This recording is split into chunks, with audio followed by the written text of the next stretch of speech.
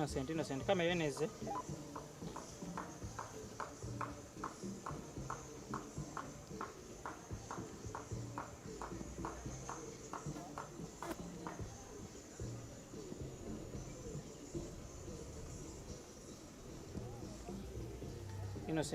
Innocent kamera eze.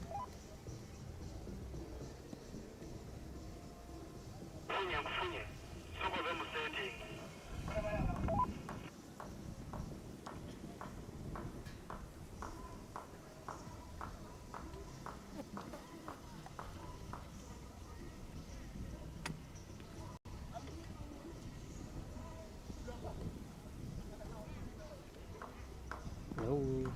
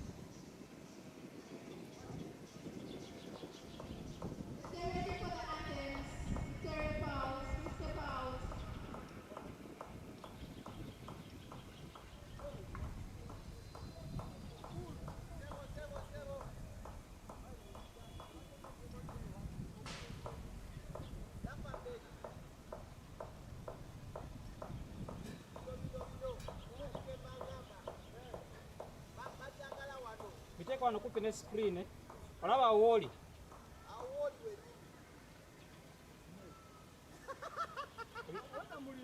ebya alphabet byokka leno ndeta kiri eri omuyambeko kiri eri eyo etena nakubaawo mu screen temulina kuba mu kintu mu maaso.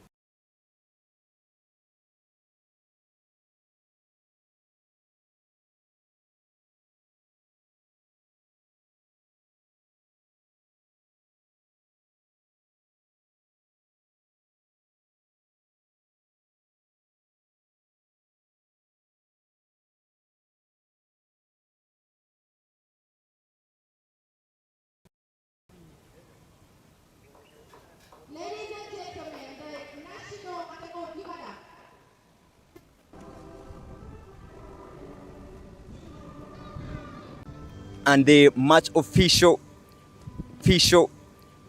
I guess you have the cup. I think the wicket is dry.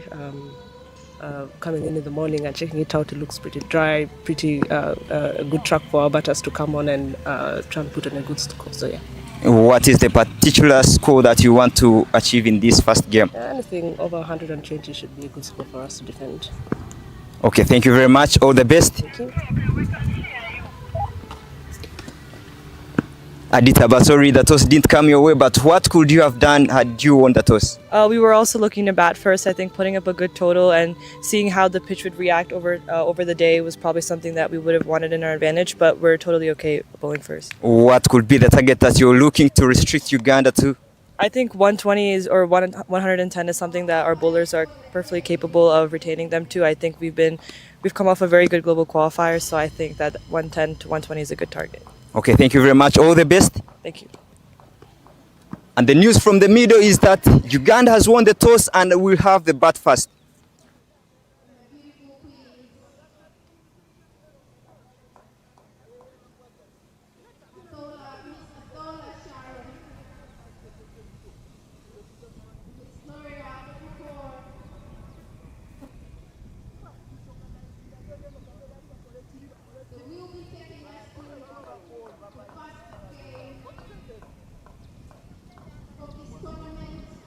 Awo we watya awo.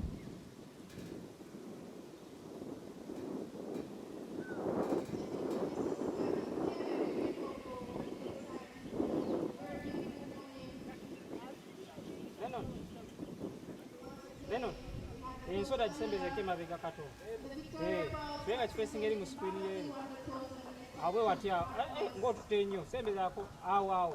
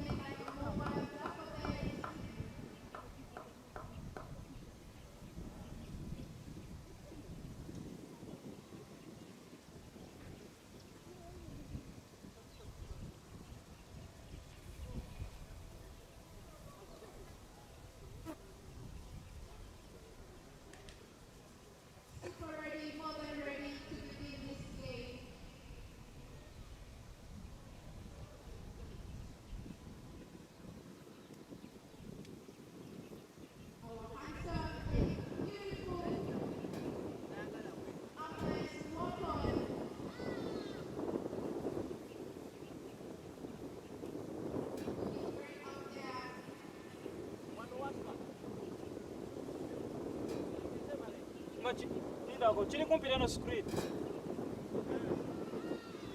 Wajja kukola.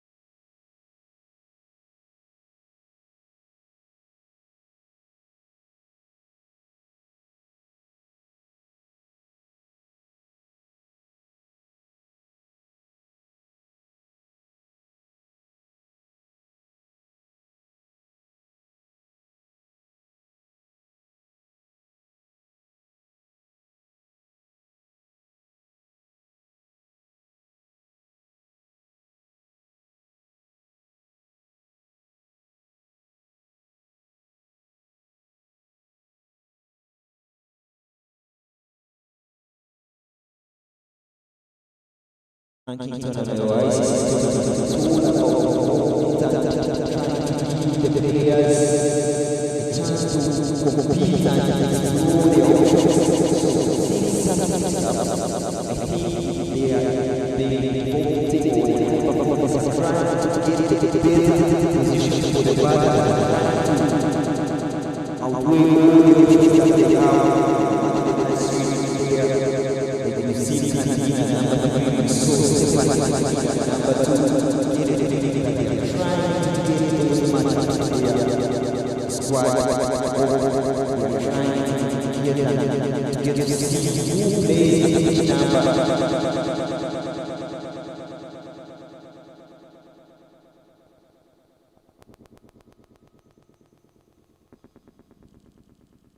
interesting tension of the use scoring for one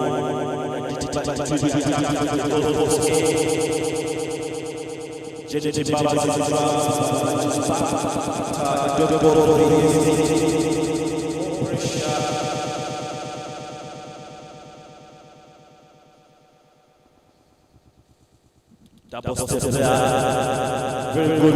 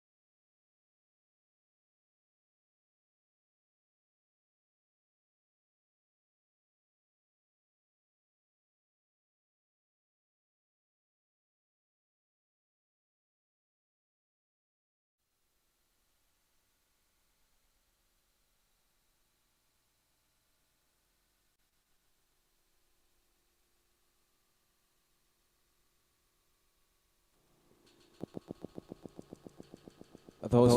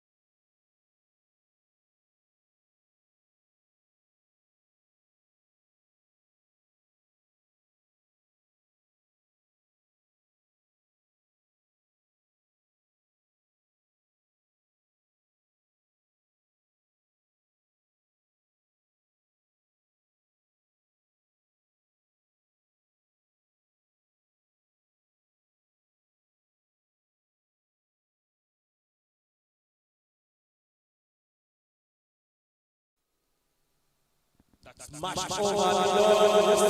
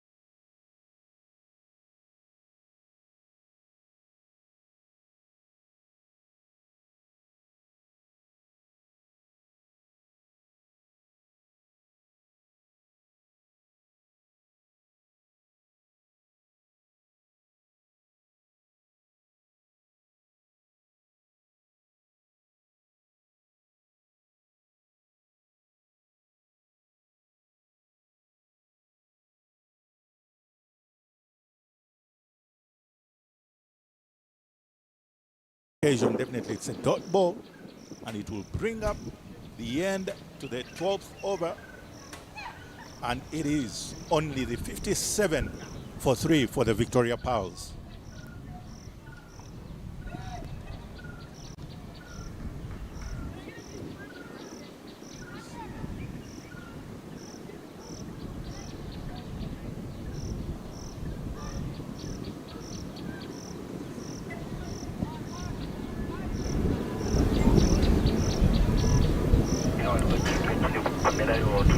Ritu Priya has really had decent spell so far, and she will continue from the estate end, bowling to Esther Iloku. 3 fielders on the onside, deep extra cover, rather deep mid wickets, deep square leg, and the long on. Those are the only 3 fielders that they have deployed for Esther. Into the surface there. Good fielding in covers. She is desperately trying to pick up that gap on the offside, knowing that there are only 3 and there isn't any protection if she goes through that protection. Hard she goes. That's the gap she's picking, and she has really gotten that gap. Just waits for that one and guides it between the 2 point field and covers for full purchase of that shot. It's good to see that Esther Iloko is expressing herself, and that's exactly what you need from your mid-order batters coming into a situation. They need to look to take charge and become more aggressive and dictate the terms, accumulate for the side, and Esther Iloko is doing exactly that. Sweep shot, really good with the sweeping and manipulating the field. I feel it's a good call from the coaches. She was earlier being used as an opening batter, now coming in the middle where spinners do dominate the mid overs. I think it's a very good call from the captain, flighted up. So fortunate in your own experience, you batted in several roles, opener, sort of mid-order. What do you think could be the framework and the mindset of Esther coming into this situation with her newly found role? It is good to be versatile, playing in any position you're given, but it also calls for mental awareness. It also calls for dependency. You don't look to be playing all around, shuffling around. It also affects you so much. It all calls for consistency. If you're given a particular role, be consistent at that. And if the coaches need you in a particular reason or in a particular position, that's where you can come in. But it's not really good to be shuffled around so oftenly. I hope Esther finds her groove and picks up that position and maintains it. Interesting indeed. It's the end to the over. It was a bit of a chance, but she's lucky that she's still there. Esther Iloko, it is 62 for 3 after the 13 overs.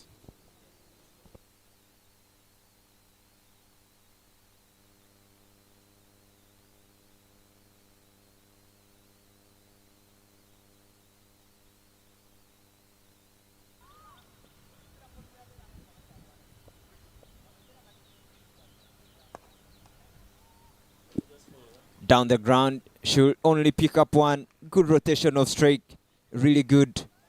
I get a feeling that Esther Iloko has found her groove, the way how she has picked up boundaries and rotated around the strike. It really shows you how good she is at the moment. Another little touch there from Rita. 2 runs already in 2 balls. It's definitely that middle period, that kind of season, and that's why Aditiba Chadusama herself has taken on the role to come through as the bowler right now. That is in the gap. That is in the gap, and they are chasing it for, would they pick up to picking up that gap was really important, but couldn't get it in on a slow outfield on the offside, and only 2 they will settle for. Gaji Bogu there, being able to recover that, quite athletic, because the 2 batters in the middle are very athletic as well. And Esther Iloko continuing just to look to rotate the strike. But fortunately, I just want to come back to you. How do you go about a period where it's no longer within your comfort zone and you're doing it at international cricket level? For Esther Iloko, what is the kind of scenario? Does she take on the role of being the aggressor, yet her senior is on the other side in Rita Musamali? Yeah, good question there. A coach, as a coach, on different days, different players are on an advantage. Especially, we have seen Esther Iloko picking up boundaries more often than Rita. I think it isn't a call of who should take on the mantra of clearing or taking the aggressive role, but it is the idea of who is in touch and who is picking up the boundaries. I would back up Esther to continue hitting the boundaries and picking runs for her side. Very well said indeed. And that brings up to the end of the over. It is 68 for 3 after 14 overs. The Victoria Pulse.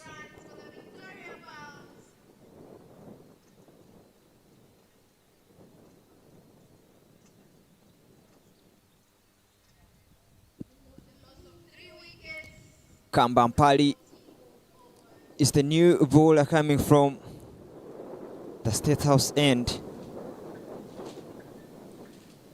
bowling to Rita Musamali.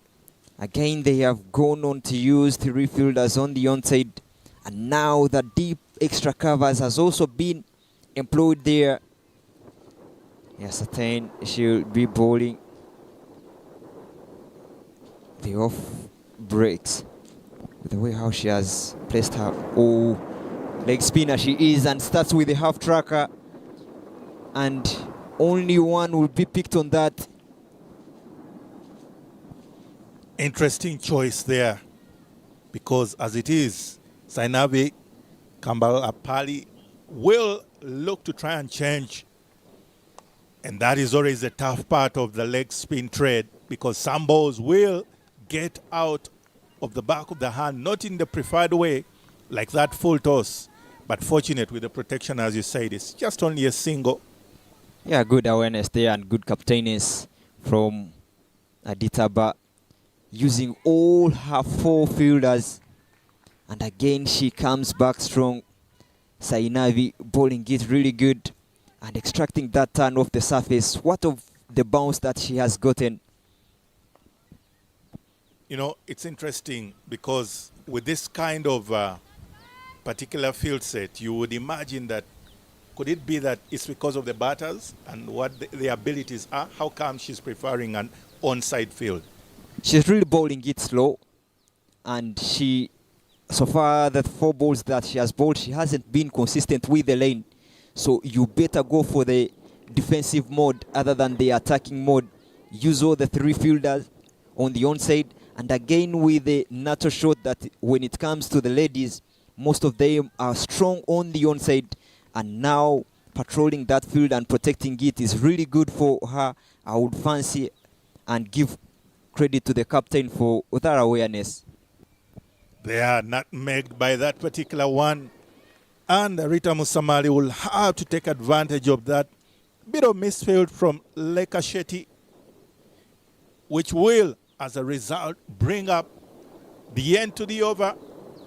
It is the end of the 15th, 73 for 3, the Victoria Pulse.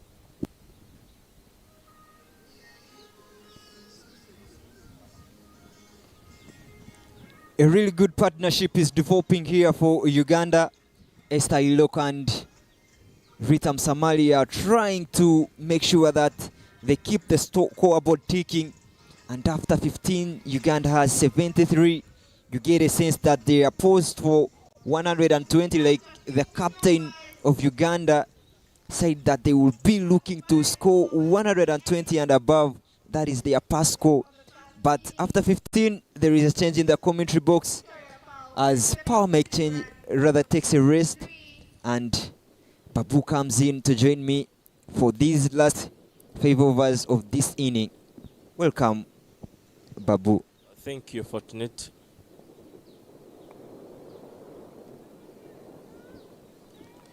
Strong with her wrists, really strong, and picking up that one run to start off the over. Good indication that she's watching the ball really well.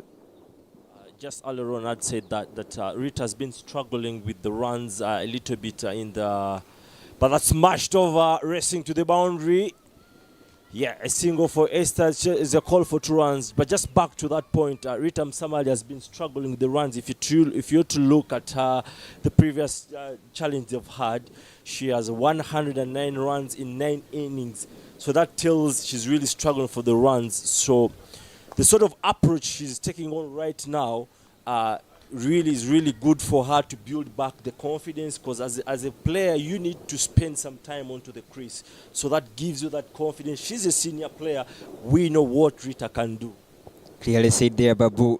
She doesn't have to rush into scoring runs. She only needs to keep her wicket and stay as much as possible at the wicket there, and runs will come. She will get back into her touch, and so far she's really looking decent. She has Esther Iloko, who is doing the power hitting, and her role is just to keep knocking the balls around, and which she has done really well. Oh, there's a chance there, but that's fortunate for Rita. I can tell you, Fortunate, all you need is a confident Rita Msamali. You just saw earlier on in the year in that concluded Waterfalls Elite League Women's, she smashed that 100 and more so runs off, I believe, if I'm not mistaken, around 80 balls or 90 balls. That tells you of what her capability is. So you just need that confidence. She just needs that confidence. She has the experience. Leaving alone the the Elite League, she is among the top run scorers for Uganda, having scored 1,000 runs for the Uganda side in the jersey. But after the end of the 16th, 78 is the score for Uganda for 3.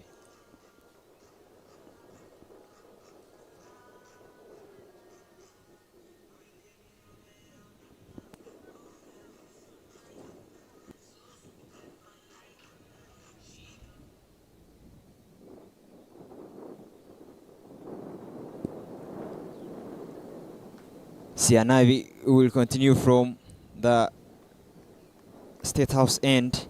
She had a decent over, only going for 5 runs.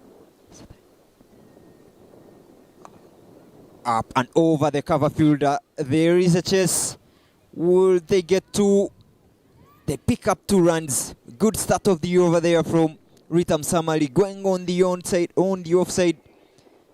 Really good touch there and good awareness of what is happening. Bowling leg spin and batting with the turn is the best way to go when it comes to playing against spin.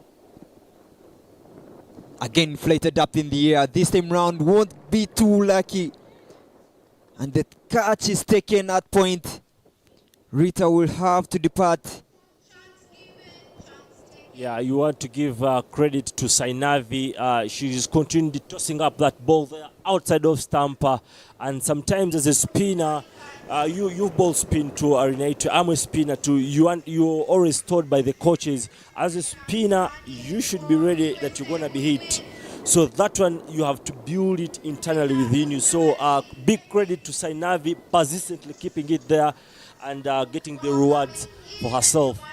Even the previous shot that she played, it went over the fielder's head, trying to go up and stopping it or getting a catch. I feel it was also a half chance there had there been situated a taller fielder, a certain, but again the following ball, same delivery but different results. This time round gets the outside edge and the fielder at point completes the catch. A wicket for Sainavi, and in comes Alako at number 6 for Uganda. So yeah, I think that was very necessary for Rita to really get on the charge because they know right now it's 4-5 overs to go. You need runs. She has the experience. She has played a very important role in the middle.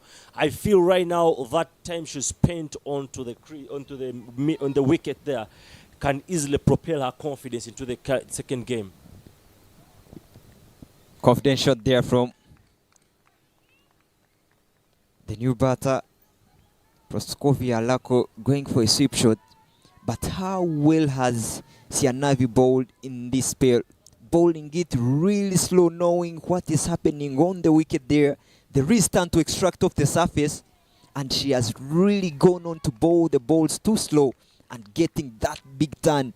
Look at that last delivery to end the over. Big turn off the surface. But the 17th over is done, and 80 is the score for Uganda for the loss of 3 wickets. 80 runs for the loss of 4 wickets. 70 overs. USA is really having a good innings so far, courtesy of the spinners, the likes of Adibati, Sianavi, Ritu Priyanka Singh. They all have really bowled so well. And in comes another change from the airport end. Another left arm spin, right arm off break here. Starts off with a full delivery. Iloku can't get under it as she would have loved. Starts off with a dot ball.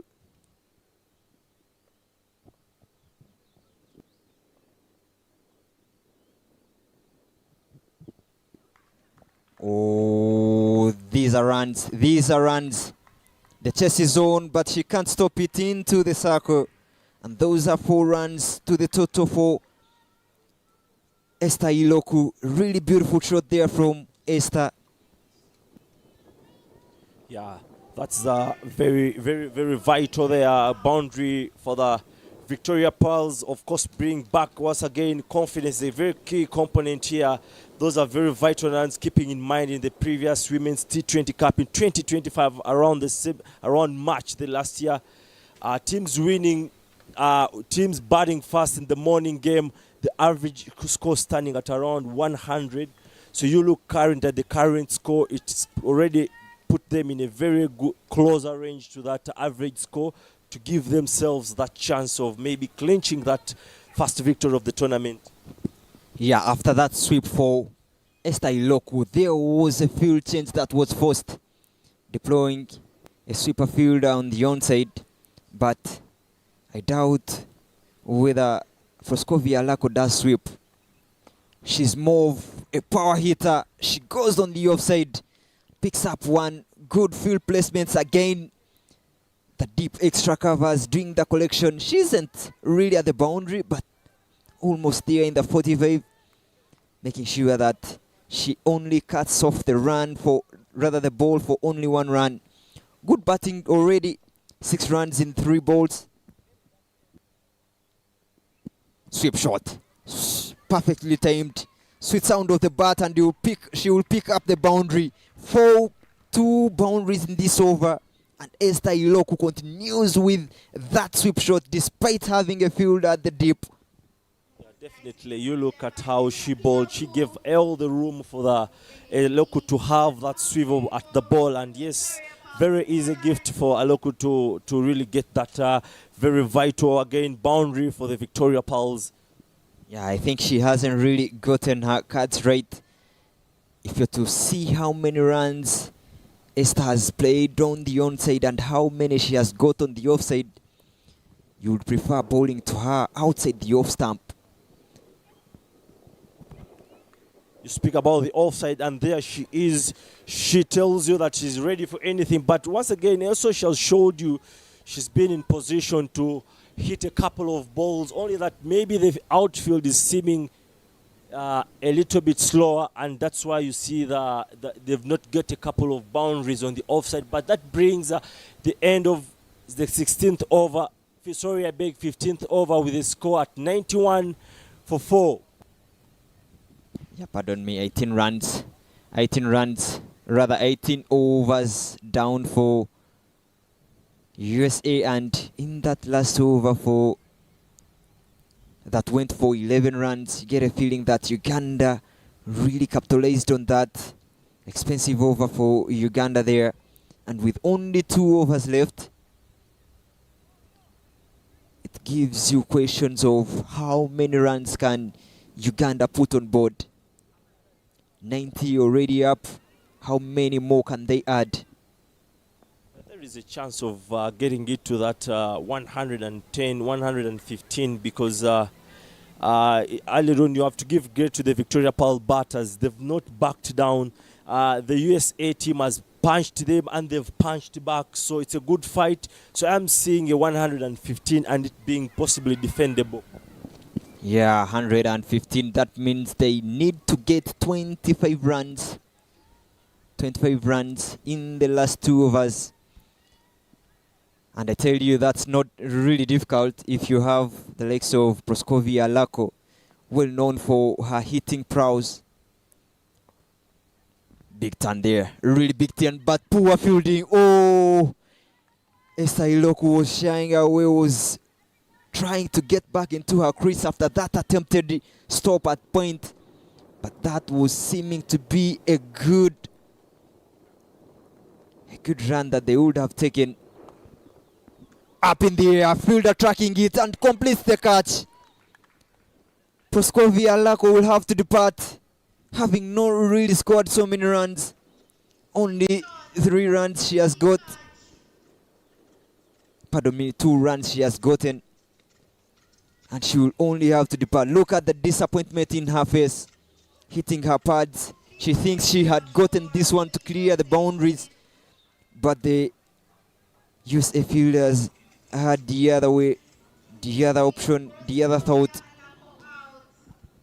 You have to give credit to the fielder down there in the deep with the couple of step shot to cover, and of course taking that ball with the raised hands. Usually, you know, for such flying catches, you are told to get as close your hands as to the chest.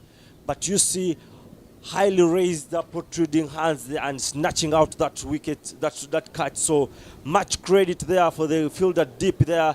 And of course, pulling back the Victoria Pearls, who are looking once again unstoppable. So it's a very, very now tricky position. So I feel once again at this point, it's where the game is most likely to be won. How much extra runs can the Victoria Pearls put up, and how much can the USA team block out?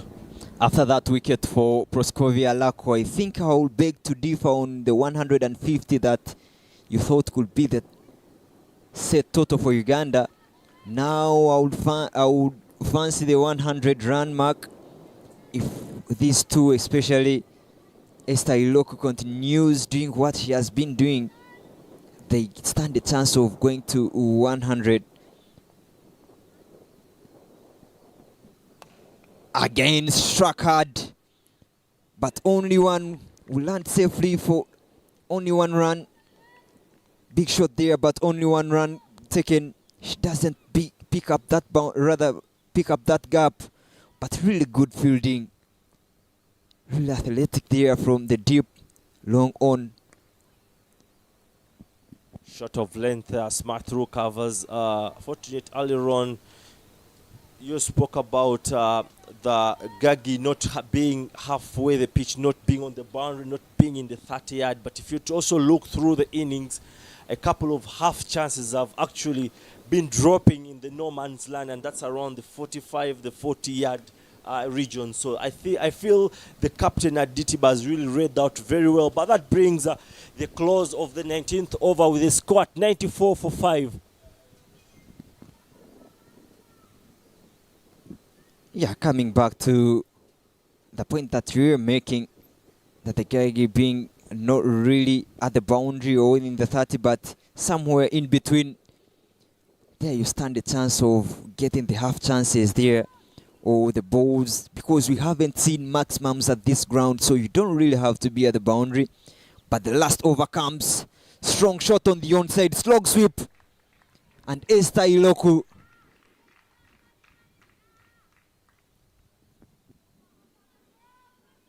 So pardon me, Arekot Malista, the youngster, gets into the accounts with a boundary. Already 5 runs for her. Really good with sweeping the ball as well, but powerful hit of the ball too. Running hard between the wickets is the order of the day, but trying to take on the arm of the fielder there, but won't, because she was quick in her throw. Esther Iloku on strike now, only 2 more balls to go. Oh, misses that one. But you see the intentions, trying to go on the onside and beat that fielder deep square leg. Shuffles across and trying just to lap the ball there. Creates room this time round and goes on the offside. This could be a couple of runs. Chases on. They're trying to go for the 3rd. Really good running. Really good batting again. Gives herself room. And she gets the room. Plays it so fine. And picks up 3 runs. Really, really good batting from Esther Iloku. Really manipulative, like I said. Now, a record. Again, powerful. Oh, that would have been a close, I think. But only 2 balls left.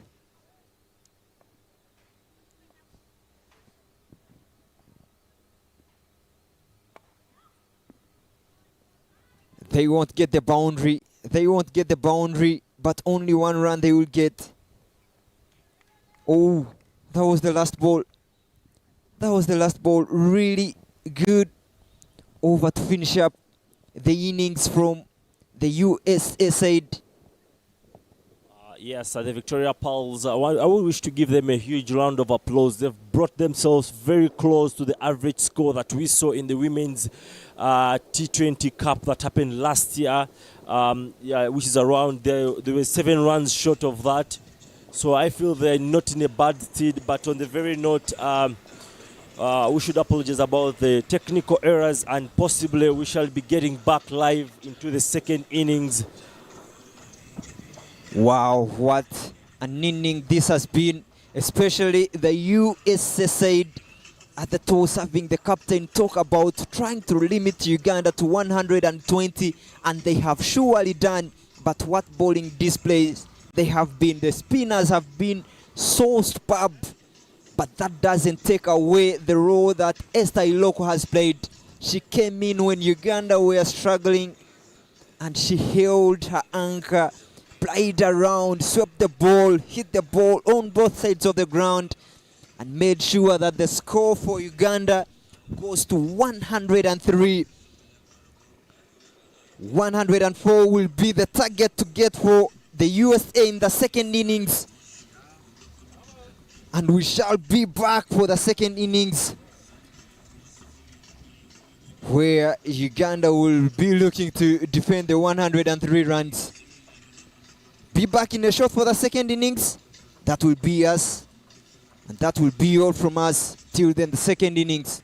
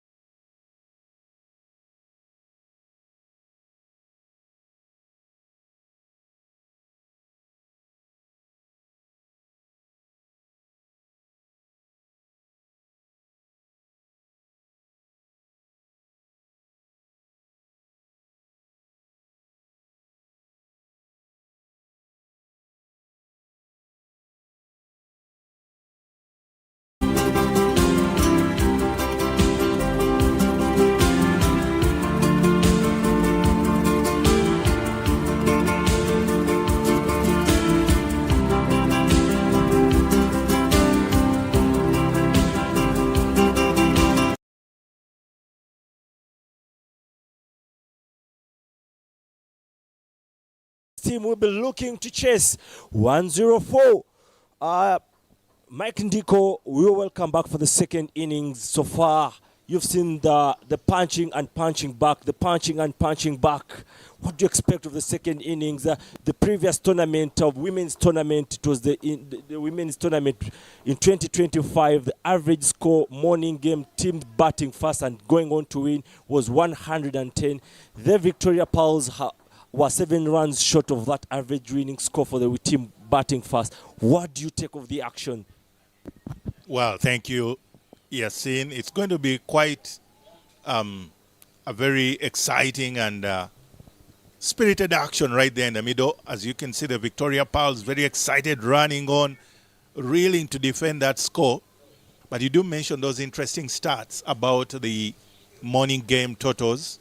Of course, runs on board any day will always be an advantage. But the question remains, will 103 be sufficient to win? And remembering, of course, like our co-commentator here, Ali Juna, mentioned, that the USA captain, Judas Sama, said that they would have loved to restrict Uganda to 120. So 103 is still within their sights, and it will remain to be seen how they go about this run chase. But certainly one thing that will look to be very key for the team, Victoria Pearls, is trying to snare the early wicket earlier on within the power play. That will be the strategy.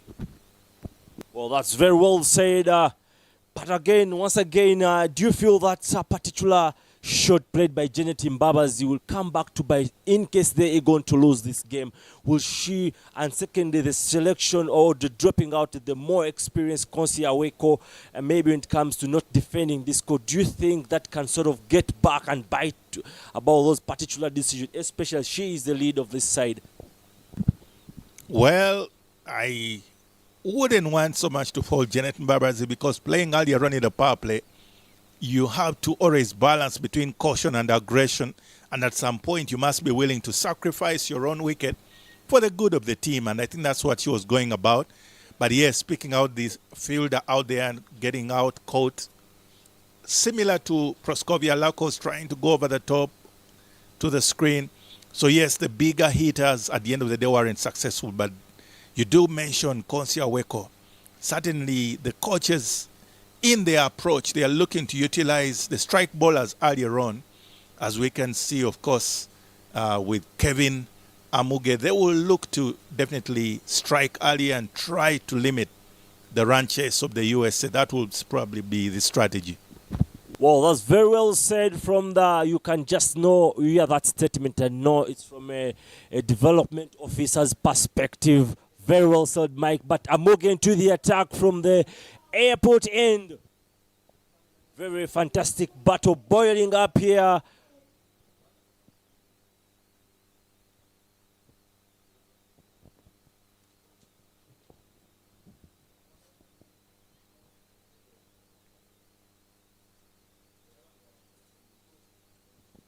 Swiveled straight back into the pads, but was very lucky Amuge to get away with that. And it's off the mark for Sainavi there.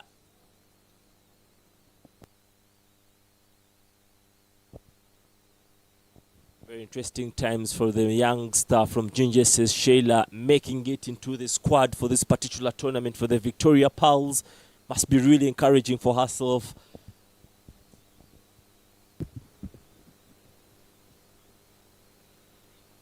It's always a great honor to don the jersey of the Victoria Pearls or the Cricket Cranes for the men. So ultimately, it's a very, very rewarding moment there. But also thanks, you do mention about the development processes and the pathways for the high performance to the national team. So credit goes to the coaches right there down, of course, Mr. Mugaula Habib, doing the hard yards and the hard work with the rest of the girls back in Ginger. And credit to that, indeed, she's recognized and called up to the senior team. Amuge continuing to struggle with control and line. Once again, another one into the pads, and that is swiveled for 4 runs. Bringing the faster boundary for the US team in Sainavi Kapambali.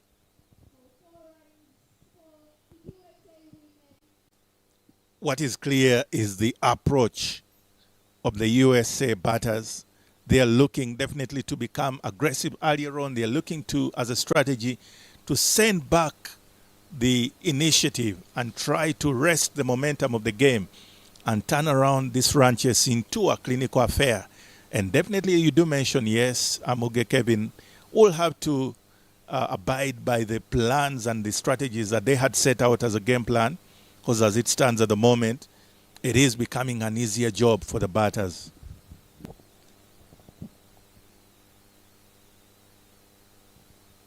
There's a huge appeal there. Sainavi not looking to sort of back down. He just wants to continue pressing and pressing Amuge. Earlier on in the warm-ups, we saw Amuge being taken through extra paces to sort of, I think it was an issue under the watchful eye of the high-performance coach in Okia there. It tells a lot. Maybe she's been sort of short of her touch, and that's exactly what we're seeing. Yes, continuing to struggle with the lines.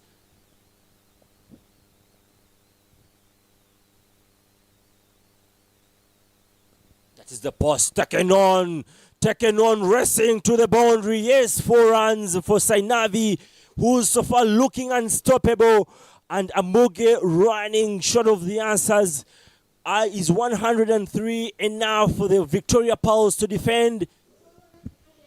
Of course, the Team USA, you must recognize, have been just fresh from the Globals, and currently they are planning on going to the ICC Women Challenge in Rwanda, in Kigali, alongside the likes of Italy and a few other teams that are quite great campaigners. So definitely they are looking at this as a dress rehearsal. They are looking to challenge themselves and go about their plan and mentalities.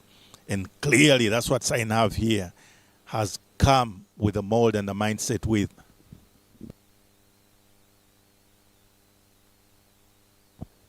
Once again, another one that looks like a top edge there, earning the Sainavi another crucial single there for herself. And that certainly brings the end of the first over with the score at 11 for no loss.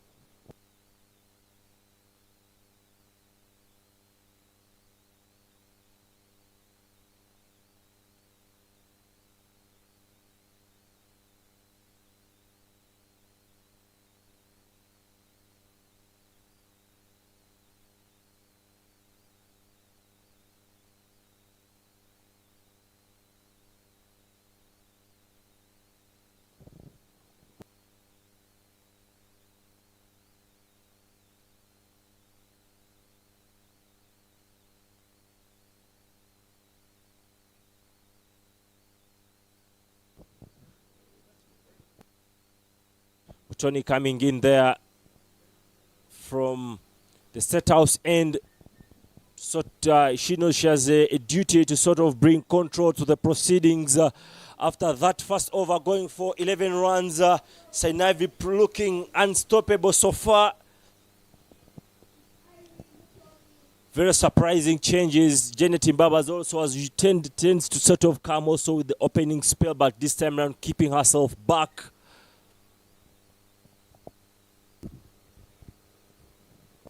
Chetna Reddy Pagdala, the other batter alongside Sainav Kambali.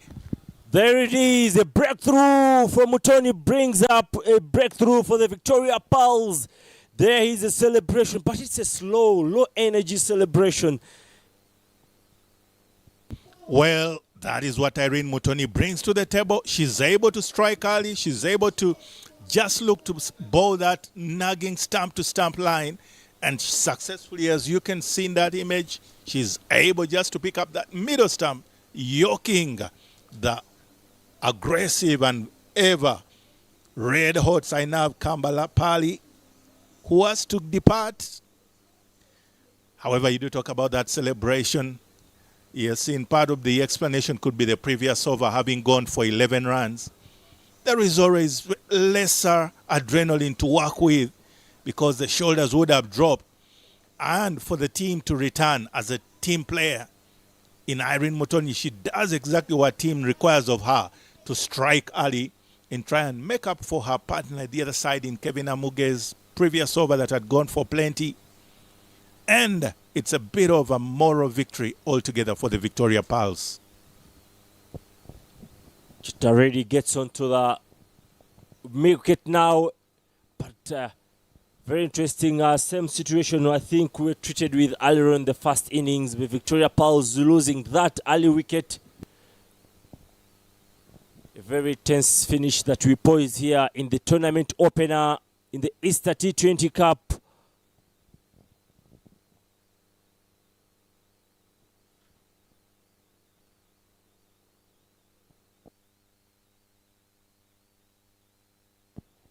Flying edge there for a single to third man, and off the mark for Chitena Reddy.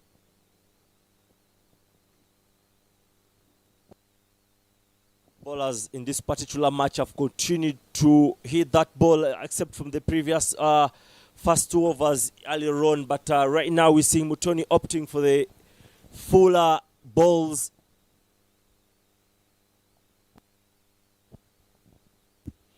And Nika Doshi will face her first ball, which she navigates quite comfortably, having been on earlier on with Sainav watching from the non-striker's end. It is now her turn to try and come to the party in the power play.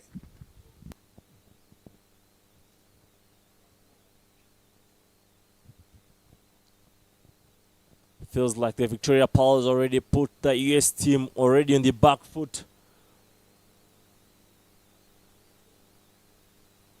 Oh, another one there.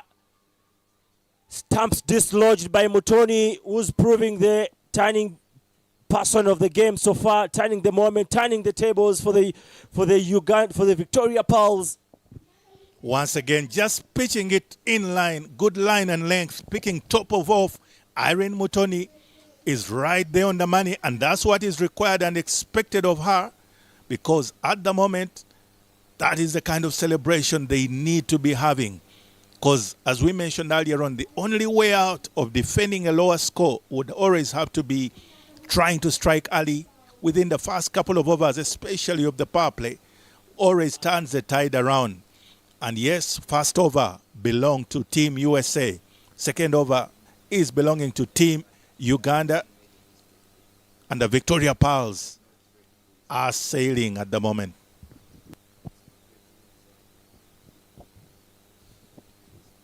In matches, Isani Mahesh Vagila, meant to be doing the repair job.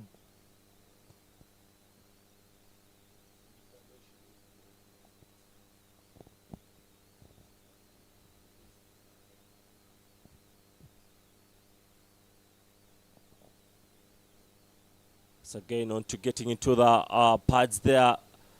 So far, the over from Mutoni looking exceptionally well bowled, and meaning great news for the Victoria Pearls. They would be looking to clinch this victory in the tournament opener to keep themselves with the high confidence moving forward.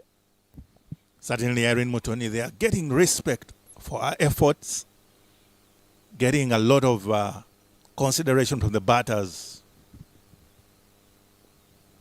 As you can see, they are looking to just play her basically in the sense of just trying to nudge and pick up singles. Almost a chance of a wicket there. But that brings at the end of the second over with the score 12 after 1.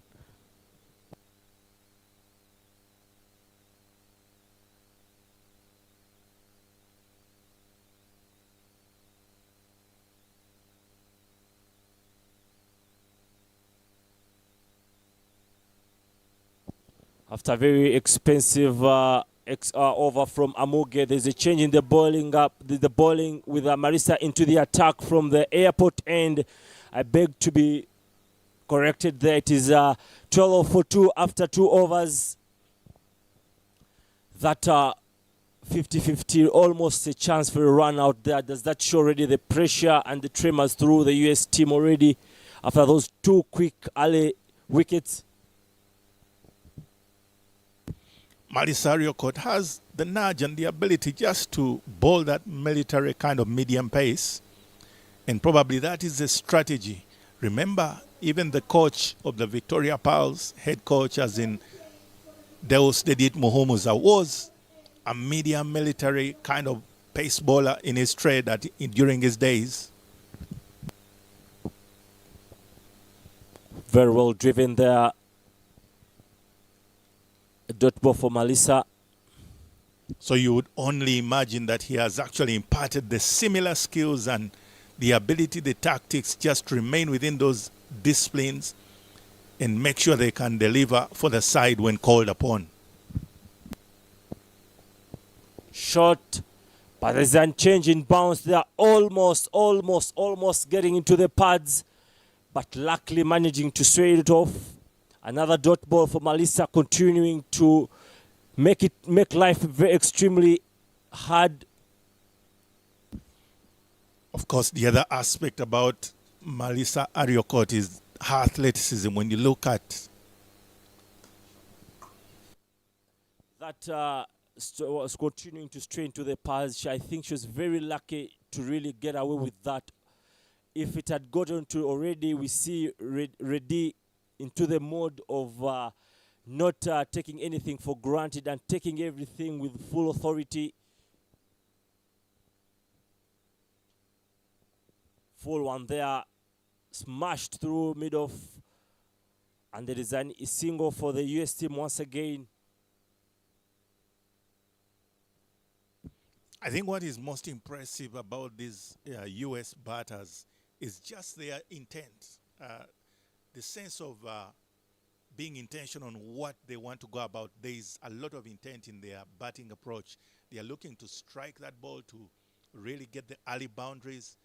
And that kind of attitude and mentality will always give you dividends in a T20 affair, especially because you also have to utilize the power play earlier on in such a run chase. Credit should be going to both sides. We saw that earlier on in the first innings, the Victoria Pearls losing an early wicket, but again not backing down.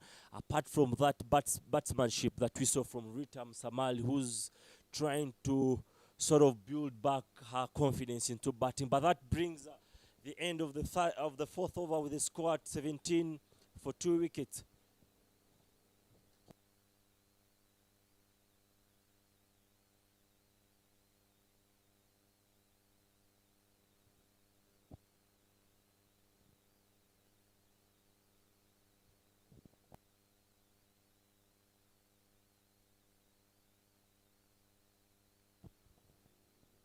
What a start from the youngster there. Mutoni was given the Victoria Pearls all the reasons to smile so far.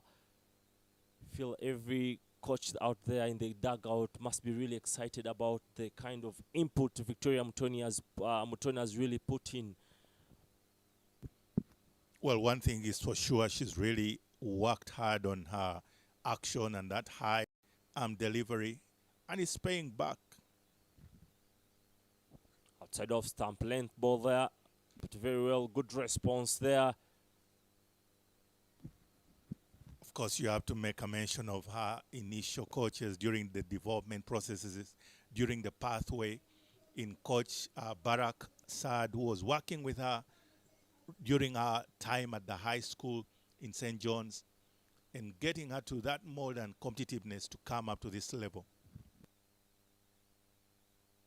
Outside of stump, smart through covers. And it's 4 runs for the US team. The charge still continues for the US team. They're not giving the Victoria Pearls any chance. For every error is being paid for. And that's 4 runs for the US teams. Jedna Reddy there, not taking anything kindly, any width on offer or any full toss. She will punish it, as in that case, it was a full one, and she's able to immaculately pick up the gaps.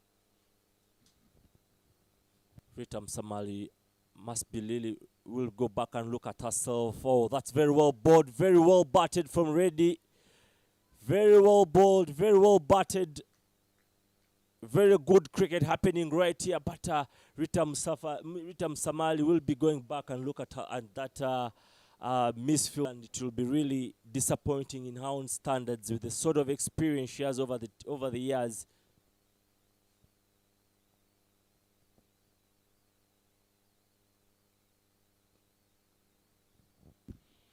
It's a good passage of play because Irene Mutonyi suddenly has also faced the full brunt of the sword from Chetna Reddy herself. And that means that she has to keep on working hard at her good areas and just remaining in those particular places that she wants to bowl. Remember, it's a left-right hand combination of the batters. Never easy for the bowler.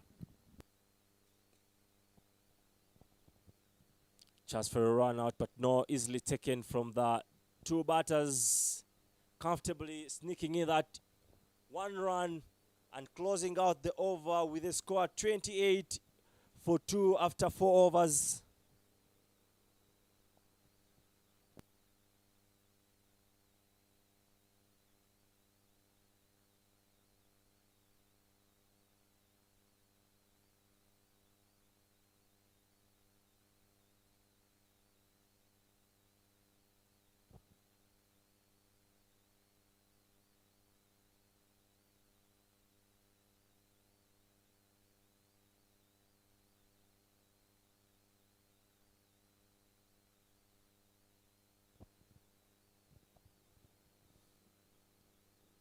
That's once again width provided there.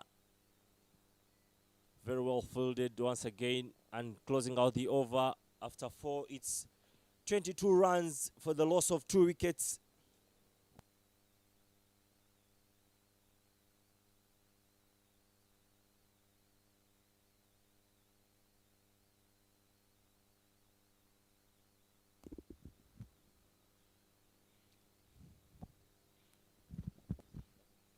USA definitely in a comfortable position, almost you could say, because going at the run rate of already, the required rate is supposed to be just 5, and it's healthy at the moment because US is going comfortably within the same region of 5, and that means that the cricket cranes will always have to look to make a change, cut, and change somewhere to make sure that they stay with a grip on this particular fixture.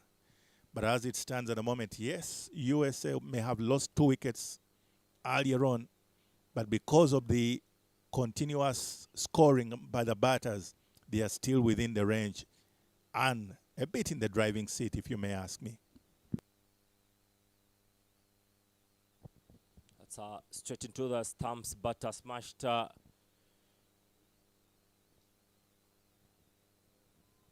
Score is reading 22 for 2 after 4. We remember at this very point the Victoria Pearls was standing at 19 for 1.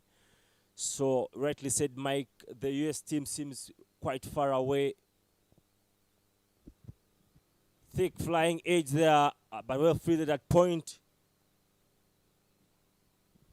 Omar Mongin, the new bowler from the airport end, will definitely have her work cut out because her role now is to try and pull back the game back into the game plan of just making sure that the US doesn't go for a flying start. Smash up in the air. There's a chance for a catch. Almost taken by Janet. That could have been possibly a catch of the tournament, just in case Janet would have taken that. Well, definitely tournament contender in catches of the tournament earlier on the very first game. But that would have required some bit of diving and extra athleticism there to jump, run, dive probably, and then catch, completing the catch. But that would just mean it's a rotational strike, bringing back the US into that ranches that they are trying to go about in a clinical manner. The US team looking not to be moved by the early loss of 2 wickets. Smash through Omidon. There's a call for 2 runs, but no. There's a call at the end. The US team looking not to bow down They're keeping the pressure onto the Victoria Pearls side. And Janet has to really look for the right answers to bring themselves back. Right now, as proceedings go, they feel like they're already behind the situation. That's smashed straight into the pads and smashed. 2 runs, possibility for 2 runs, yes, easily taken there. Very, very sheer power into that shot, but the outfield sort of put down the chance of 4 runs. And there would be a change in the commentary box with Mike stepping out, with Dennis getting in. Welcome, Dennis. Thank you, Yasin. Very, very good game here between the Victoria Pearls of Uganda and the American team. Goes across the line, enough bat on it. Will it have the legs to go all the way to the boundary? I think the Immaculate Nakisui gave up the chase a long time, and that should get to the ropes. More runs to the total for the US team.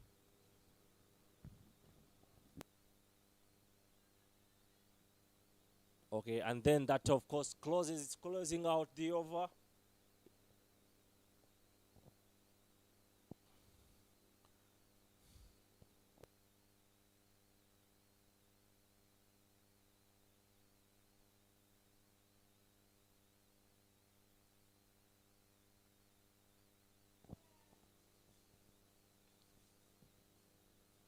Okay, that marks the end of the 50th over with the score reading 30 after 2 wickets. Previous tournament of the women tournament that happened back in 2025, the average score for the morning game winning in the winning cause was 110 around there. The Victoria Pearls managed to put up a 103 score. What are the chances with the current score reading 30 runs for the loss of 2 wickets? I think very good chances here for the USA to get a win. Uganda were 25 for 1 after 5 overs. The difference is in the number of wickets each team has lost. I think Uganda will be very desperate to try and break this partnership. That's why they brought in Immaculate Nakisui to come and bowl, replacing Irene Mutoni from the club, from the State House end.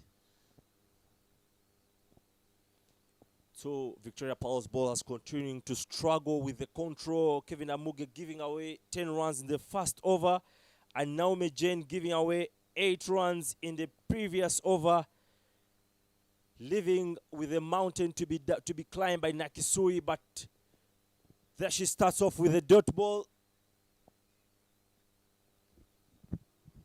Yeah, out of curiosity, Immaculate is bowling from right arm round the wicket.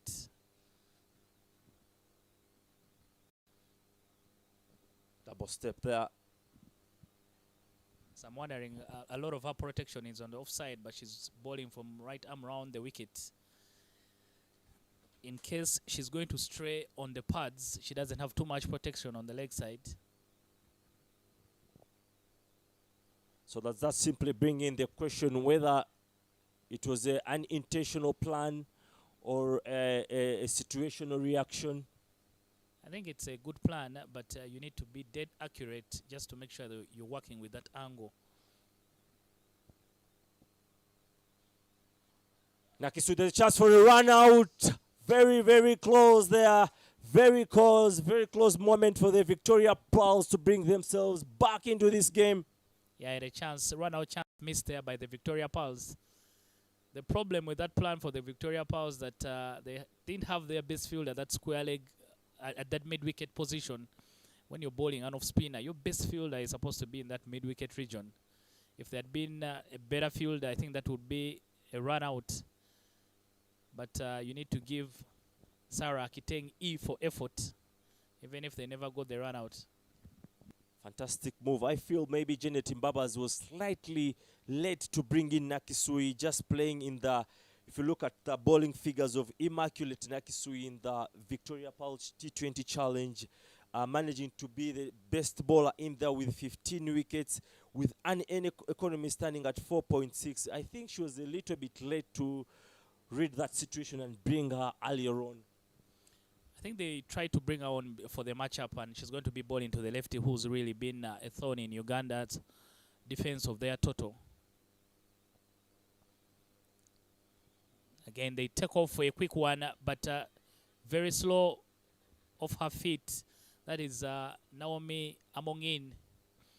Those are the small details that probably the Ugandans need to work on. That the small details really complete the big picture. When you take care of the pennies, the dollars take care of themselves. For example, if you have a very good field at mid-wicket, that would mean that you have a run out. That would mean the US are 3 wickets down. So something like that, Naomi, you cut off that single by walking in very quickly. But if you allow them to take a run, just keeps improving the total. Tossed up there, chance for the catch, that's pulled down. What are we seeing? A chance for a runner once again. Drama, drama, and drama. My goodness. Comical cricket there from the Ugandans. Everything that could have gone wrong went wrong in one moment. First, the chance put down by Irene Mutoni. And then the awareness for her to throw to the keeper's end, but poorly gathered by Esther Iloku. Again, Esther, really not your #1 pick for keeper. Sometimes you feel that if that was Kevin Awino, that would be game, set, and match. And that's the wicket that the Ugandans needed, but they let the US off the hook.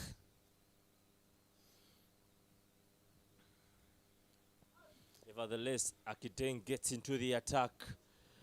These are some of the decisions we spoke earlier on in the first innings. Dennis, do you feel the captain would really look back at the decisions of dropping the more experienced Awino, the more experienced Aweko, if they're going to lose this particular game? No. And I think that's a good thing about having opportunities to play like this.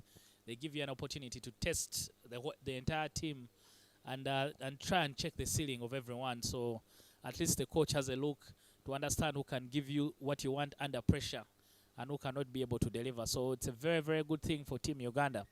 The important thing is always to take the lessons. Back of a length, lunges back, but straight to mid-wicket, short mid-wicket there. Very, very good inside Dennis there. But do you feel that maybe that could have been a real turning point for the Victoria Pearls, sort of bring them back into the game? Yeah, certainly. When you do those small things very well, they boost the morale of the whole team. Again, they take off a quick one, touch and go. It's just the alignment between Malisa and Naomi Amongin, which is wrong. I'm not so sure how good Naomi Amongin is good in the ring. A lot of credit should be given to Nakisui. Straight away, she has created the pressure, the sort of pressure that the Victoria Pearls bowlers have lacked earlier on. So very well bowled from Nakisui. But here, Akiteng into the attack already.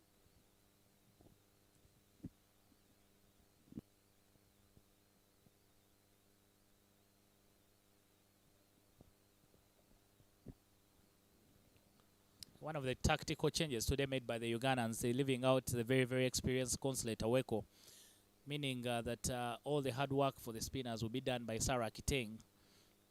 And then she'll be complemented by the part-timers, Immaculate and probably Stefani Nampina.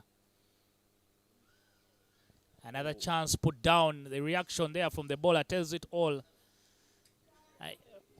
As a member of the Wicketkeepers Union, I'm very, very unhappy always when coaches decide to pick part-timers.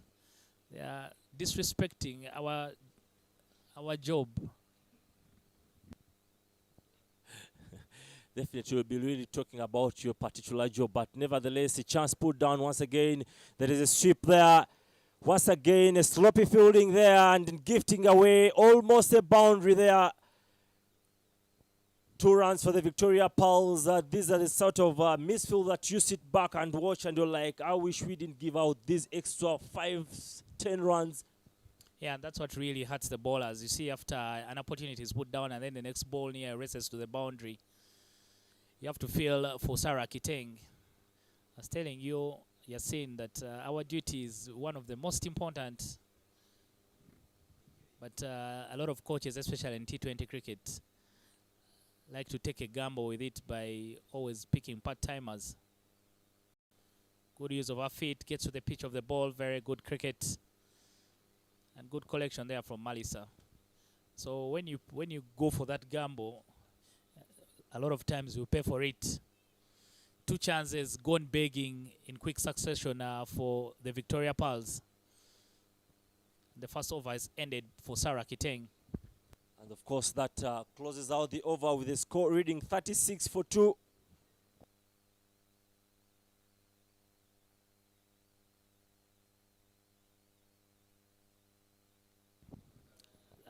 And I also feel that the Victoria Pearls don't need to sort of gamble with that keeping position. They would rather go with a proper keeper because they bat very, very deep. And it is in very rare occasions that you'll have to exhaust all your batting options. So for you to have a competent wicket-keeper, they can sort of make up at least 10 or 15 runs that they would have scored anyway. Nakisui back into the attack, who has looked like he's troubling the two already inset partnership between Isani and Reddy. So do we see another opportunity being created here for the Victoria Pearls? Back of a length, but swaying down the leg. With the new ICC rule concerning the leg side wide, she goes away with that.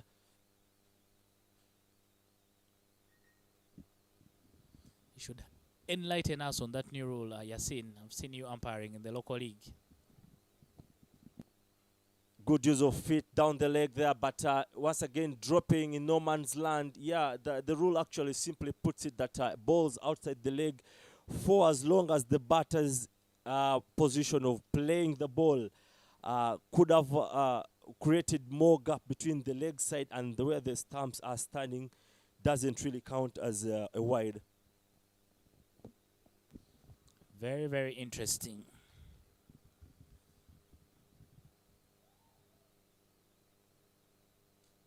Shot of length there, smash through covers. Feels that the USA teams are now slowing down when it comes to the fast run, which we usually taught fast run fast. So I feel that they're missing out on that crucial maybe second run. Yeah, I was wondering why they're jogging through the first one rather than trying to put pressure on the sweeper.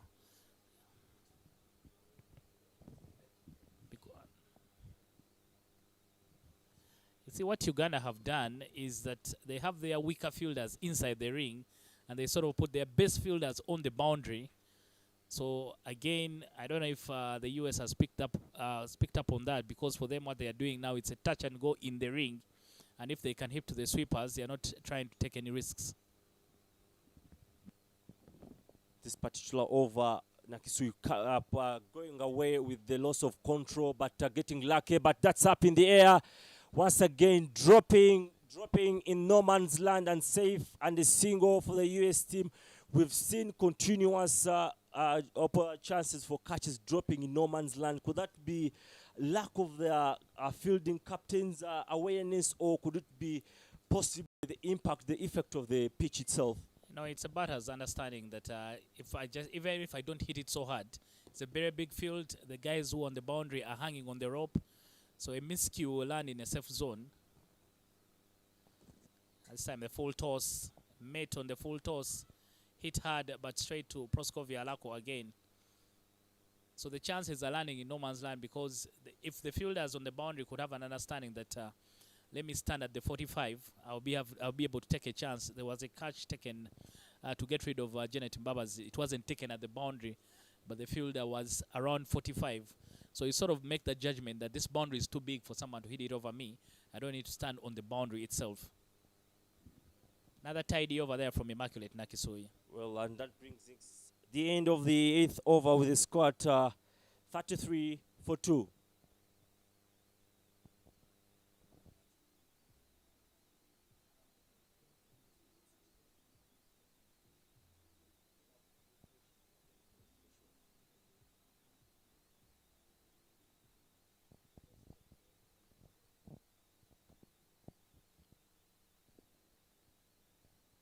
What seemed like could be very 50-50 match is seeming more like the Victoria Pearls are sort of raising up, surrendering in. They're raising up their hands to signal a surrender, or do we see a comeback somewhere, somehow from Imi, from Nakisui or Akiteng?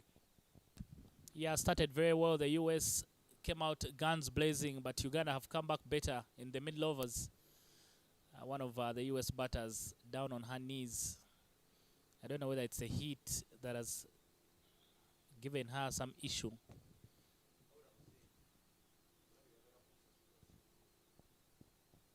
Stand still in the proceedings.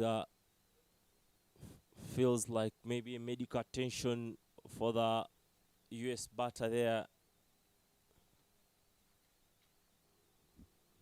Yeah, not a very hot day in Entebbe, but when you're not used to these conditions, it can get to you and become extreme. Maybe that's why they were just running the ones and not bothering with the twos. So on such hot days, what are some of the activities you could possibly recommend down in Entebbe here? Yeah, the best plan, first of all, if you're not playing, there are very many beaches around, so you can go and chill at the beach. But for the players, I think they need to take a lot of water, some fluids, just to make sure they stay hydrated. It's such a change in the conditions, and when you're out there in the middle, it can be hectic. So I think she will be okay. She doesn't look like she's injured or anything. A lot of changes have really, Dennis, gone through the women's cricket. We're seeing now the maternity leave also coming into play for the women's cricket, of course, giving the women cricket trying to be very as much inclusive as possible. We understand the women, of course, going through the birth period and giving them that chance to get back and play cricket. What does that mean for any woman back out there when it comes to playing cricket and being inclusive? Yeah, I think the goal is to just make sure that you're being intentional about being inclusive in the sport. And for even events like this, you would see that nearly half of the volunteers are all women, just to make sure that they're also allowed in this space, they get the experience, they learn on the job on how to do these things. So it's being intentional about it rather than thinking about it and not doing anything about it. So it's being intentional about it, and Cricket Uganda has done so, as well as the ICC. So it's very, very important that ladies are given an opportunity to serve, to lead, and from services where they get the experience for them to also become good leaders. So kudos to everyone involved in making the decisions of ensuring that the intention about including women in everything that goes on. Very, very good. Big credit should go to Cricket Uganda once again. We have our very own Sarah Walaza, who's just coming out of the maternity leave and actually will be featuring into this tournament. I just wonder how difficult or how easy it is after that maternity leave, and then how quick you get back into the tournament, the sort of challenges that you could possibly go through. But as you get back, the score is actually 41 runs for 8 overs after 2 wickets. Yeah, Sarah Walaza a year ago, she was carrying a baby, and it's good to see that a year later she can be able to come back and play for the Victoria Pearls. She'll be featuring for the Uganda-A team, and she's worked her legs off just to make sure she's fit enough and she's ready, and she's earned her opportunity. It's not anything that has just been handed to her. That's a chance up in the air. Once again, that drops out. There's a chance for a run out and 2 runs. Easily taken from the US batters. Good running from the 2 batters. Yeah, you're asking them for 2 runs, and this time they've given you the 2 that you are speaking about. And it all became because they took the first one very, very quickly. But the Ugandans still not figuring out that they don't need to be at the boundary itself, because the balls just keep landing in front of the sweepers.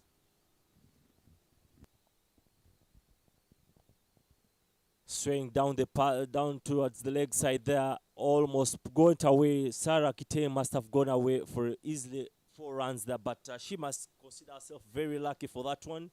But nevertheless, a single for the US team there.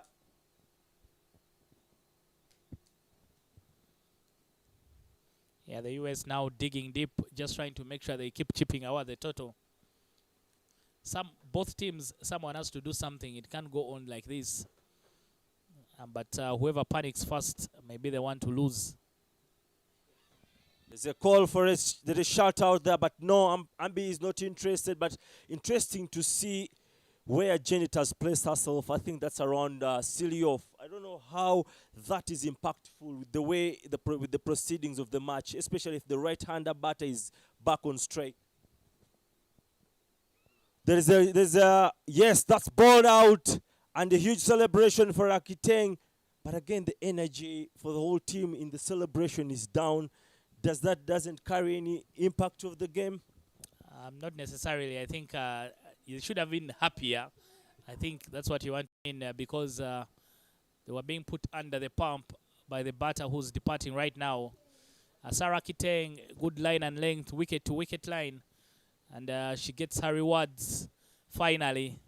She had created 2 opportunities that have been put down, but this time she's able to get rid of the batter. The ball staying low. And it rattles the stumps. The USA lose their 3rd wicket.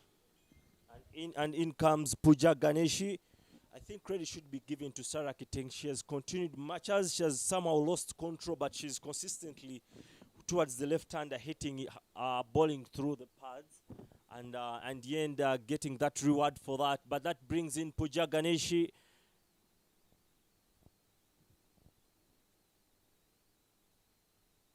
Right-hander back. So I'm just wondering the impact of Janet keeping herself at short covers. Maybe what impact does it really have into this kind of? Is it what tactical impact does it have for sure? Yeah, you were speaking about Kiteng bowling both sides of the wicket. Yeah, the first one on the leg side. The thing is that wicket now means that the US have to start all over again. They built a good partnership, the 2 batters. Feel Victoria Paz had a great chance over this particular game, but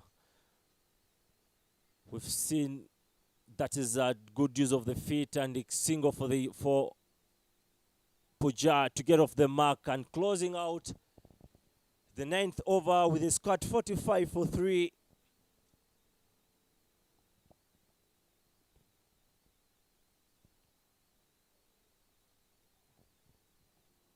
Both innings, we saw earlier on, we saw Janet Mbabazi making good use of the stepping out or good use of the feet, and that really worked in her favor. We've seen already Pooja new onto the wicket. She has applied that the same. We've seen Reddy also applying the same tactic. Does that tell a lot about what is happening on the wicket, or it's something that they've simply learned from Janet earlier on in the innings?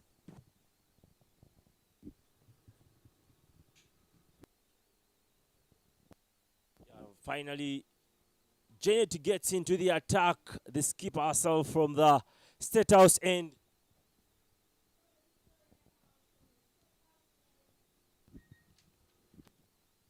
Like I said, without Konsi, they have to go to someone. This time, the captain brings herself in the attack.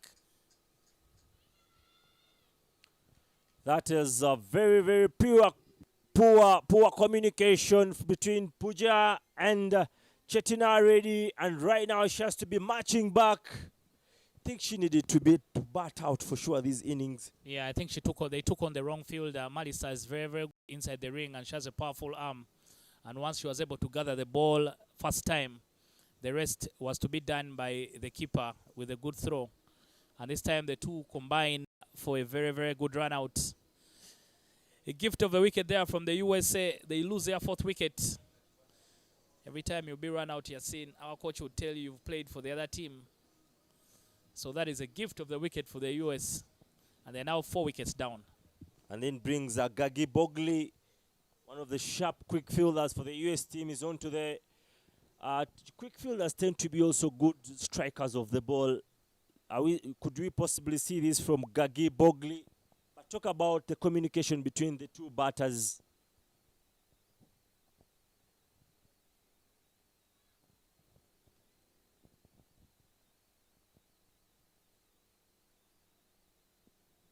Gagi onto the wicket there to sort of bring everything into calmness for the US team, who sort of looked there in full control of the proceedings, but right now almost halfway the mark 4 wickets down. Anything could possibly happen from this moment. Leaving it on the fence, Yasin, you're not picking a side. Anything can happen. But we know where your heart is. Of course, professional as a commentator, I know I have to be extremely neutral and very, very neutral. But there you go, dot ball for Janet Mbabazi. Yeah, as many dot balls as possible for the Victoria Powers in this passage of play will put them in a stronger position at the back end. Gagi looks is not ready to play the modern T20 cricket. Maybe she's trained up for the longer version, but she has to possibly up her game in this point of time. Yeah, the bowling from nothing bowling from Janet Mbabazi, nothing in it. A lot of those balls could have been easily put away by a better batter, in my opinion. Maybe she's starts to warming up, so she doesn't go immediately. T20 cricket, is there still room for warming up, Dennis? This time, finally, she gets it on the gap, and she'll get off the mark. T20 cricket doesn't mean everything should be hit out of the park. Some players know how to compensate. You can easily be 5 of 10 balls, and then you can also score 20 of 5 balls. So if you know how to switch gears very quickly, how you start doesn't matter, but how you finish is what is important. Well said there. But that brings again Pujaga Nation to strike. Continuing to make good use of her feet. Single for herself in the end.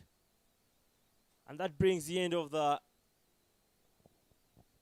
10th over with a score at 46 for 4.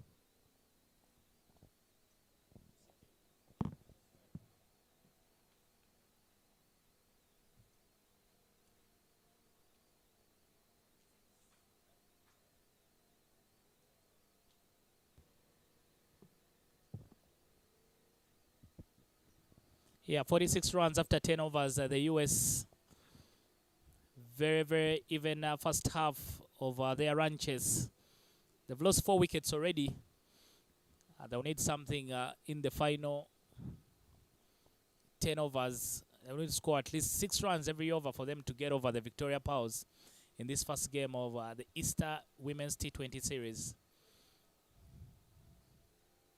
Immaculate Natsui back into the attack, this time from the airport end.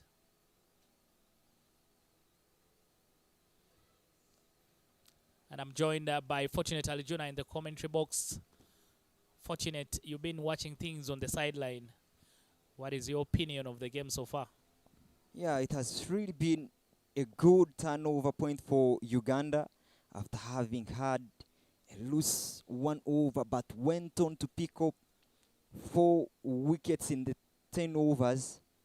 You get a sense that they have really come back into the game pretty well, especially having 46 runs after 10, the USA, whereas Uganda had 48 runs for 3 wickets after 10. You get a feeling that the margins are really the same and the phases of play are definitely identical.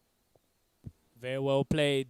Deft touch from the bat and some chasing to do for Kevin Amuge. It's a very big ground. Usually that should be an easy 3. But the batter's just picking up 2 runs. It's just a challenge from where Immaculate Natsui is bowling, because the batter is sure there will not be LBW out. They get inside the line of the ball and then they whack it anywhere they want. Yeah, I think that Immaculate has known that the wicket is offering so much turn. So coming across or bowling from round the wickets, she's trying as much as possible to play with the stumps, not get that turn as the batters. Remember, when there is turn, so many times the umpires won't give you LBWs. So she's trying to work with the stumps as much as possible as she can. But what has Uganda really done? Bringing in 5 seamers, like we have seen so far, with only 2 spinners. Yeah, very good shot again. Hit through the infield over the field at mid-wicket. I like the attitude of the batter. Very, very aggressive, looking very positive. Always looking to score runs. That's what you want from your proper batters. You know, they don't want to be caught. They don't want to be in trouble at the back end where you're looking for so many runs. Now my question is, have the coaches of the different teams read differently? Because we saw in the first innings USA using rather 4 of the spinners and rather 2 were the pace bowlers, whereas for Uganda they have gone on to use 5 medium pace bowlers, whereas only 2 spinners. But again, the passage of play has been dominant, rather docile from both sides. It poses a question to me: how have the different teams approached their innings when it comes to bowling?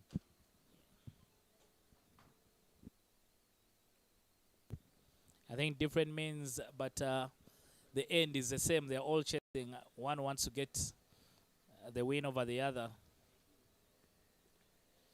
Interestingly, Naomi Amongin hasn't even bowled any single over, and I think she bowled as a...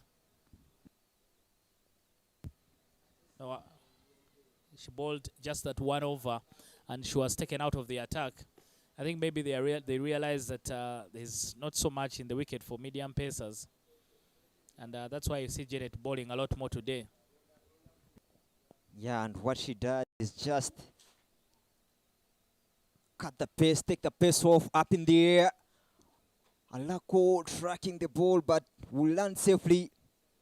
But one thing that has been so much of a challenge for the USA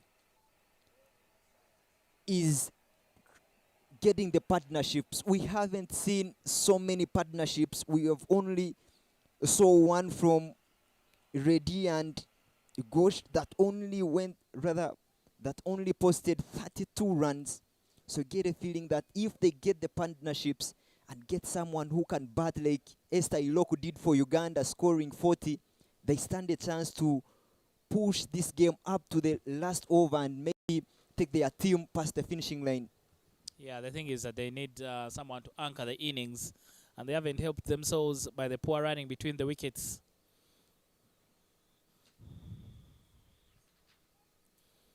But I think this is a good test there for the Team USA, who are going for the Challenge Cup in Kigali. Short ball and picked up, and that will be hit all the way. Half a dozen to the total for the US. Half tracker from Janet Mbabazi, and given the treatment that it deserves. Really beautiful shot there. Beautiful shot.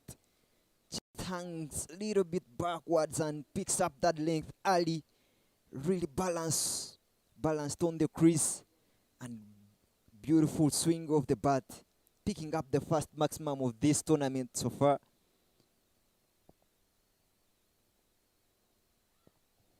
Good drive, but good fielding to stop that for only one. The fielding for the Ugandans has really been so good, especially the way how they choked the USA batters from taking those easy runs, the way how they picked wickets courtesy of the run-outs. They have really been superb.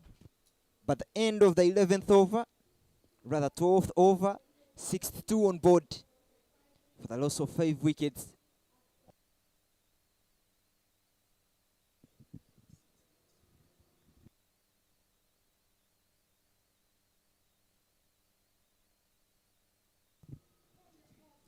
The equation reading 42 runs in 48 balls. Even wickets probably will worry the Americans. They need a partnership of at least 20 to push them all along. And for everyone watching, I'm sure we all want a good game. The deeper it goes, the better for the entertainment. So you hope that this partnership can push the score along very nicely for the Americans. Sarah Akiteng returns into the attack from the airport end.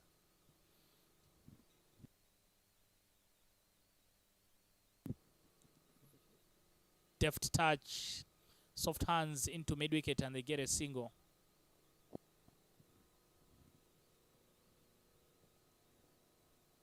Most importantly, it brings the right-hand batter on strike. And I think bowling, that will be much to her favor. Even that bowling left-arm orthodox to the right-hander. It poses much challenge to the right-hander than it is to the lefty. And it's the question that, is she up to the task? Already they need the partnership to grow.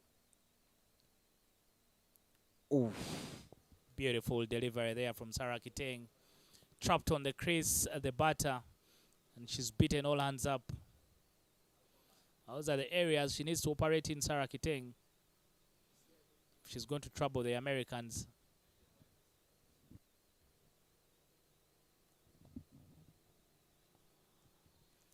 Very good work there from Kevin Amuge. Surprised Kevin Amuge is in mid-wicket. That's the funny thing about Team Uganda, that they hide their fielders in the best positions, in the positions where you're supposed to have your best fielders. Trying to go big, but not big enough. Straight down the throat of Malisa, who takes a comfortable catch. And the Americans lose their 6th wicket. The dot ball pressure getting to the batter, and she holds out. And Sarah Kiteng picks her 2nd wicket. Really short of intent there after conceding 2 dot balls there. She wants to compensate for the dot balls, taking on the left arm orthodox on the onside, hitting against the turn, but Malisa doing a beautiful job. We haven't seen so many good fielders in the Ugandan side. She's arguably one of the best fielders in the side. But the 6th wicket for USA has come up in the Aktenge's over, and only 4 more wickets Uganda needs to pick if they are to go on and get the first win of this tournament. Yeah, Sarah Kiteng, those dot balls really got to the batter, and she felt that she needed to do something. In the afternoon, the Ugandan team will be taking on the Uganda-A side as the Americans sit on the sidelines and watch. But it's not over yet, despite losing 4 wickets. Americans not so far away from these ranches.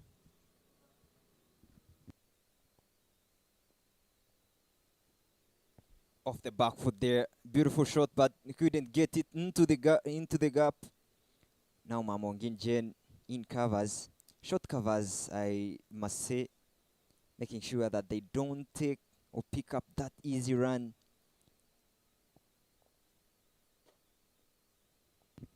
This time it will be comfortable, the single, but a very, very good over that has put the Americans under pressure from Sarah Kiteng. Very, very tidy stuff from her.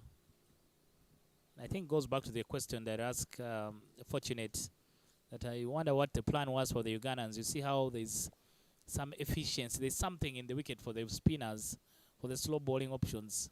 So you wonder why they decided to go for more medium pacers and slow bowling options. Yeah, it was the question at heart for me again. How do you use 5 seamers here on the wicket that is turning? We earlier saw in the National League the Uganda, rather in the trial matches where Uganda plays in 2 different teams, Uganda-A or red and yellow, where spinners were crucial and picked so many wickets with so economical overs. 1, 1.2, 2.3. Those were the economies for the spinners. And now on this wicket you pick 5 seam bowlers. The captain is yet to get off the mark, rather has already gotten off the mark and now picks up the 2nd run. Aditiba Chudasana, who has come in at number 8, and she has gotten so many runs on her sleeves for the USA, scoring 60 as the highest against Netherlands women. I guess she has so much to do when it comes to this run chase. Together in the middle there, she partners up with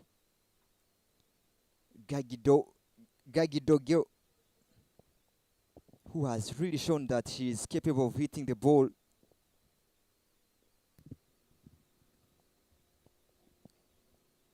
Yeah, they will need some big sixes from her just to try and keep chipping away at the total.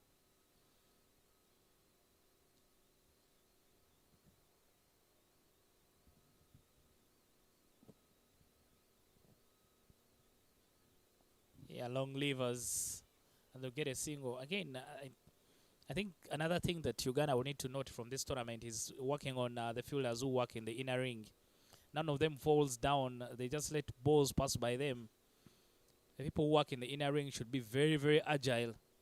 When you fall down and cut off the ball, that triggers something in the batter's minds not to try it again.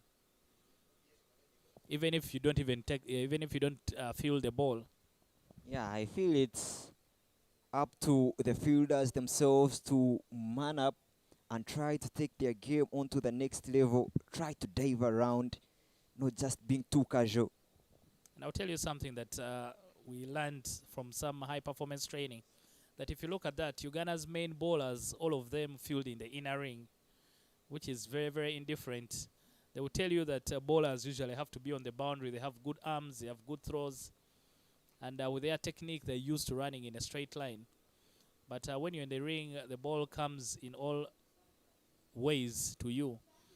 So you need to be more agile. So some of those things, so small details, the coaching team of Team Uganda have to pick up on.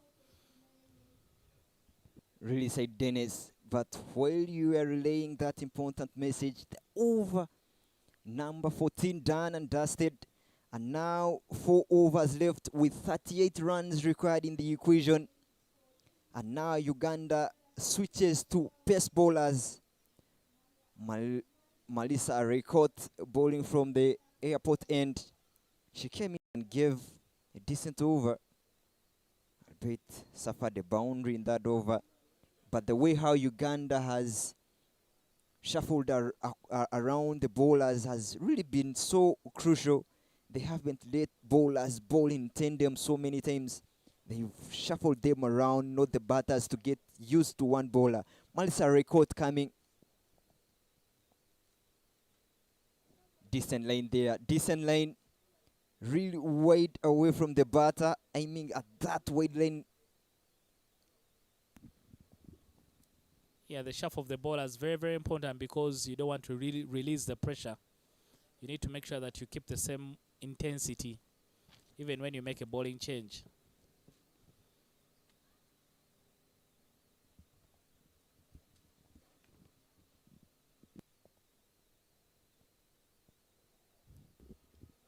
Yeah, so everyone who comes in have to be at the same level.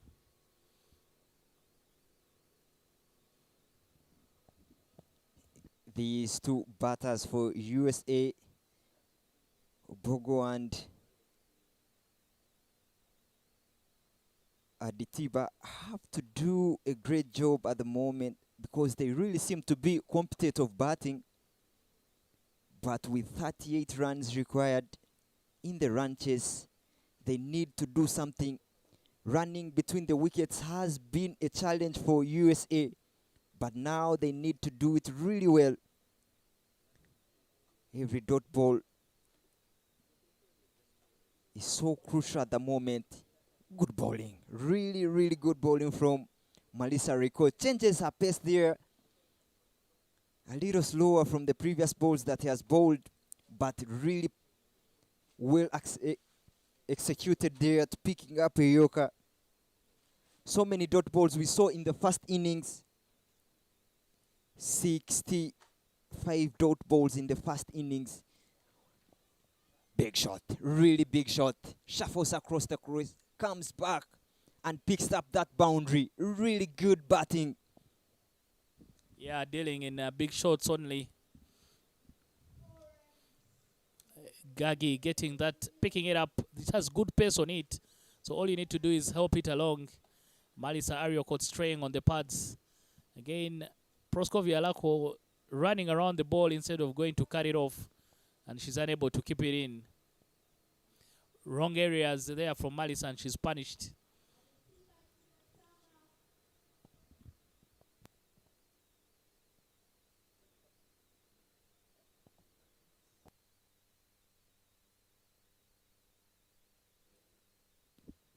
Yeah, see, that's the pressure of the boundary, trying to overcompensate Malisa.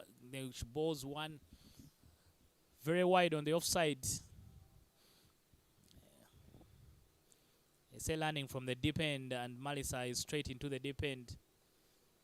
Good hands are there from the batter, gets it through the infield. Very, very good stuff there from Rita Msamali. Comes in very quickly from the boundary just to make sure that they don't think about a second run. A good over from the US.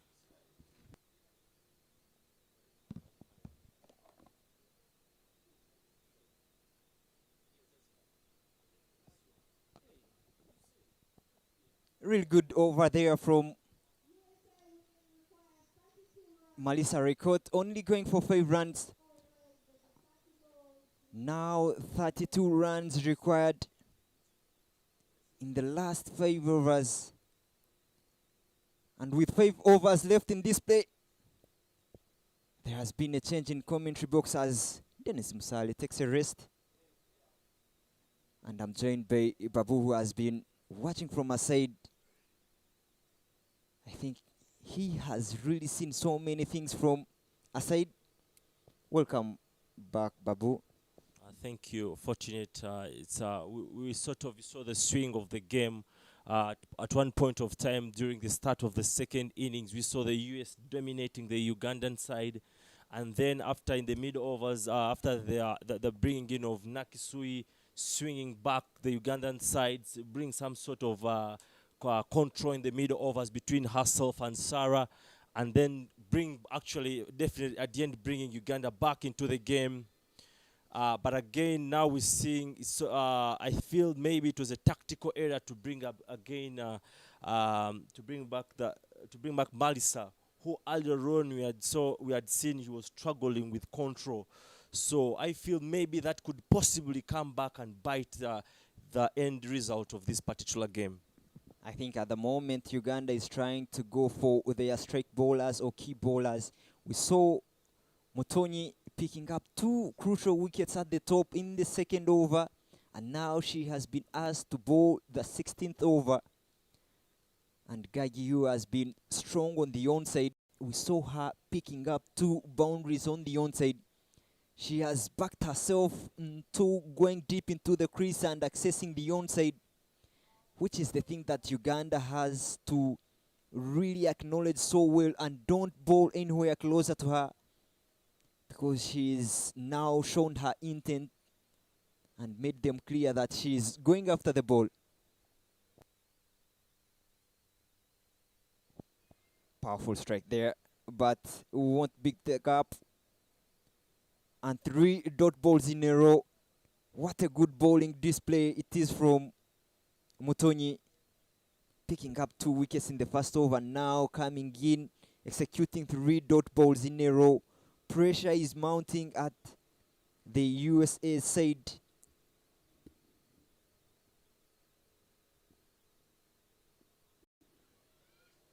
A little bit slow is certain, because the way how she wanted to play it on the onside, couldn't get the pace that she had desired to play around the pad. But 4 dot balls in a row, what this over is turning out to be. Once again, you have to give credit to the young bowler there in Mutonyi, who I can assure you, with those 2 key dismissals, bringing the Ugandan side straight away into the game. So she's continuing troubling the US batters. So we had to see possibly if we get another 2-1 wicket, and then more pressure for the US side. On the offside there she goes, but they will only take up 1. Running hard between the wickets hasn't been the order of the day for the USA side. On such a shot where the fielders are really hanging at the boundary, you need to push them hard. And the way how the things and the over was unfolding, you not getting boundaries, you need to run hard. But good batting. Yeah, actually, when you look at the US team, they've put themselves in this position. They find themselves because earlier on, when I was here with Dennis, we spoke about them not taking that first run very quick, and that's a very basic thing that every kid that as you start learning cricket, you're taught. So, I think they find themselves in this position and having let themselves down. Really good shot. On the offside. They are taking two. This time round, to take the two. This was really wide from the long off fielder, Ritam Samali, who had to do and cover the hard yards there to stop it for two. But good over from Mutonyi, only conceding 3 runs in that over. And after 16 overs, the score is 75 for the loss of 6 wickets. The Ugandan dugout there, the Uganda-A, that will be in action in the afternoon, taking on Uganda. They are watching the game from a side, and hopefully they are getting to know how the wicket is behaving and laying plans for the afternoon game. Another bowling change. Kevin Amuge, I ascertain, will be the bowler coming from the airport end. She was a little bit expensive in the first over, going for 11 runs. And thereon, the captain didn't entrust her with any other over after that. Again, the Ugandan dugout there, Uganda. You can see the head coaches, the technical staff, the team managers, all of them watching how the proceedings are unfolding here. You have to feel for Janet. I feel maybe possibly she's sort of maybe short of the bowling resources when she looks around with the way she's tried to play Nakisui to sort of keep her for a couple of overs. But I feel maybe by the time she brought her, it would have been the best idea to bowl her through alongside Sarah Kiteng, who are looking trouble into the US batters. But I think she got it wrong. Again, on the onside. She's counting herself to go on the onside. This time they are taking 2, and they'll get 2 extra bounce. Works on their favor. Works to their favor there. Again, like you said, they should have gone on to bowl Achiteng and Immaculate.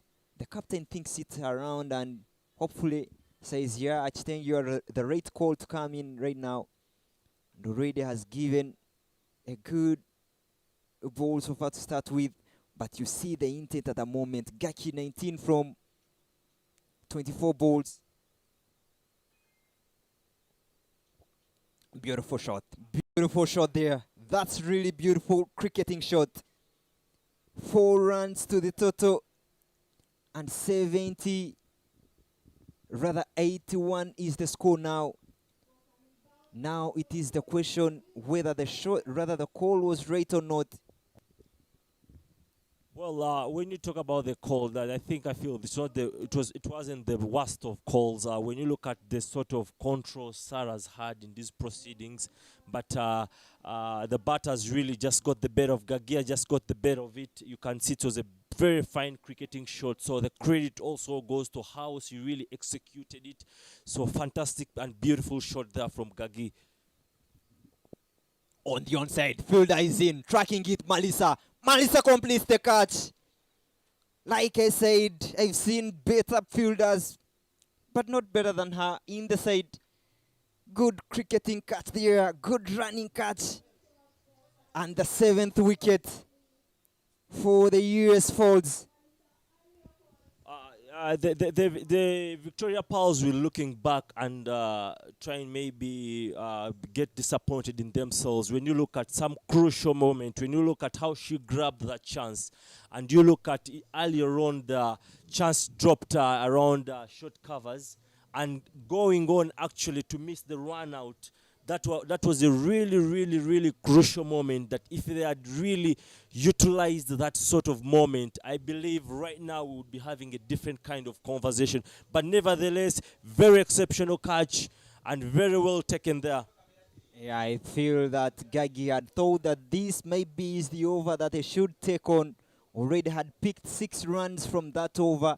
And she didn't hold her horses. She kept on coming hard after Achiteng, but the old fox Achiteng knows the right areas to hit and picks up the wicket. Taranam is the new batter for the USA, coming in at the stage where you need to start going straight away and get off the mark, keep rotating the streak. 3 more balls left for Achiteng. And the finger goes up. Like I said, she comes in at the stage where you have to keep going. And she comes down the track, dancing around. And couldn't come back into the crease. Good stamping there from Esther Iloku. 8th wicket falls. Another one bites the dust. You can see the disappointment in her face. If my job was not only limited to talk about the beautiful game, for sure I would have awarded my player of the match to Sarah Achiteng with the level of impact she has had on this particular game. So kudos to Sarah Achiteng. Look at the figures there for Achiteng. 16 for 4 after 3.2. She's even posed for picking up the 6 wickets. She's left with 2 balls to go. 2 more balls. What can she do? Can she nail the last nail into the coffin for USA? Mahi is the new batter coming in at number 10. And everything now is looking bad for USA at the moment.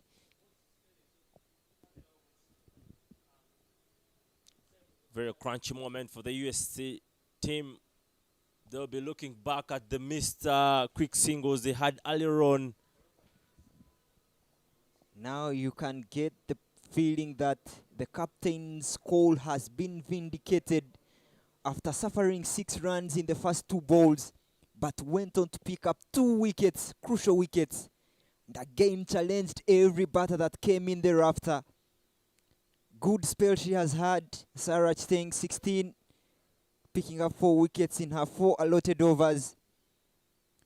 17 overs done, 81 for 8.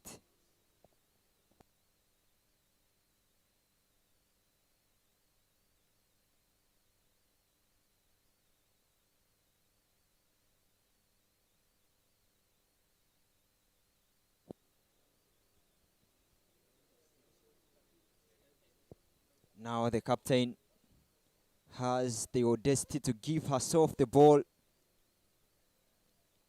Defending 30 runs, rather 23 runs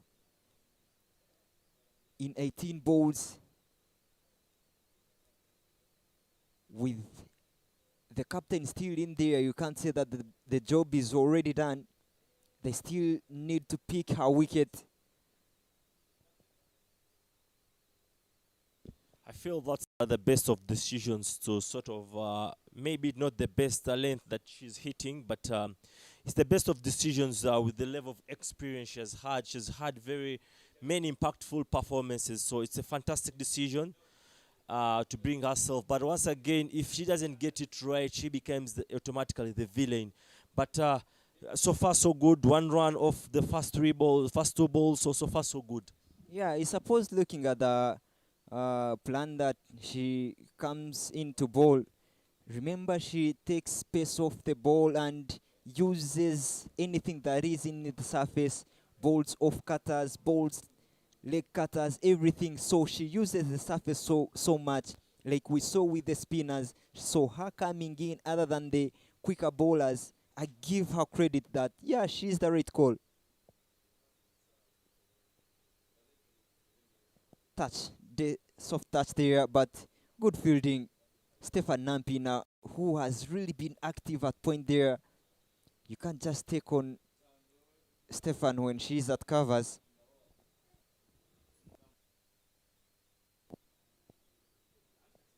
Back to the bowler straight, and another dot ball. 3 dot balls already in this over. Very good brains there from Janet once again. You see, she's really going in for the back of the length, and then she's brought in Nakisui into the short covers. leaving out the man at at sweeping down there. I think that is sort of there's a chance for 2 runs.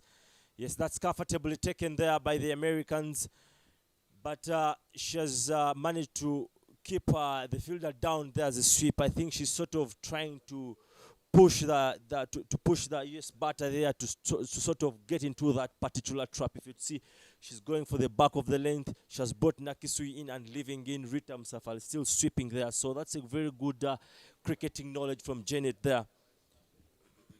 I love it that she has gone with those options, knowing that now they have come into the tail end of the US's batting, but they have continued to go for the defensive mode, not trying to pick wickets, but they are trying to defend the runs. Good thinking there.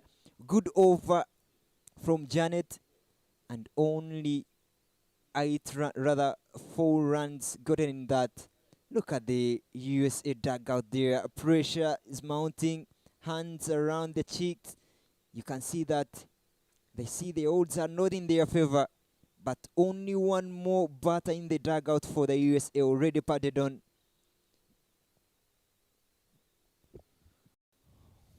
I feel we've really been served by, I would call, maybe a swing forth, swing back sort of game. So it's been a very not a bad opener for the tournament. So very well played from the 2 sides. So I feel the best, the one who will have the best concentration in the very last crunch moments will be taking it. The captain still has a task in front of her. 19 runs required in 2 overs, and by the equation that is just 9.5 runs and over. Melissa record starts off with a very beautiful yorker, but the captain is up to the task, only picking up 1 run, advancing down the ground. That's very much well bowled there from Melissa. I think that's the sort of control and impact you'd expect from Melissa. So this is very, very well bowled from Melissa. Up, but it will land safe. They are trying to go for 2. Yes, they are going for the second. Oh, this time round they don't put in a dive. How many times have we seen the batters from USA putting in dives, especially when they were not really quick in between the middle? Every time they have tried to dart their clothes. Look at the captain at the non-striker. Shot, but there is a fielder. That will only be 1. They're trying to go for the second, but no, they hold their horses for 1. Very good intent. I wish the Americans had this sort of intent earlier on. As I said earlier on, they wouldn't be having this kind of conversation. I feel the game could have been sealed maybe 2-3 overs back, but they are to blame for themselves for the missed quick singles earlier on. Trying, chance of a run out, but misses. Melissa direct hit there. That would have been trouble for Mahi.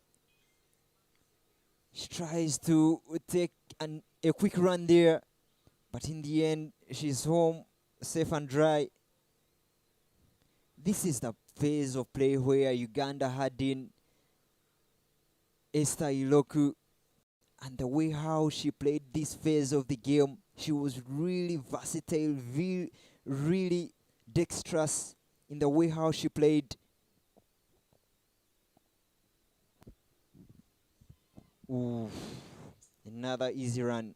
Game talking about Esther Iloku, who scored 40 runs. She was really key in the Uganda's chase, scoring the unbeaten 40 runs off 38 balls. USA also needed one of those players to put up the hand and score runs for her team. Hit her down the ground. That will only be 1. Very well bowled there from Melissa, cutting pace off that particular one to deprive the batter from that pace. Come quick, go quick, and Very well bowled from her. Of course, closing out the 19th over as we head in for the what seems a mouth-watering end of the innings with a score reading 91 for 8.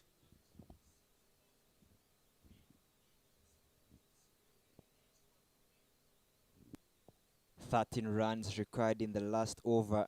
Yesterday in the IPL, we saw 15 runs required in the last over. The likes of David Miller on strike, and it was a really interesting game. It went up to the last ball where DC couldn't chase 2 runs from 2 balls, and now the task is up to Entebbe, the captain, to chase 13 runs with 2 more wickets in hand, and the captain will take the honors to bowl the last ball, rather the last over. The question is, do you think that USA can pull up this run chase and get 13 runs in the last 6 balls? It's a very interesting battle because one, you're looking at the captain leading from the front. You have a very experienced still into the attack, and then you have 2 well-set batters. So there you go. Bigger grounds, older ball. You can't easily clear the boundaries on the straight, rather straight steer. It gets much easier in the sides, but this time round, it doesn't really seem simple for the captain. Mahi is on strike, 12 required from 5.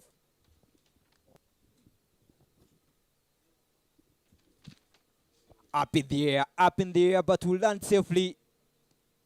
Only one they will get. Those singles are really good for Uganda. They are good to Uganda's favor. And now 4 more balls left. 11 runs required. The equation is still 50-50. Shot. Beautiful shot. This will go all the way for 4. Really beautiful, much needed boundary there from the captain.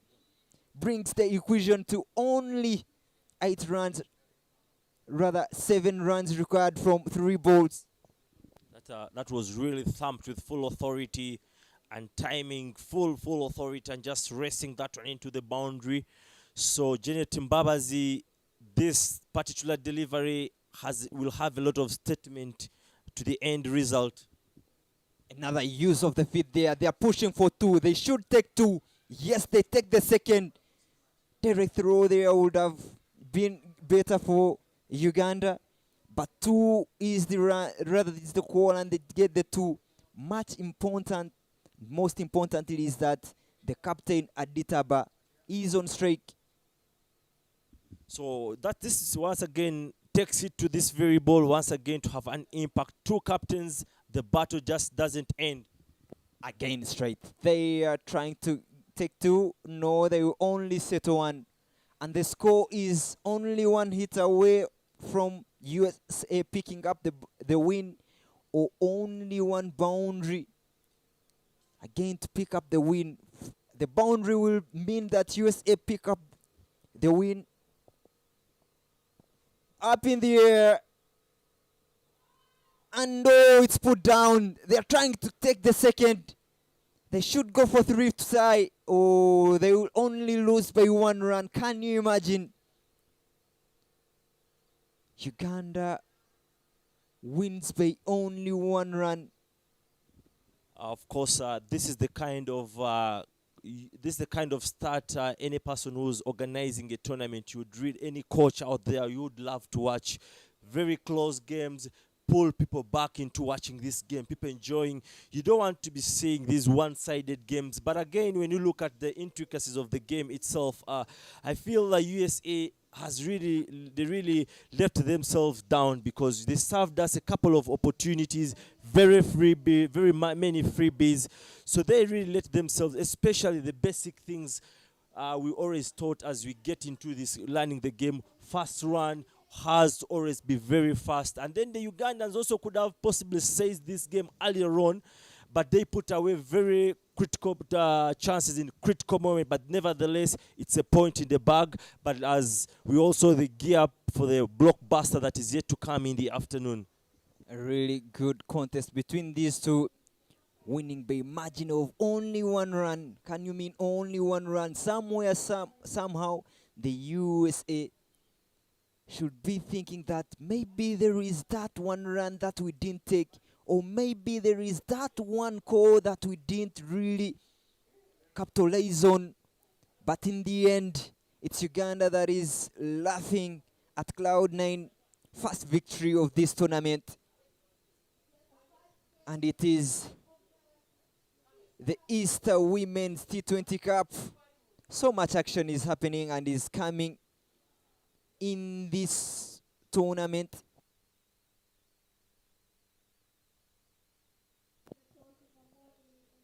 Coming up next, Uganda-A up against Uganda. So much acquaintances in the sides. They have played along each other for so many times. Hopefully they know each and everyone's weakness and strength. So it's another game to watch in the afternoon. USA 102 for 18-20 overs. Uganda winning by 1 run. Courtesy to kudos to Esther Iloku, who put up a very good show, scoring and beaten 40 runs. And beautiful bowling figures from Sarah Chiteng, who picked 4 wickets and conceded only 16 runs. And made sure that the Ugandans pick up their first victory.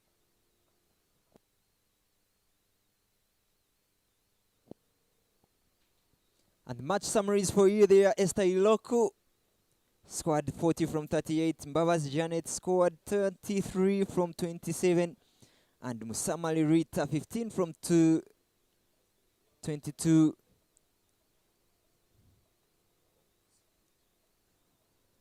And that will be all for match day number 1. Day 1 in the morning. We shall be coming back in the afternoon. And from the commentary box, that will be all from us. Until the afternoon game, we say adios. Thank you for being good listeners. And thank you for joining us.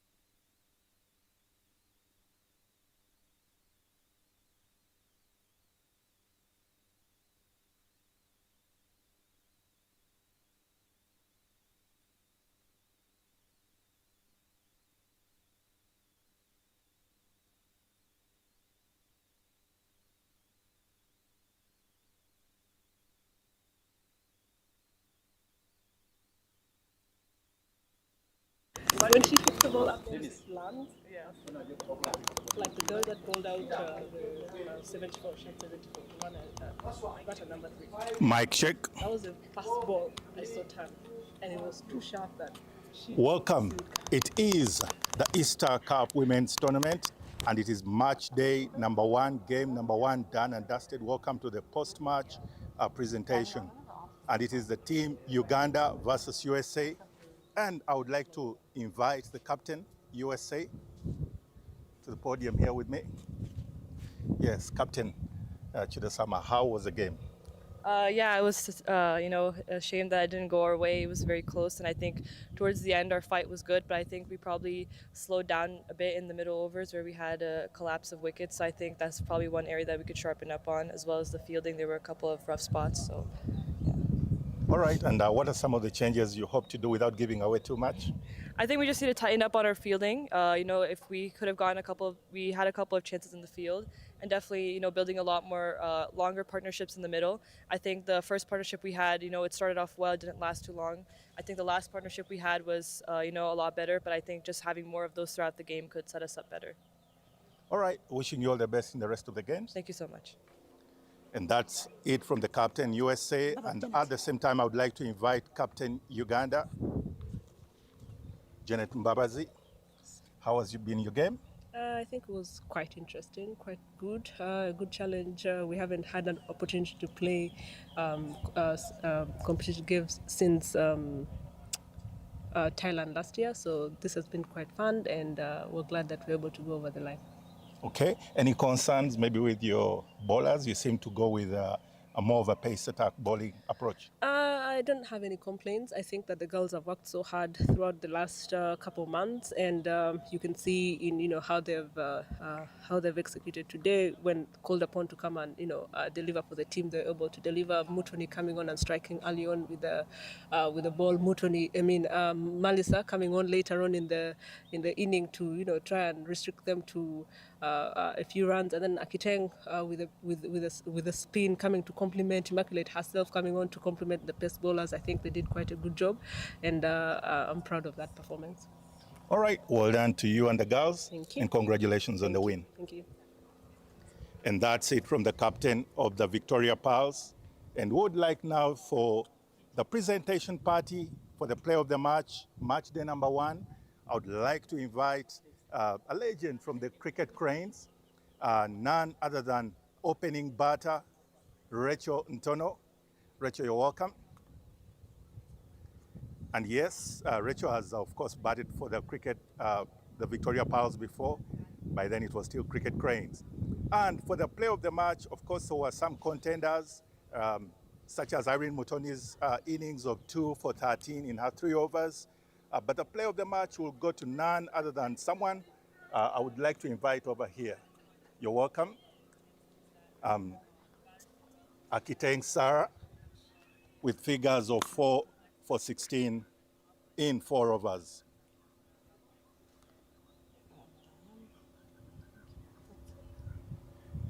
Thank you very much, Rachel. Let me have a slight conversation with, yes, Sarah, how was the game for you today? Okay, the game was good. We didn't set a big target, but we had to concentrate on defending it because runs on board are runs on board. So we had to make sure we defend our runs. Yeah. More of the only recognized spinner in the side today. Was there a bit of pressure on your shoulders? No, there was no pressure at all. Like I just needed to keep bowling to my right lines. I've always been bowling. Yeah, that's pretty it. All right, well done and congratulations to you. Thank you. And wishing you all the best in the rest of the games. Thank you. And that is the end of our presentation. And we want to welcome you to the next game that will be coming up shortly, and that will be between Uganda and Uganda-A. Enjoy the viewing. Thank you.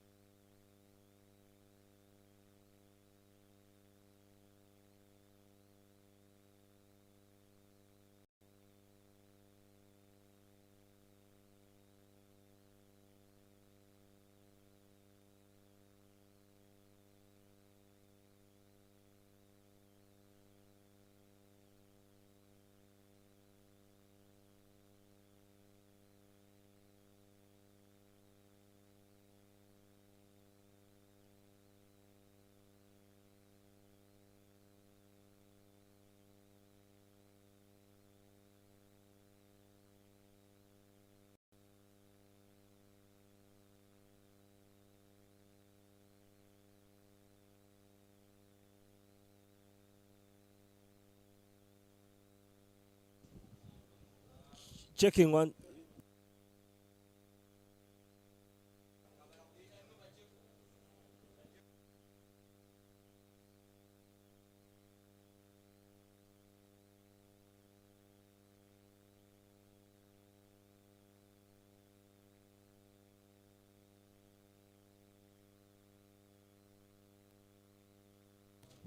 Once again, welcome to this beautiful sunny afternoon here live at the Lakeside Oval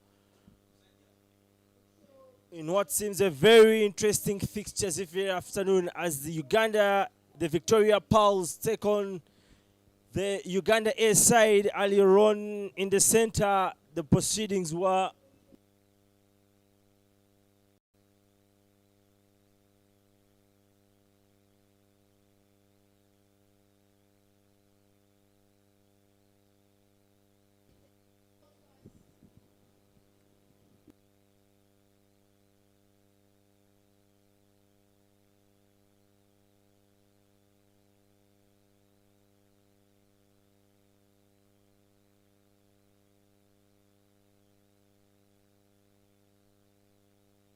so that's the look up there for the Uganda side there. Janet Mbabazi, Stephen Ampina, Kevin Awino, Imina Kisui, Ritam Samali, Esther Iloku, Mutonyi Irene, Proskovia Alako, Malisa Riokot, Kevin Amuge, Sarah Akiteng, and they'll be tussling it out against the Uganda-A side led by Kulume, and that's the side there that she will be shackling up in Jimia, Abdallah, Ginrish Shadia, Tino Sara, Lona Anyait, Imachit, Mary Namiro, Fiona Egaru, Ariago Michelle, Asumin Akurut, Malemika Patricia, and Sarah Walaza.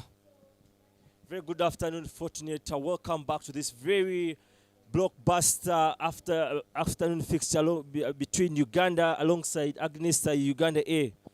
Thank you very much, Babu. We have already seen what the wicket is likely to offer in the morning game, and now in the afternoon. These two teams have been together for so long. I hope it's not more than, it's not just a game, but it is a competition of who dominates who, because we've seen them play each other and they have given themselves so much competition between the two sides. So as the first ball has already been bowled by Mekia and Janet Mbabazi getting it out of the middle of the bat, get a feeling that it's a good game to watch. Interesting. That's short. Very, very, very lucky Patricia to pass away with that. But nevertheless, interesting changes in there for the Victoria Pearls as finally Kevin Awino gets back into the XI.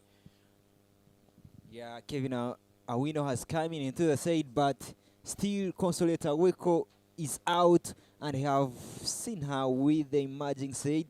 I think she's one of the technical staffs that are running around with the A side. Played on the onside. 2 is the call, but Fiona Klume, the captain, picking up and throwing it really well, and that will be 1 on the scorecard for Uganda, Uganda, and the captain has gotten off the mark. Patricia really today must call herself very lucky because she has gotten away with 2 consecutive short balls, 1 in the off and 1 onto the pads. She should consider herself extremely lucky today.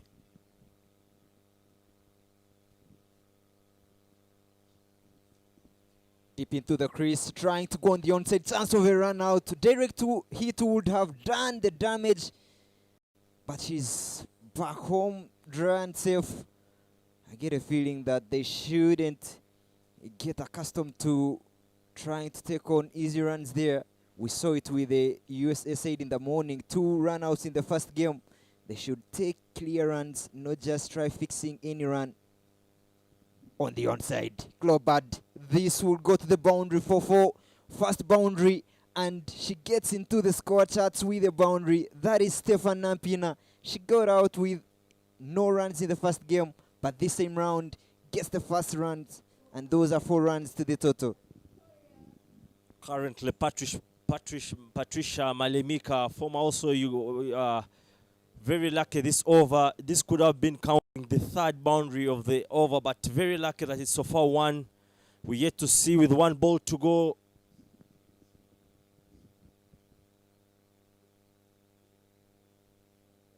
Soft touch, no is the call. And big pick up there. And we'll finish the over with the dot ball. That closes out the over. Score reading 6 for none after 1.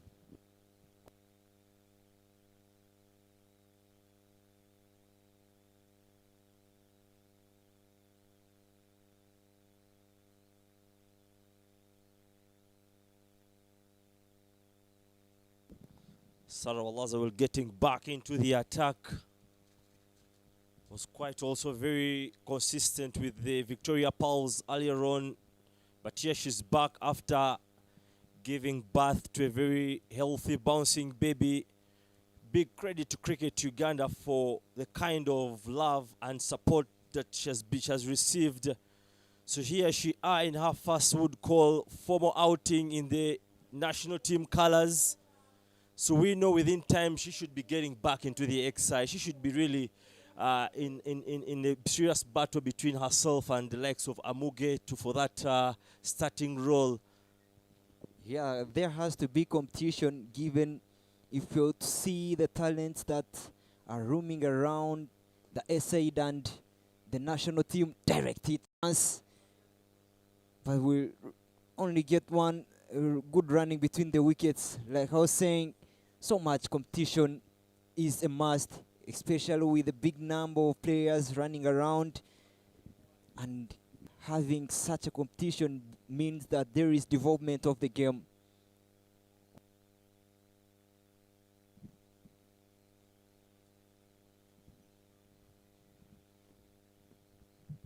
Very interesting battle there. We good to see this very afternoon. Two teams that are very familiar with each other, that have battled it out in the Victoria Pulse T20 Challenge. Of course, the push side getting the better of the Victoria Pulse XI.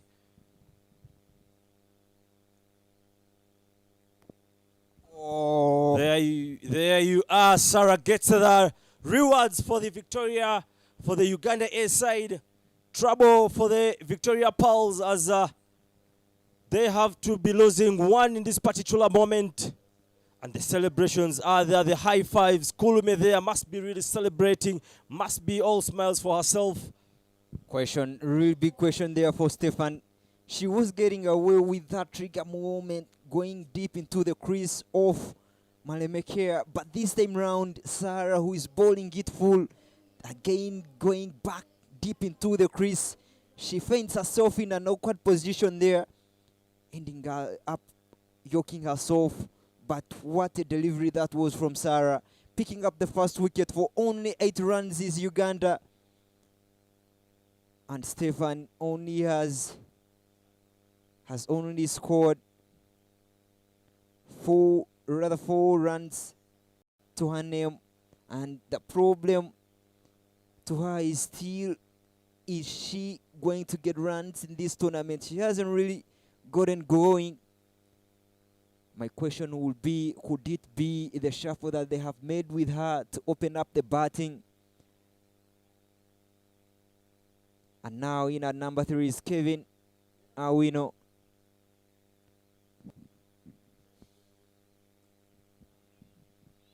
That's a place through, covers and point there. There's a call for 2 runs.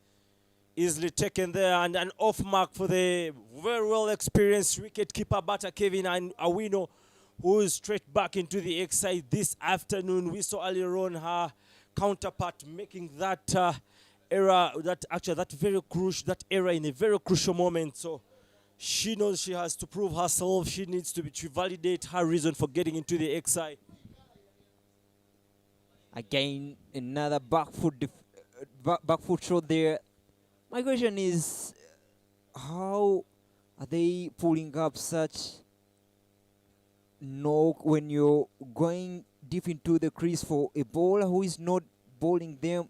Delivery is back of the length, but only looking at attacking your stumps. A little push on the offside. And another surprise on the changes that have happened in the Ugandan setup for the Victoria Pearls. Kevin Awino coming up the order, now batting at number 3. We were used to see her coming late in the middle orders there, but she has really done a decent job and improved her game. I've been seeing her in the trial games, and she has scored some decent runs up the order in at number 3. But now the end of over number 3, rather 2, and it's 8 for 1.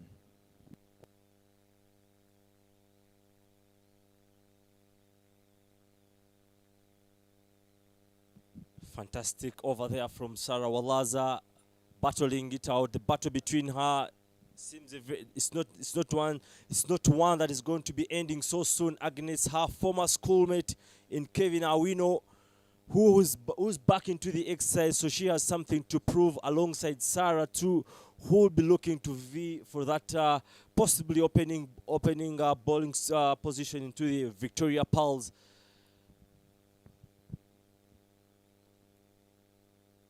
Uganda-A has also gone to the tactic of not bowling bowlers throughout, but shuffling them around. A new bowler, Asumin Akuruti, coming from the State House end. Very well, good fielding there from Asumin. Very good reflexes once again to deny that confidence building single for Janet Mbabas, who's yet still to get another single.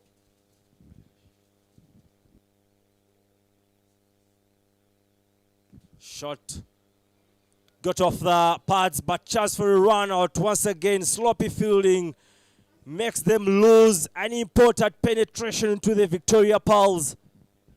You get a feeling that there hasn't been clear communication between these two, and the way how Janet has batted in this inning, you get a sense that she isn't really in full control.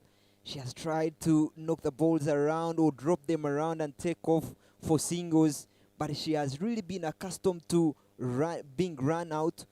But good enough, she has really been fortunate to not give out her wicket. Shot slapped through, well fielded there from the point fielder there. A very crucial boundary saved in there.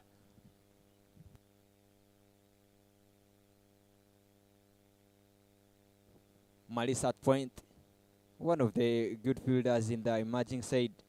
You'll always find her in that position. Up in there, this is big shot.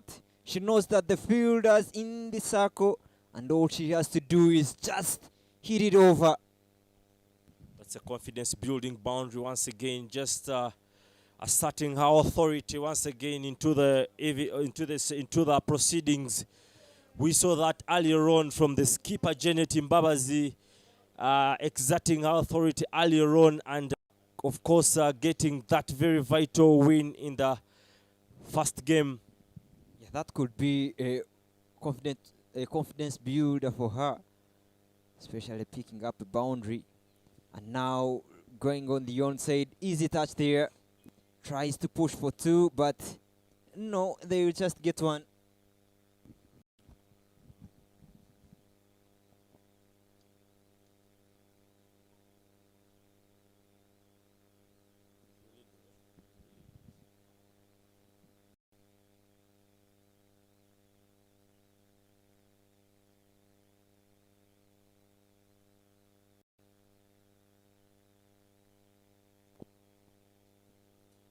Another soft touch on the onside. They are pushing for 1. Oh.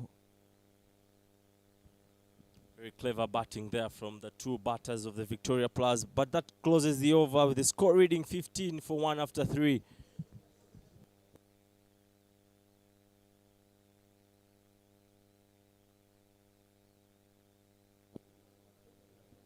It runs off that over. You get a sense that that could be a turning moment for them to assert their dominancy to the A side, given that most of the A side players are youngsters. So these two, Janet and Kevin, batting with experience, they need to lead post a partnership, a big partnership, which was the problem for them in the morning.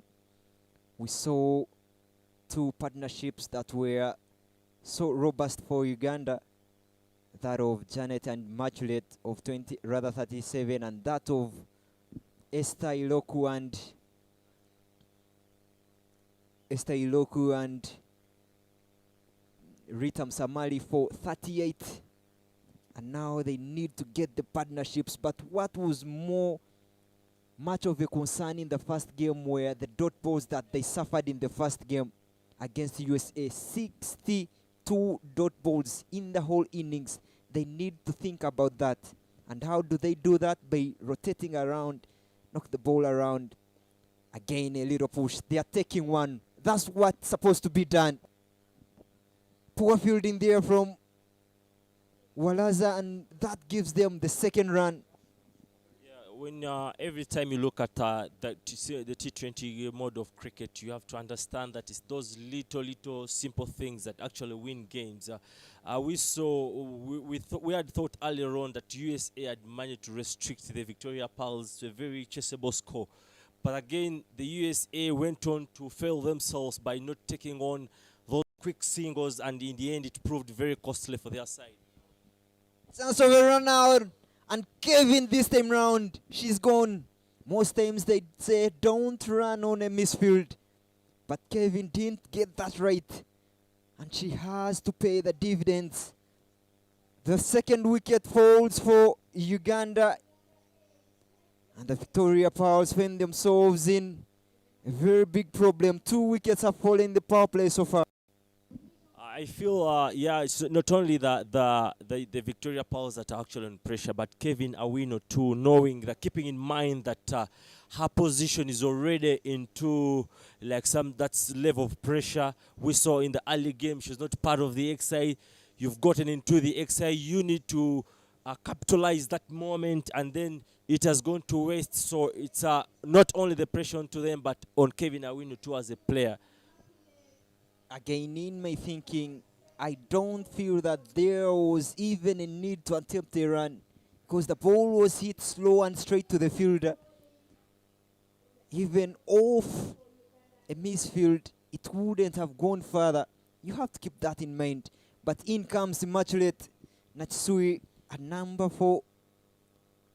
She didn't really get going in the first game, but we know what a handy player she is for the Victoria Pearls. Already marking her guard there. The leg stamp is given, indicated by the umpire. No batter B. And Malemekia, who has changed the bowling side, already getting that impact into the game. Shot, big shot there. Nobody moves. You just have to wait for that ball to be rebound back by the fans here.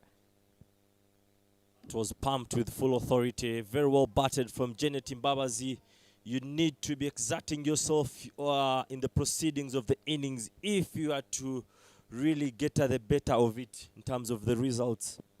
Yeah, it was given there for her, and she has every right to clobber that. Puts it to maximum use there. Again, tries to go hard. Another chance for a boundary, and that will be a boundary. Back-to-back fours. This is tending to be an expensive one. I think that is very unlucky for Patricia Malemikia. That wasn't the best of fielding from Sarah Walaza. She could have really done better, because if you're to see Malemikia, the way she's bowled coming from the airport end, it's far much better. She's having much better control. She's hitting better length than initially she did. So very unlucky for her.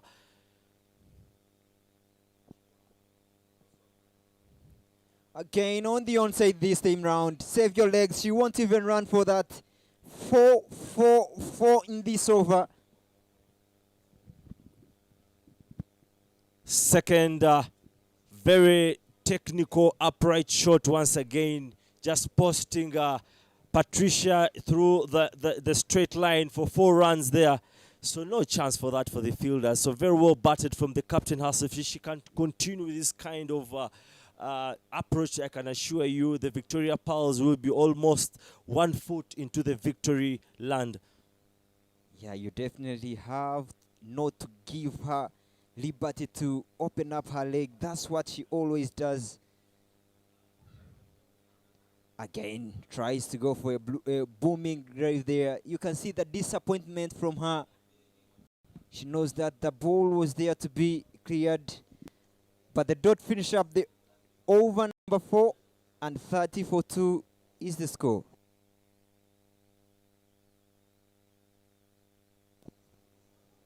That's the Ugandan dugout there. Esther Iloku, who scored 40 runs in the first over, the first game, has already padded on. Can see the head coach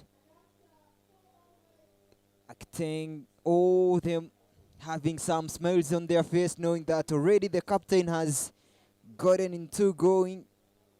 And she only has to continue. Another change of bowling sides. Sarah Walaza will this time round come from the State House end. She did decently in the first over, coming from the airport end. But definitely Sarah has to be covering up for those particular misses that she has put up this side. So we expect her, and I know she knows that very well, that she needs to really cover up for that. She needs to get back stronger and create more pressure for Immaculate and alongside Janet Mbabas, who's already having 20 runs off 12 balls. So she's telling you she's here to throw everything away into the stands for as long as they're in the slots. To boundary fielders, the long off and the long on for Immaculate. You clearly see that she is going to try and attack the stumps straight away, attacks the stumps for a dot ball, and that has been the key for her. She hasn't really tried to do so many things, only tried to bowl the balls full and play with the stumps. We saw her pick up that wicket for Stephanie.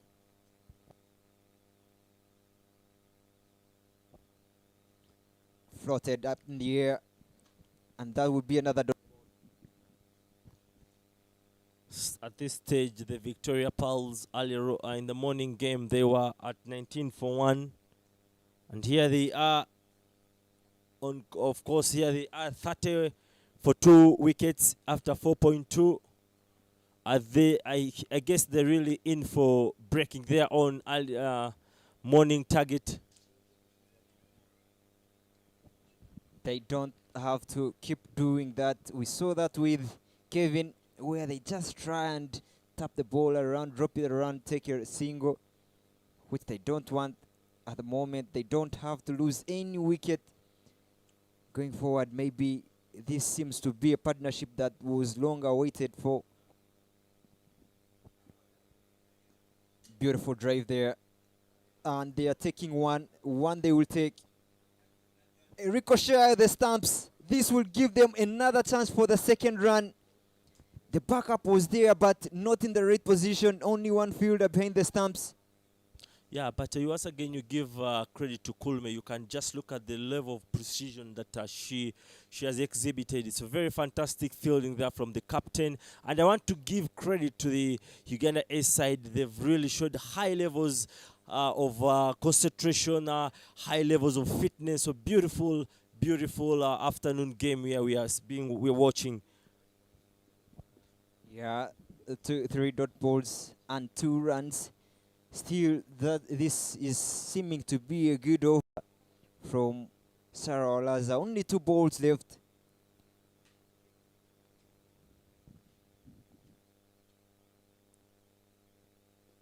For trying to take the run. Oh, that would have been risky, really risky.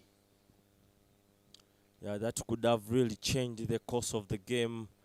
Yeah, you might look at that score reading 32 for 2 after 4.4, but when you look at how the game is really portraying out, the Uganda-A are not allowing themselves to sort of back down, even if the score is big. they are really clawing back, and that's huge credit for them. Another hesitation in the middle there, but taking up another single. 4 runs in that over. 6 for Sarah Laza in the 2 overs she has bowled. 5 overs are done. 34 for 2.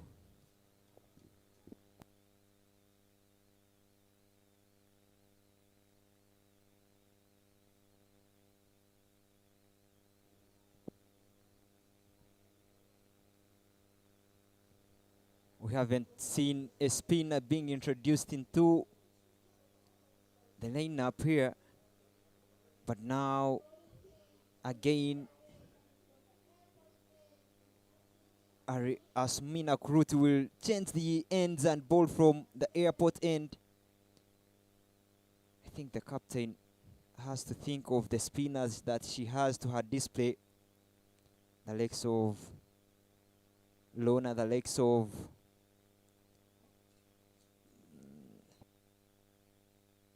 so many spinners to her display. She only has to make the right calls. We saw what spin does and how it has been difficult to put away in the first game.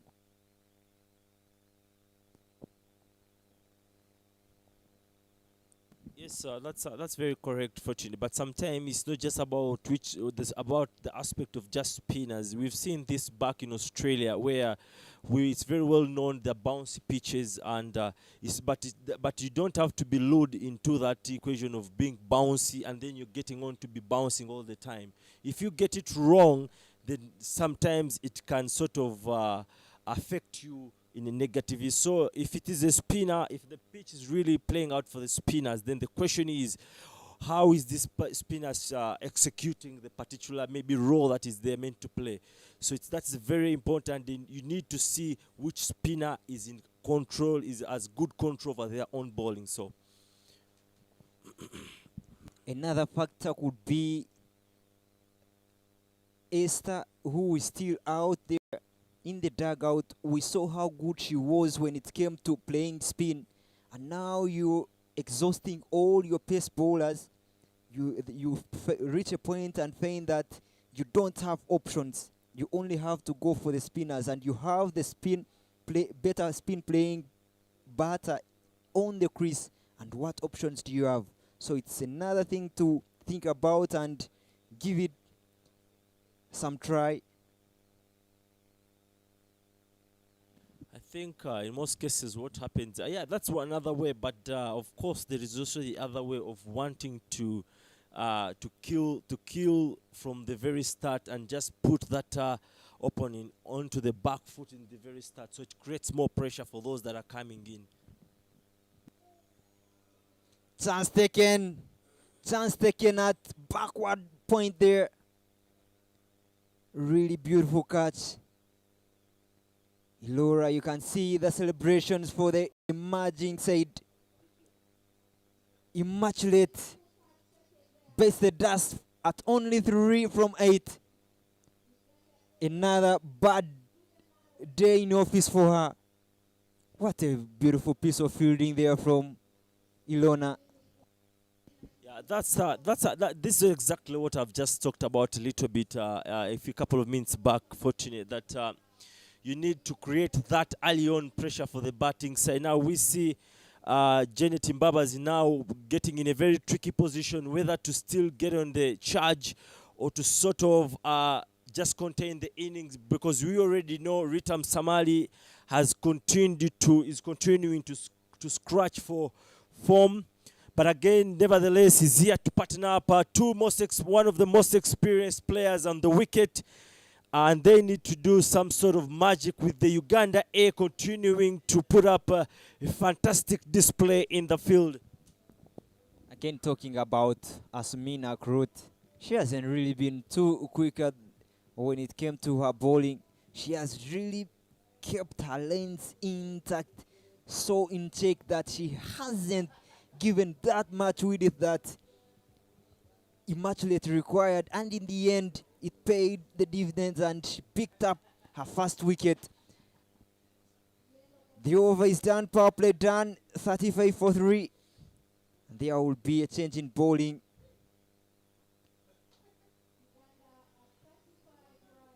From the State House end, Lona Anyed already stretching there, has already marked her run up.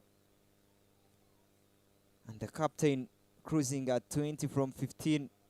She has already gotten a good start for her. So she only has to carry on, make sure that she keeps scoring runs. And on the onside she goes straight away, picking up an easy run there. Oh, poor fielding there. Always when there is a misfield, the batters tend to take the second run.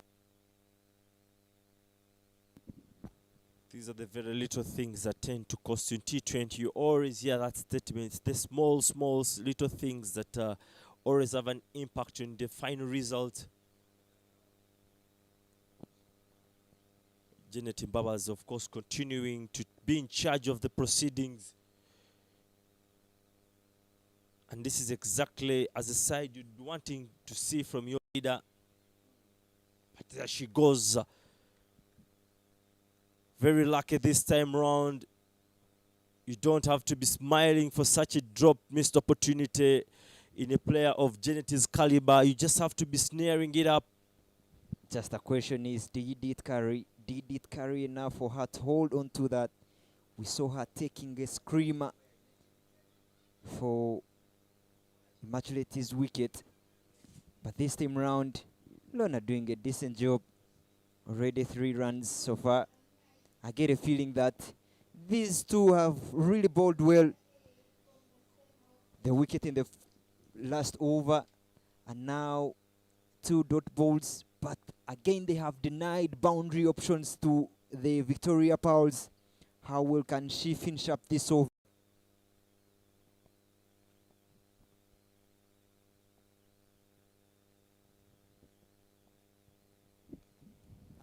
Trying to make sure that her fielders are really set in perfect position.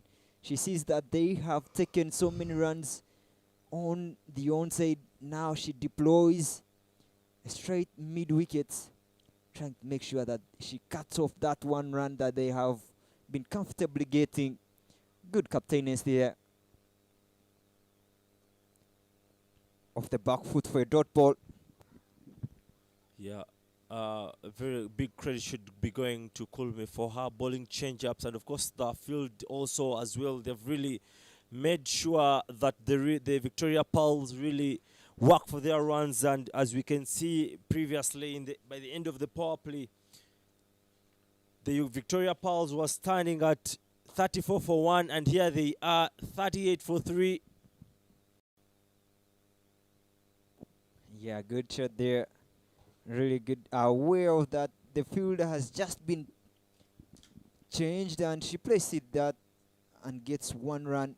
1 run to finish up the over. 4 from that over. 39 for 3 after 7 overs.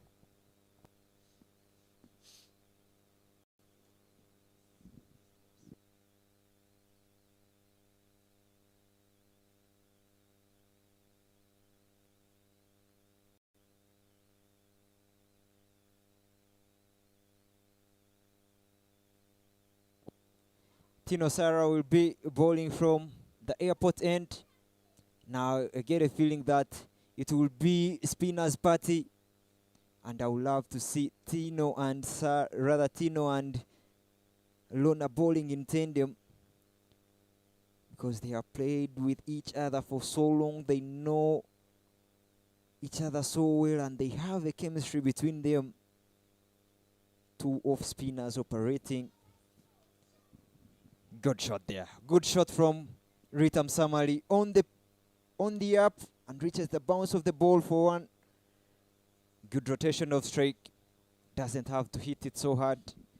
Just placing it in the right position. Another use of the feet there. Beautiful.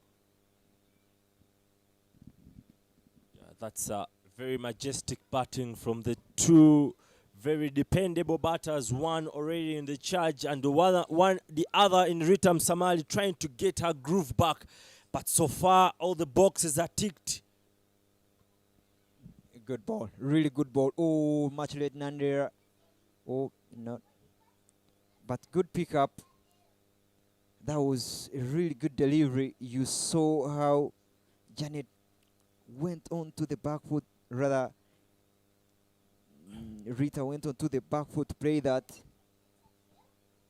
The only concern now should be how do we stop these two batters from rotating the strike, because they tend to get confident when it comes to knocking the ball around. As a bowler, you think, how do I stop the batters from knocking me around?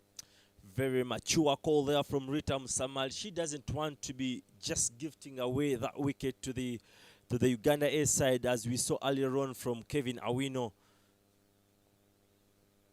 Very well batted once again from Rita Msamali, just trying to get her groove back. She's looking very unmatched, so she just wants also to get herself into the game, create that very important partnership between herself and the captain. Another knock, full stretch onto that, and hits it so well along the ground. Beautiful display here. Quality batting between these two, Rita Msamali and Janet, to finish up the over with a single. 5 from that over, 44 for 3.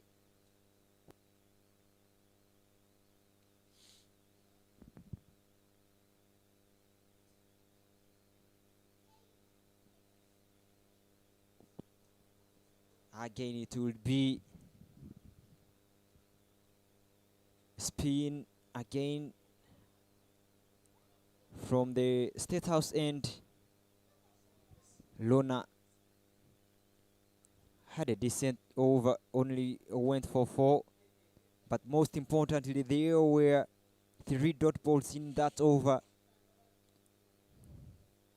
Oh, down, kept down, but nicely played for 1.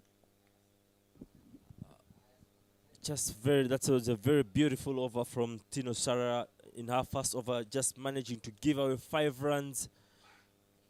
The under-19 girls side coach must be really excited to see the likes of Hope Mbeza, Sarah, Tino, Sheila from Ginger Senior Secondary, Jimmy and Namiro getting to this exercise, and the kind of display some of them have had. It's really nice, keeping in mind the gearing up for that Division 1 Africa T20 World Cup qualifiers. So very great stuff from these youngsters. It's a good platform to expose these youngsters, especially having to play with senior team and international teams, the likes of USA. It gives them that much needed exposure, and getting the game time to play with international players, it's really, really important for them, and they need it.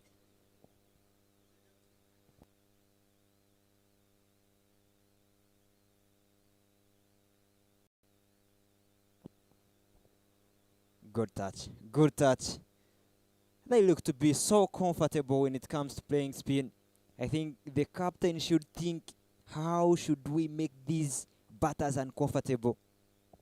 Of course, that doesn't come as a surprise. When you look at the captain, you're in the middle, you're well set in the middle alongside a very experienced batter in Rita Msamali.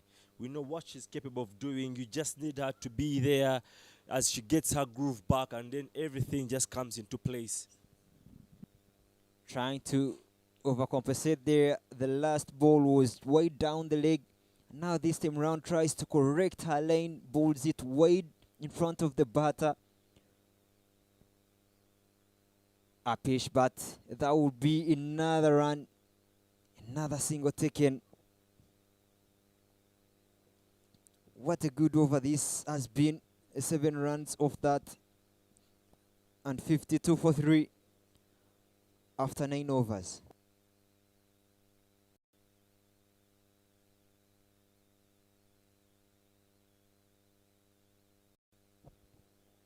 If I put you on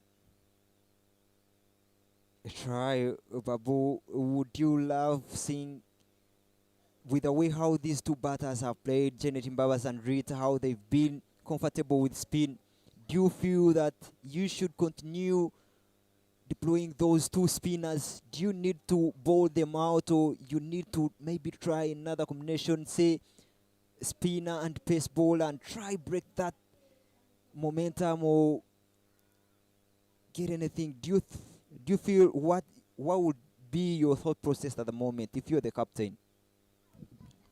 Once again, continuing to use of the feet outside the crease and just pushing it towards long off a single.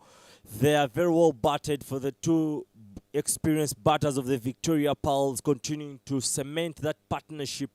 Fortunately, Junior, I don't think I could make any change if you to see how they are bowling and how they are batting. So definitely, sometimes you just have to allow everything to happen naturally, because ideally I don't see anything special that maybe is outing. It's just good level batting. They're level head. They're not taking any risk, and they are bowling in good lines. And why do I change? I just allow it. And definitely remember, the bowler has 6 opportunities. The batter has 1 chance. Definitely. Yeah, clearly said. And if you're to look at the way how they've even been scoring runs, they haven't gotten boundaries. They are only knocking the balls around. So getting 5-6 runs and over won't be much of a problem. It will just get them to 100 runs, if I must say, if they continue at that rate. So you get a feeling that they are not really doing bad. But if you need the wicket, do you think that they desire a wicket so much at the moment? Gina, if I may take you back in your opener game, Abojo against the Rounders, you were taking on the Rounders team very quite well. I think you missed a half. Oh, this time round, Ritam Samali has to go. This is the breakthrough. It is the breakthrough. And the consistency, the trust from the captain to keep on the spinners has paid off. Somehow was trying to get it out that maybe there needs to be a change made. But no. Tino makes sure that she picks up the wicket. Much deserved wicket at the moment. They needed that wicket, and 3 wickets down for 55. Just back onto that, I feel to remember that tournament, the league opener between you and the Rounders, this very ground, you are getting on very well at around, if I may get you right, around 80 runs, short of a century. I don't think that when you went out, there's something special from the bowling. They just kept it there. You self-inflicted the error on yourself, and you missed out on that century. So this is the very thing we're seeing here. They've kept up with the spinner.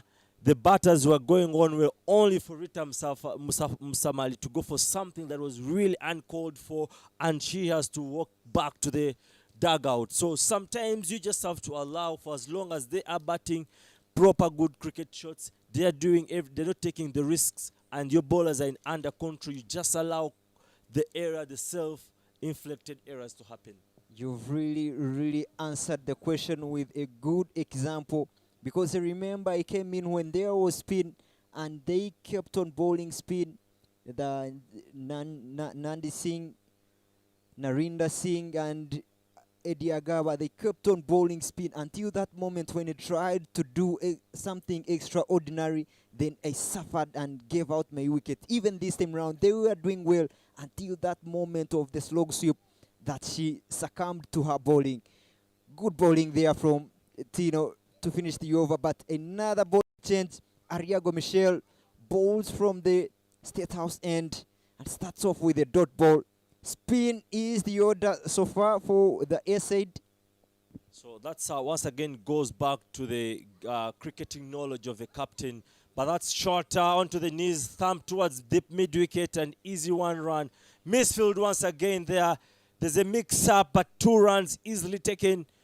So now that this goes back to the awareness of the captain herself. She needs to be looking at this thing. How much confidence does she have in this bowler? You allow the bowler to grow into that particular spell. So definitely the fruits would come out. Very well said.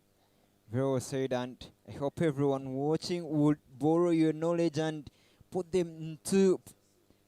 into consideration and apply it somehow. Somewhere you have really enlightened so many people. Thank you very much for your enlightenment.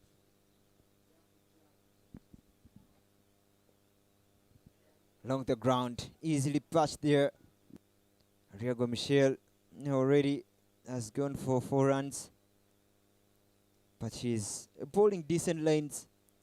But the batters Janet and Esther Iloku, and it is this Iloku who scored 40 runs unbeaten in the first game of this tournament. She will love to continue from where she stopped at, 40 unbeaten, and already she's 1 from 1. So I don't see Janet Mbabas. I think she must have learned from that previous game. She almost threw away the game because of that uncalled for shot. And you can see right now the sort of concentration she's having in her batting.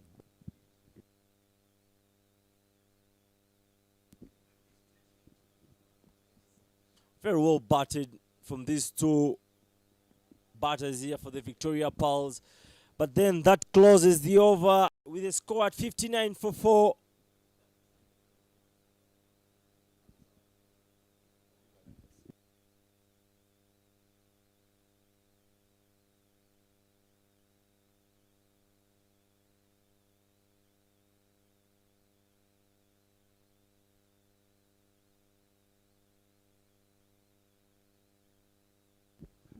Back to say there, it's a 61 for 4 after 11 over. As the Victoria Pearls were looking like taking themselves in a very stronger position, the Uganda-A had other options, pegging them back in tandem here and there, and here we are. It's after 11 over. They have 61 for 4, and Mike is into the box. Mike, what have you seen of the proceedings so far? It's been very interesting. Good afternoon, Yasin. Glad to be back. What I've found interesting is how Uganda-A is trying to apply the screws and pressurizing Uganda women.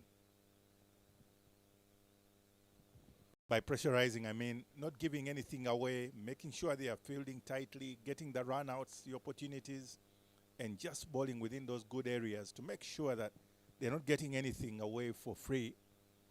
Of course, captain is still in, and that's the difference in terms of that total.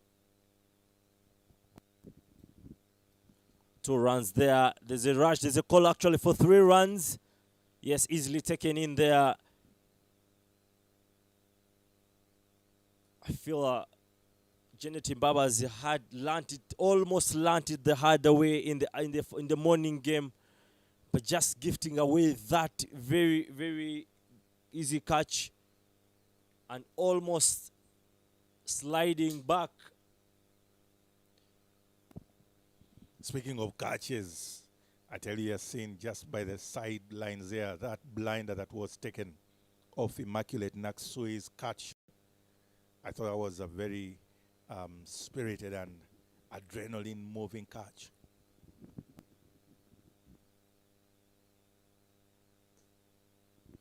That smashed very hard on top of the back foot, shot and smashed extremely hard. Only the fielder to spill it for a single run. Immaculate is continuing to look and making life extremely easy for the Victoria batters.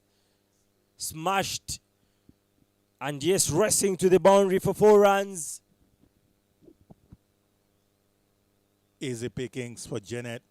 She's already been in, faced over 30 balls. So any full toss by the legs will always be a freebie. And well received, given the rightful treatment.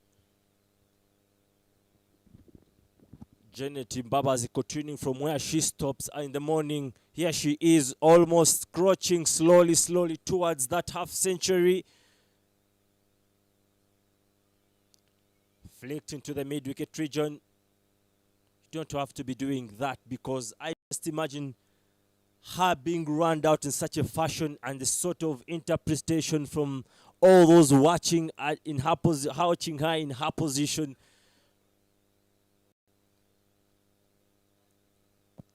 Straight down the pads. Very lucky for her to get away with that. But 74 for 4 after 12. And there will be change in the comms.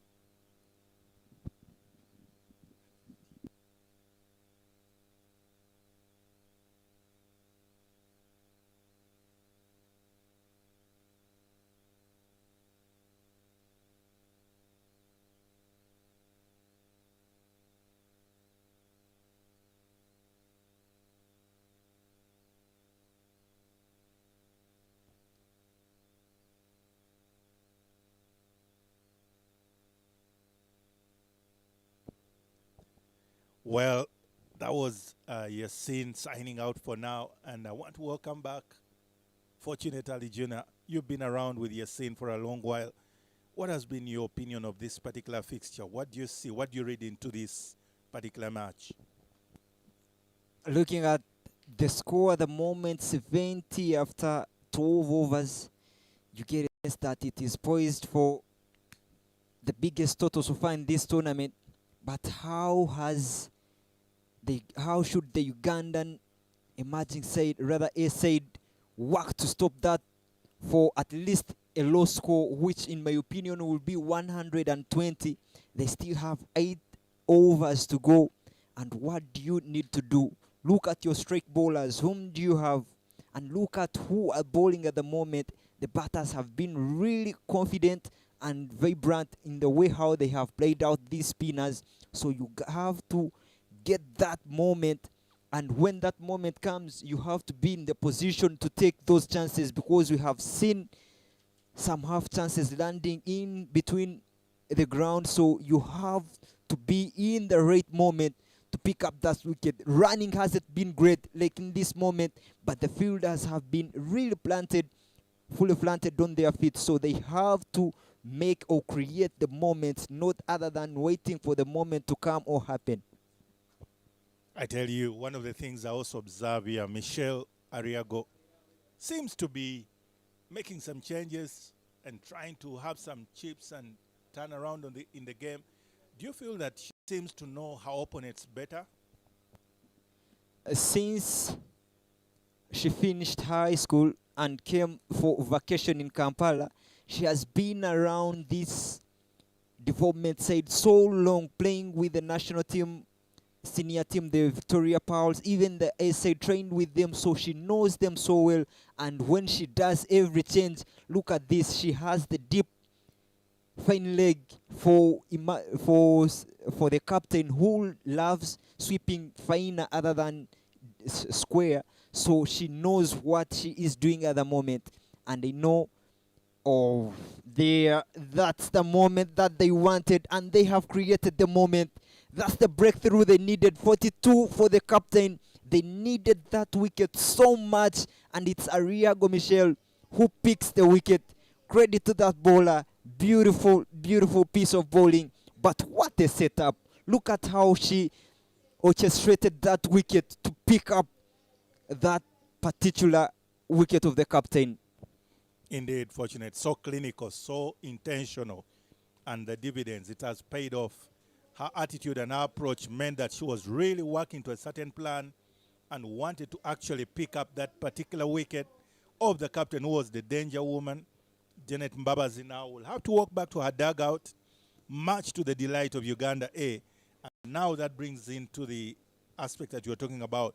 You're speaking about the possibility of bringing back that score down from the projected score of about 140, 145 down to 120.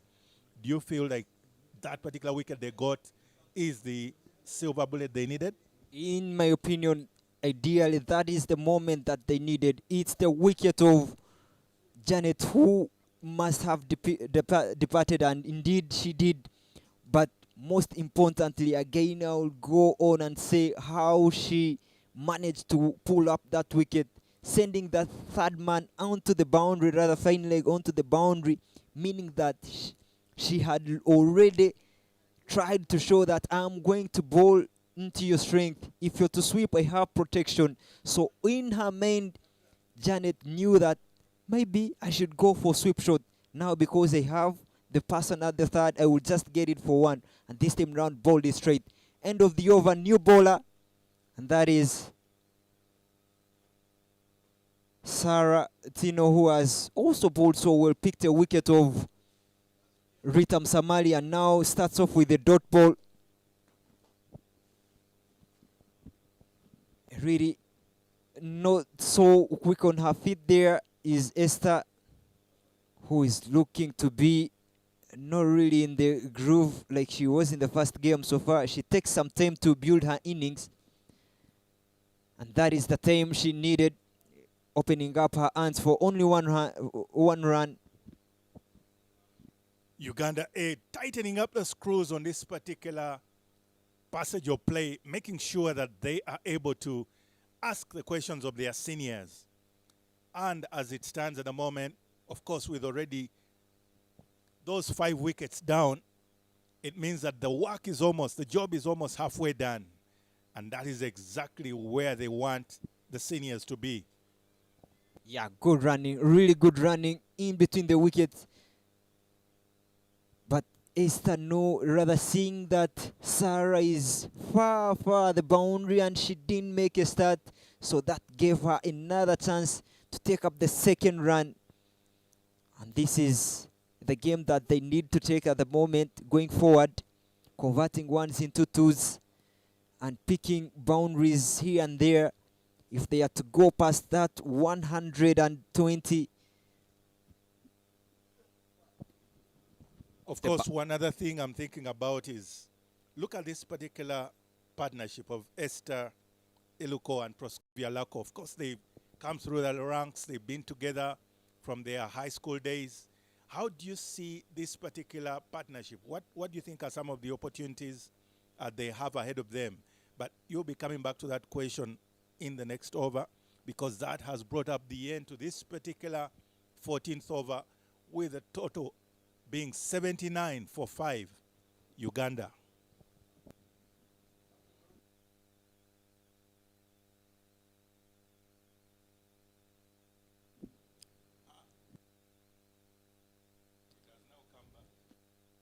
Yeah, good question you posed, Mike, especially when you have grown with a particular player, you have a chemistry, you have played with them for so long, and the way how you communicate, even you may not even use words, but the gestures themselves, they tell you a lot. When you have someone that you've played with for a long time, you don't even have to say a word, but even the gestures, even the momentum that you are in, you find yourselves doing specific things that other players that you haven't played with for long aren't doing. So I think it's the thing with when it comes to Esther and her fella Proskovia Lako. You can see how vibrant they are in the middle. They run so hard, they communicate so well, everything seems flawless for them.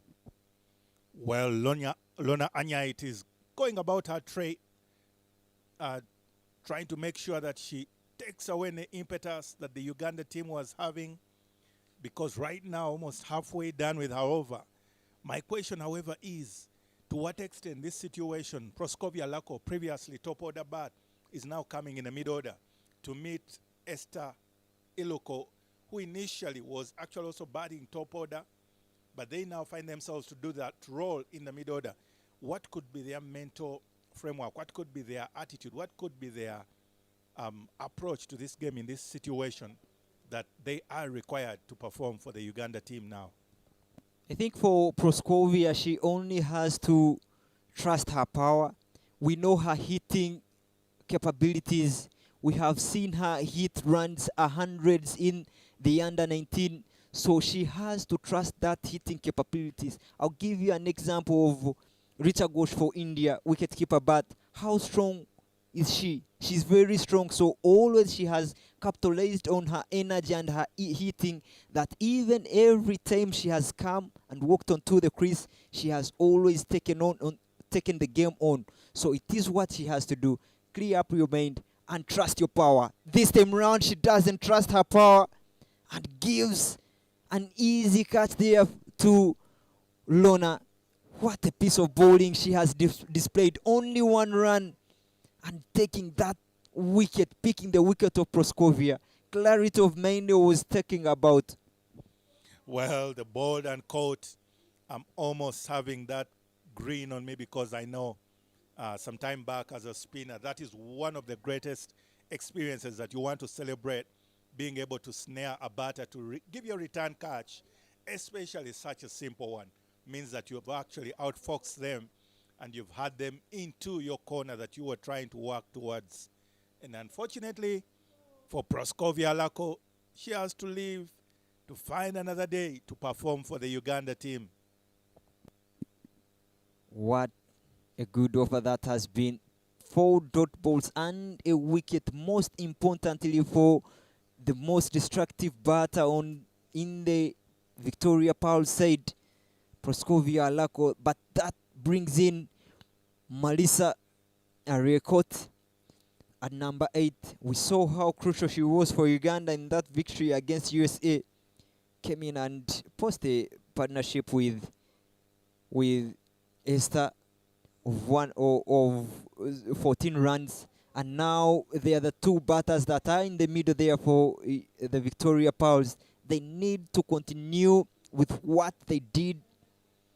They were unbeaten in that game, so it is up to do. The mantra is up to them to carry up their team to a very decent score. I heard at the toss, I got an ear at the toss that the captain for the A side wanted to defend 100 runs, and now 80 runs, 5 more overs to go. Interesting observation there, but speaking of observations, Melissa Ariokot, the new batter in, we saw her earlier in the morning taking some brilliant catches, athletic abilities, just her awareness and her ease with which she moves in the field. But now she's holding the bat. How do you feel her ability and general as a person, her attitude, the way she carries herself? What is her input into the team, also considering her age?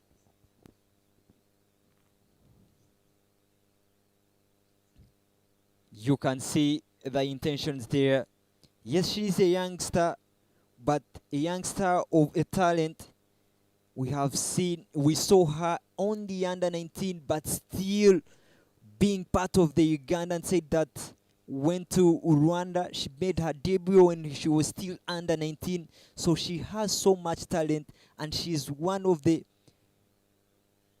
humble players if you to look around the side. So she has kept herself to the ground, which has propelled her onto a higher level.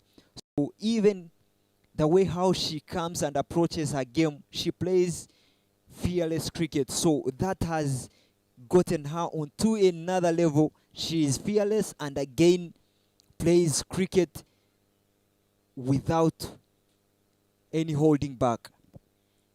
Fearless cricket, you do call it, but looking at those figures, previous over, just a 1 run and a wicket, and already 4 with 3 dot balls and just a single run. Sarah Walaza doing the job for the Uganda-A. Just thinking about it, what do you have in your perspective? You mentioned that they wanted to limit the Uganda below 100. Could this be the passage of play, the period in time that actually Uganda-A has just chosen to put the stranglehold on the game? Yeah, courtesy of the courtesy of the 2 bowlers that bowl in tandem, Tino and or chance of a catch, but that will be one. The way how Tino came in and bowled with Lona, the way how they controlled that spell, the middle over, where batters were not getting boundaries and singles were not really coming off easily, and how Walaza has bowled 3 overs and only going for 8 runs, you get a feeling that those are the moments that really held Uganda back, despite not picking so many wickets, but they have really managed to keep Uganda silent for long. 2 runs in that over for Sarah, 16 overs down and 82 for 6.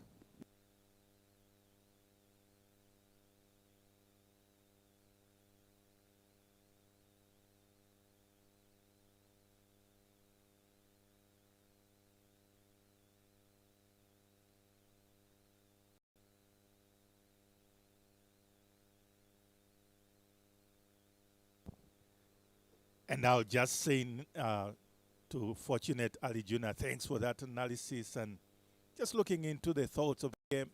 However, we're also having a change in voice here in the comms box because Yasin Ngobi is returning. Welcome back, Yasin. Thank you, Mike. Seeming a very interesting game already by the Uganda-A side. Once again, pinging back the Victoria Pearls, who wanted to look more like unstoppable. But right now, the Victoria-A side has really put themselves also in a very much healthy position. It's again another partnership of two younger players. And by younger, I don't so much mean in terms of probably age, but more of that experience, because Malisa Ariokot and Esther Iloko, who has always been a bit in and out but has just solidified her position in the team lately, has a big heave, trying to go for a huge one, and just survives because it's not well read by the fielder there at the end, at the long off, I beg your pardon. Namiro Mary not able to pick up well on that particular judgment for the ball, and Esther Iloko will take another 2 runs. I don't mean that to be an excuse, but Namiro primarily her key role is a keeper batter. So today I feel she's been put in for her batting mainly to more of a specialist batter. So that's very understandable for her specifically. But anyway, there is a chance for a catch there. And that definitely goes begging once again. I thought maybe if Ariago could have put in a little more effort, could easily, you know, when you turn such a moment, I'm just imagining grasping that catch and then sinking the Victoria Pearls further, and I'm just wondering the kind of impact victory over the Victoria Pearls could mean for the Uganda-A side. It's another big heave from this time Malisa Ariokot. Just a single because there is coverage at the boundary. Sarawalas are able to collect that. And at the moment, the boundaries are not coming. They are not flowing for the Uganda women today, because Uganda Women A is at the moment putting more pressure and trying to put a bottleneck on the flow of runs.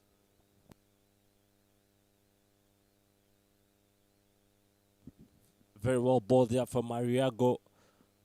However, gifting away that I wish she could have blocked that one and creating more pressure. We very well know the impact of dot balls that they can have on batters. We're already seeing the Victoria Pearls already in some sort of a panic when they see what the score is reading currently, 88 for 6. When they look back, it was reading almost around 40 or 30 something in around 4-3 overs. So there's already a panic. Very well gapped from Malisa Ariokot. She can pull a good punch, and that one just picking the gap between covers through all the way for a boundary means that at least they are getting closer to the century mark. Malisa Ariokot and Esther Iloku, Uganda at 92 for 6 after 17 overs.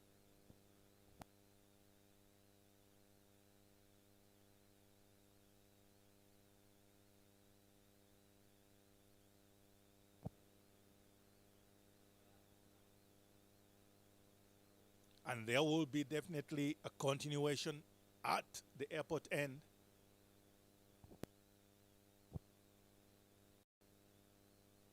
There will be, Saratino will be coming at the airport end. She has been bowling in good partnership tandem together with Ariago and Walaza. And she has to be asked to do the job at the moment in time. And first off, drops it down the leg and is glad that it's just a single. But looking at this particular point in time, Yasin, you were here earlier on comparing the projection from the power play period and now. What could have happened to Uganda's batting, Uganda women? Well, I think credit should go to the bowling, those youngsters, the likes of Mariago, the likes of Tino, who have really come in the middle and try to build more pressure on. They've been very disciplined, keeping it very simple. And when you see most of the wickets are self-inflicted, you saw what Ritam Samali, the way she was batting and the way she gave away. But there's a run out, just as I speak about, almost gifting another one there for the... Yes, she is matching out. I think you can see the importance of the pressure structure that the Uganda-A has built up over the Victoria Pearls. They've kept everything simple, and in the end, the Victoria Pearls are simply self-inflicting the errors. Wow, well said indeed. But speaking still about Saratino, how do you see her role and her impact on the game? That slowing down of the game, requiring the batters to work with their own strength. How do you see her impact on this particular proceeding? How has been her contribution? What has it exactly been? Yes. To me, I feel control has been the best, in my opinion. It has to be control. When you have control in such a T20 game, I have to remind you, Mike, that it's the small things that win us these 20 games. There's the few singles the quick singles you take can win your game. The dots you get can win your game. So kudos to that young girl who's actually in contention for the under-19 side. So very fantastic bowling from Tino. And with that, Irene Mutonyi is the batter that has been requested to come in and help to close out the innings for the Uganda, the Victoria Pearls, Uganda versus Uganda-A.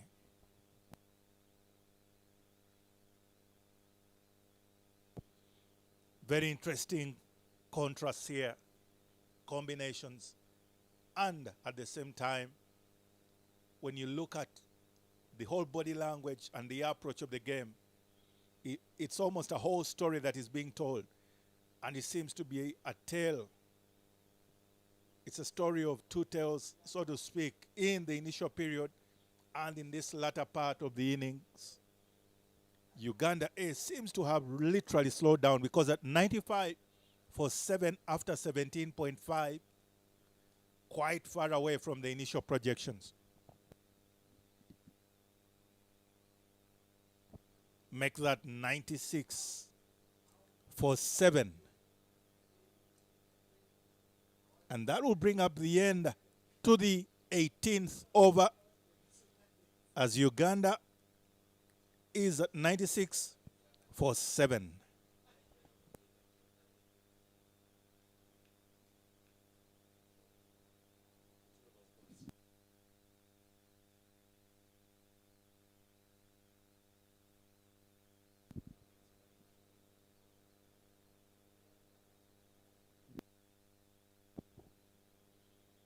And it will be a continuation from the golf course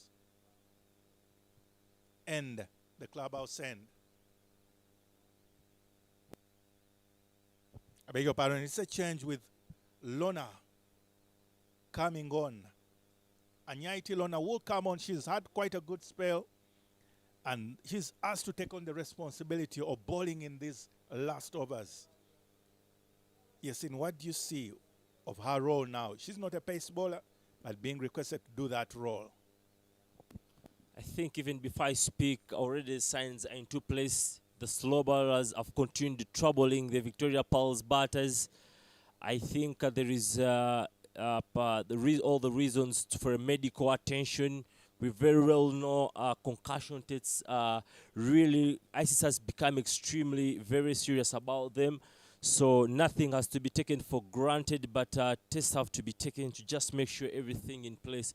But just to put back into perspective of how the sessions have happened so far, the Victoria Pearls, after inside the power play, they were 35 runs, and here we are seeing after 13 overs, the Uganda-A side only granting them 61 runs. So it tells you a lot that they have seized down the scoring of the Victoria Pearls, and big credit should be go to those young girls that have really bowled in the middle. They've had exceptional control.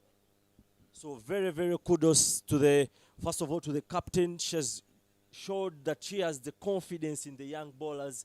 You know, every time a bowler comes, she bowls, and then you put her pretty fast, sort of puts their confidence down. But Kulume has kept up with the bowlers, and we are seeing it's paying back. Well, speaking of Kulume Fiona, the captain herself, she's a bowler. She's known to bowl some right-arm medium.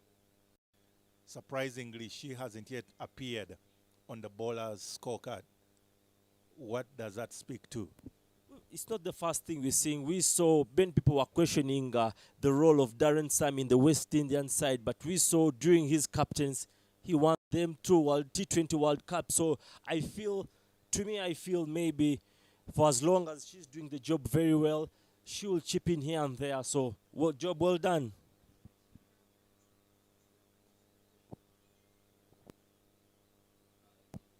It will be a continuation of the singles, trying to rotate the strike, much as the dugout would have been glad to see a couple of boundaries in this period of play, at least to take the team closer to that 120 mark.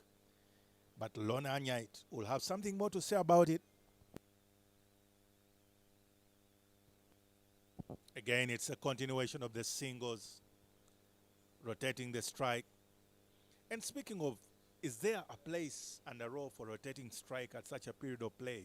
Or is it all out big hits only and boundaries? It goes back to reading out the situation, but that's, well, we talk about rotating strike, and Mutonyi has to be marching back in the dugout with a ball out. Another wicket for Lorna Anyait. So the aspect is all about, not about, cricket is not a sort of a premeditated game in most cases. It's about reading the situation. How is the wicket playing? And now in the modern game, there's a lot of insights and statistics coming into play. For in case you have a statistician or an expert who's looking into this, they are telling you maybe Entebbe plays this in the afternoon. This is the average score. So you know that are we in a good position. But just to get back to that, so it's about understanding the situations.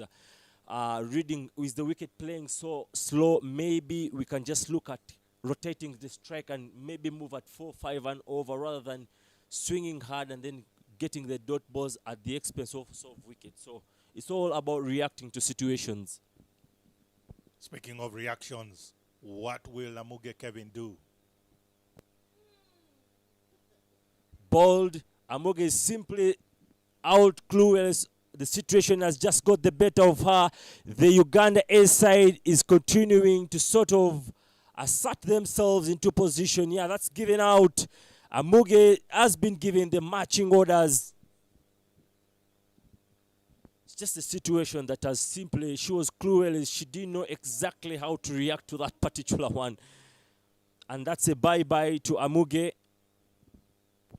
I would have loved to look at that dismissal again, because it seemed to be a mix of whether it was bowled or a bit of stamping or run out. Ultimately, well, the most important information to the Uganda-A team is that they are seeing the back of Kevin Amuge without troubling the scorers. And what does that mean right now to Uganda? Because it is 9-9 for 9 in the 19th over, at the end of the 19th over. First of all, going to that particular dismissal, technically when you look at the leg umpire giving out the dismissal, it is either a run out or it's a stamp out. So technically you would call it a stamp out. So meaning more trouble for the Victoria Pals, who will be looking to maybe around 110, maybe 115 to have themselves a score that they can possibly bowl at. Wow, you do call for 110, 115, and I'm wondering your dugout would definitely have been under a lot of pressure, because all the previous 5 to 6 overs, it has been only a single-digit score, even below 5 and over, at times just 2. So what happens to this particular scenario that Esther is facing the final over? I think you get the better response. It's all guns blazing with 6 balls to play, nothing to lose here. Well, but the intelligent thing done by the bowler in Sarawalaza, I beg your pardon, is that she has ensured that Esther Iloko gets off the strike, and introducing the bowler in Esteri to come and at least face the last 5 balls, it becomes quite an uphill task because Sarah Kiteng. And Sarah Kiteng has responded, but in a very unfortunate manner, because at that particular point in time, it is a run out that is effected by Nandera Immaculate. Direct hit, no question, not any much work for Abi Robert, Nobert Abi, because that judgment is already done. And the total is still just reading 100 for 9. I think that goes back to the toss time there. Target of Kurume, I think she'll be patting on her back because she looked at controlling the Victoria Pulse around 100 score, and job well done. But I want us to look back at that fielding. That first of all, that exceptional piece of fielding from her, exceptional piece of fielding, and don't be surprised if the Uganda-A side goes on and takes this win in this afternoon, because it's such moments, such exceptional moments that tend to shift the momentum and believe that we can easily do this. So let's not be shocked if the Uganda-A side surprise their seniors, the Victoria Pals. Well, I'll remain on the fence on that because it's a game of two halves. The first one seemed to have been taken by Uganda-A, but Uganda may be able just to bounce back. It is the women's game affair here, the Easter tournament, Easter Cup, right here, and that's the match summary. Uganda women, Janet Mbabazi, 42 of 37. Stephanie, again, not just the boundary. And Kevin Awino ran out with just a 6 of 3. The other batter to look at is Immaculate Nakisui, 3 of 9, and Rita Musamali, 9 of 12. Proskovia Alako, but Esther Iloko, look at that, the 20 of 29. The other batter to put up their hand in double figures. And that was the bowling card with Malemikia, the 2 overs at a very expensive economy of 9.5. Sarawala's a very good economy of 2.7, picking up the 1 wicket. And Lonya Anyait, the pick of the bowlers with 3 wickets, the 16 runs at an economy of 4. And Ariago Michelle, as well as Nandera and Tino Sara, also picking up a wicket, as well as Ariago Michelle, meant that they are able to pick up, together with the runouts, a full dismissal of Uganda women. And the total stands at 100, all out. We'll take a break for now. We'll return with the innings of Uganda-A batting.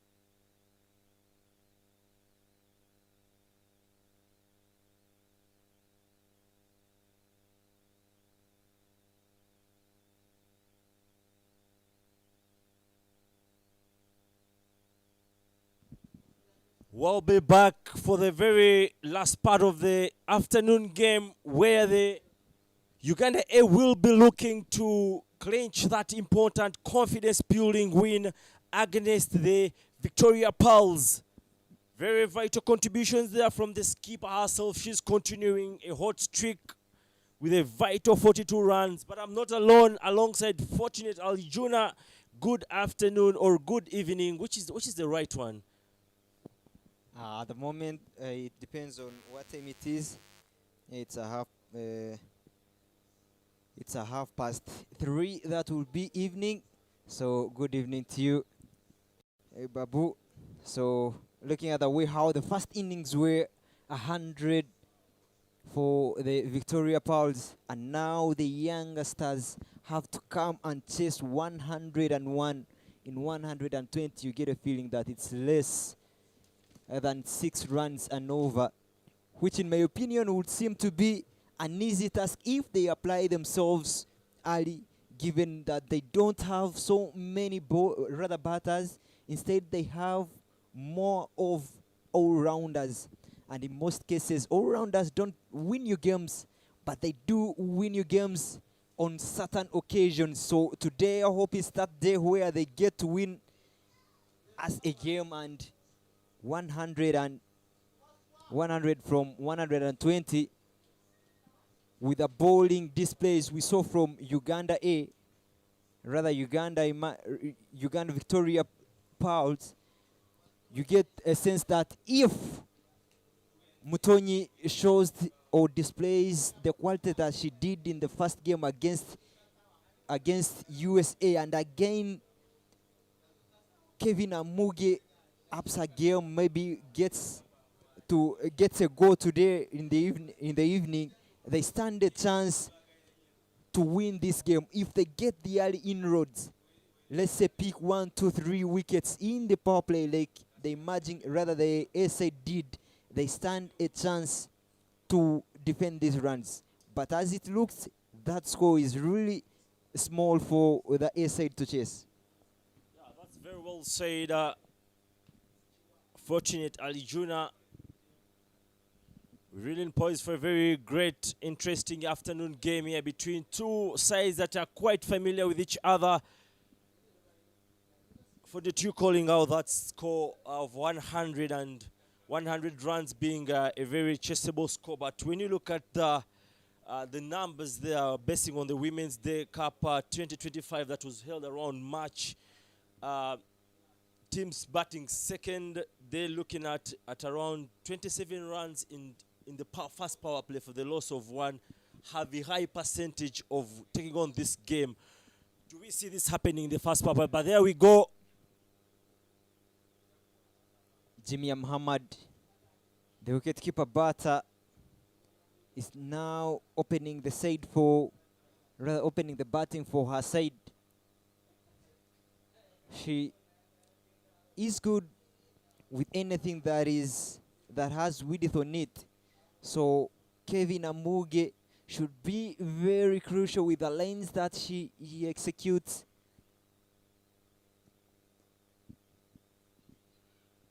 Mix up there. Another mix up. Yes, a mix up, and it's a dismissal for the Uganda-A side, who have already started throwing themselves in unwanted situations. Who has to be matching back?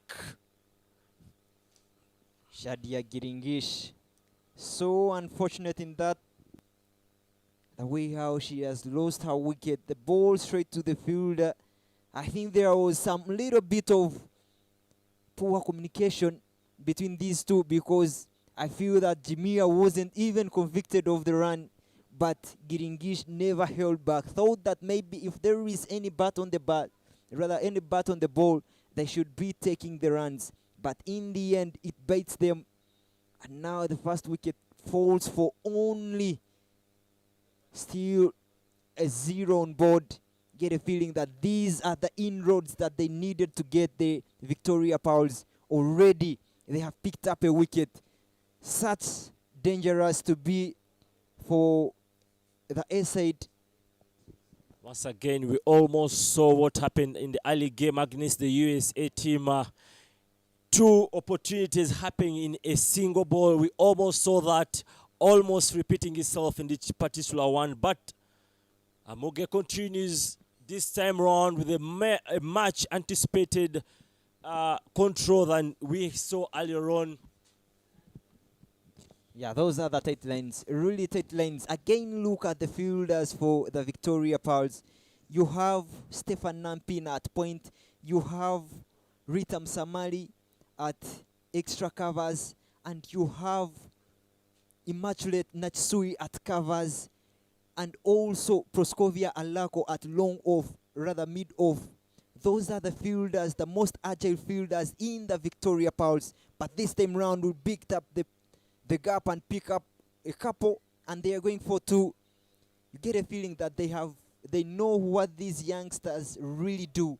They like taking on the runs. They like dropping the balls and running, and they have deployed the most risky or trafficking areas with the best fielders. Really good, and it has already paid off. One wicket has fallen for only 2 runs.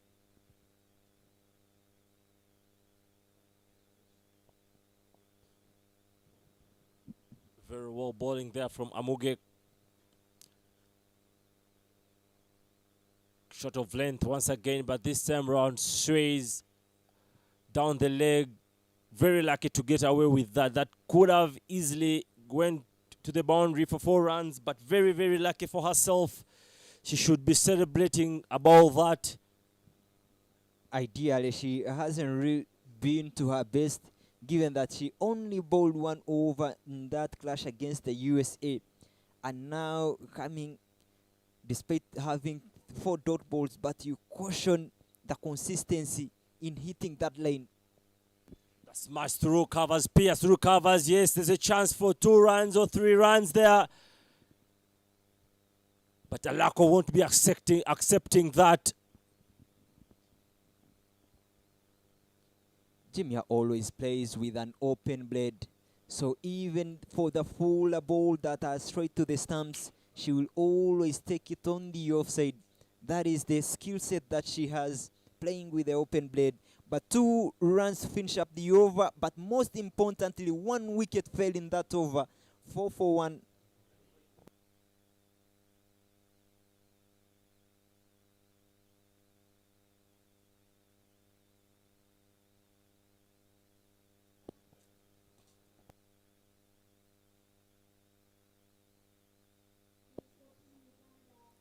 Lady with the magical arm in the first game of this Easter Women's T20 Cup against USA, picked 2 crucial wickets in her first over. And now she will have to bowl from the same end she bowled in the morning. That is the State House end, bowling to Asmin Akuruti.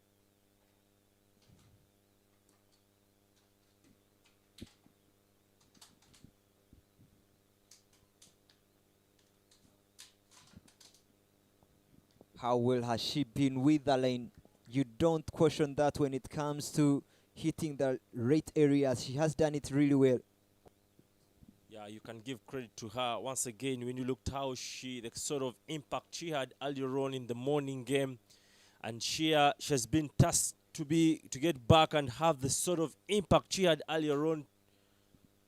I'm not surprised to see her attacking the stumps. The next ball, there she goes, straighter this time round. First lured him into a fold shot, drawing the lane backward, but this time round attacking the stumps. Of course, you have to be, after that early dismissal of the Uganda-A side, of course, you've got to test them, to test their patience, to see that sort of reaction. Give yourself the chance, just sort of keep into the stumps and see what the reaction will look like. You could possibly give yourself that best opportunity for a dismissal once again. Oh, across the lane, you can see the celebration there. Almost thought that maybe Asmini would have been in a lot of bigger problem there if the lane had just been an inch close. That was a risky shot, I might say. And Mutonyi would have gotten the last laugh. Good block, really good block. A dot ball, 3-4 dot balls already for Mutonyi. Once again, testing the batters there. Their stumps region to see the level of reaction, the sort of reaction that Asmin alongside Jimia would be having in place, keeping in mind they've so far lost one crucial wicket. The two played alongside each other at the under-19 level, with Jimia Muhammad Abdallah being the captain for the side. I hope they have so much to prove now, given that they are playing at a higher level than the under-19, playing for the A side, playing against bigger opponents like the Victoria Pauls, the USA. It's another level, but you have to apply yourself, give yourself the chance and compete with the big lads. Fuller this time round. Chance of a run now. Direct it would work. But Melissa thinks maybe there isn't enough backup that should have been a single to finish up the over, and 5 for 1 after 2.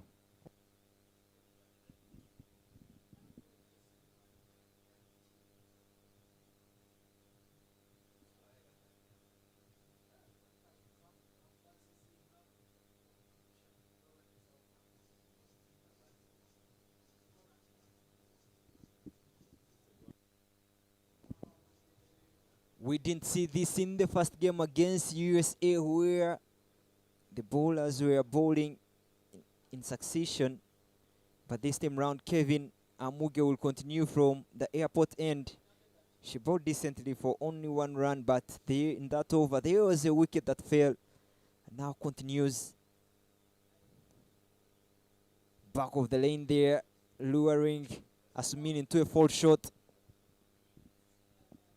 Very great bowling from the two opening spell, very well much improved this time around the afternoon game. But Mutonyi continuing her tidy bowling earlier on in the morning game. Her first very over counted for 2 massive wickets at a cost of only 1 run.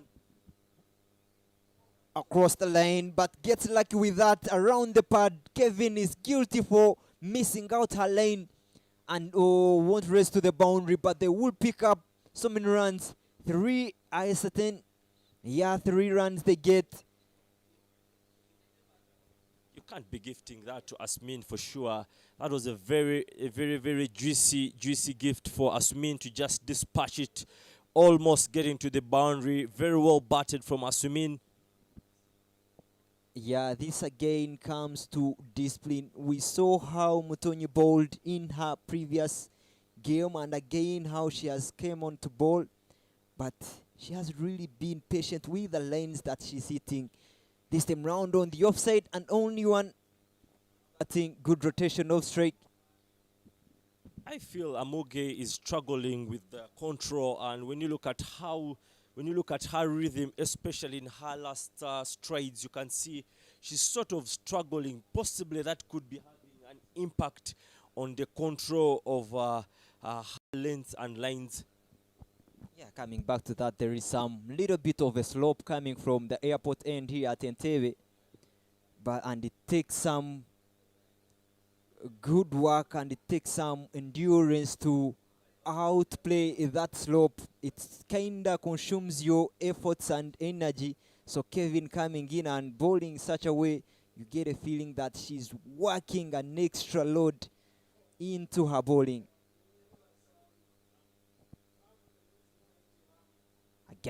Again, better lanes there from Kevin, knowing that that is the lane that the batters aren't comfortable with.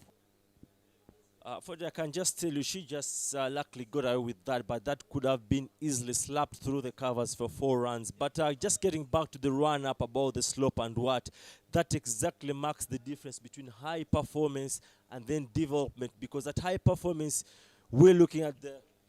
Beautiful shot, beautiful, lethal touch there from Asumini.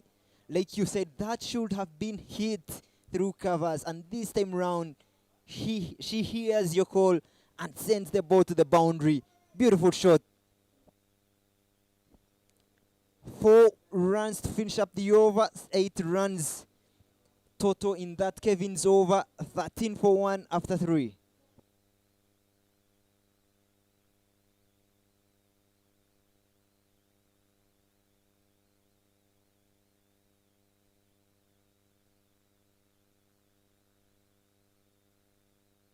The over was really finished on the eye, picking up that boundary despite being 2 fielders, 2-point fielders, but piercing that gap was really important for Asumini. Jimmy Abdallah on strike to face Mutonyi, who is bowling from the State House end. Oh, how is it? Is the call? And the appeal is turned down.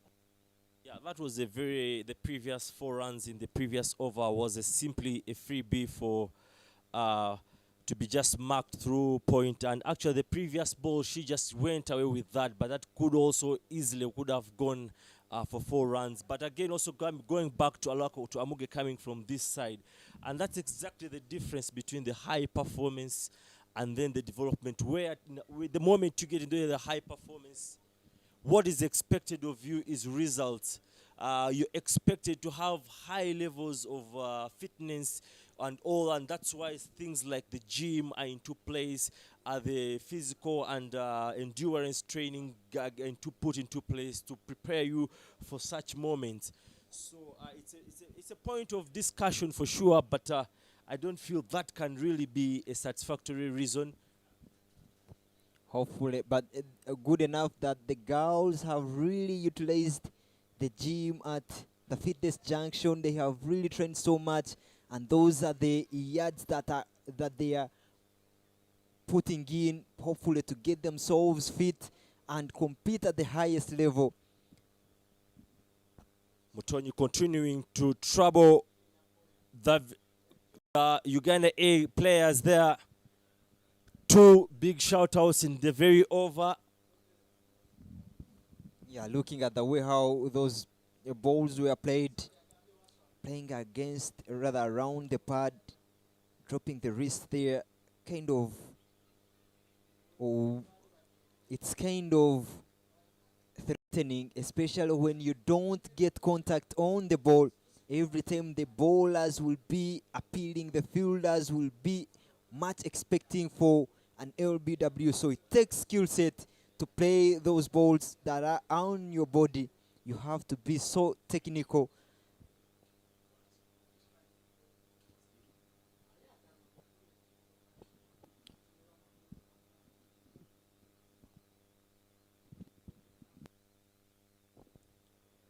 Some fielding efforts there from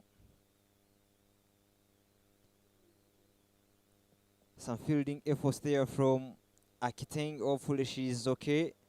Trying to get that run out.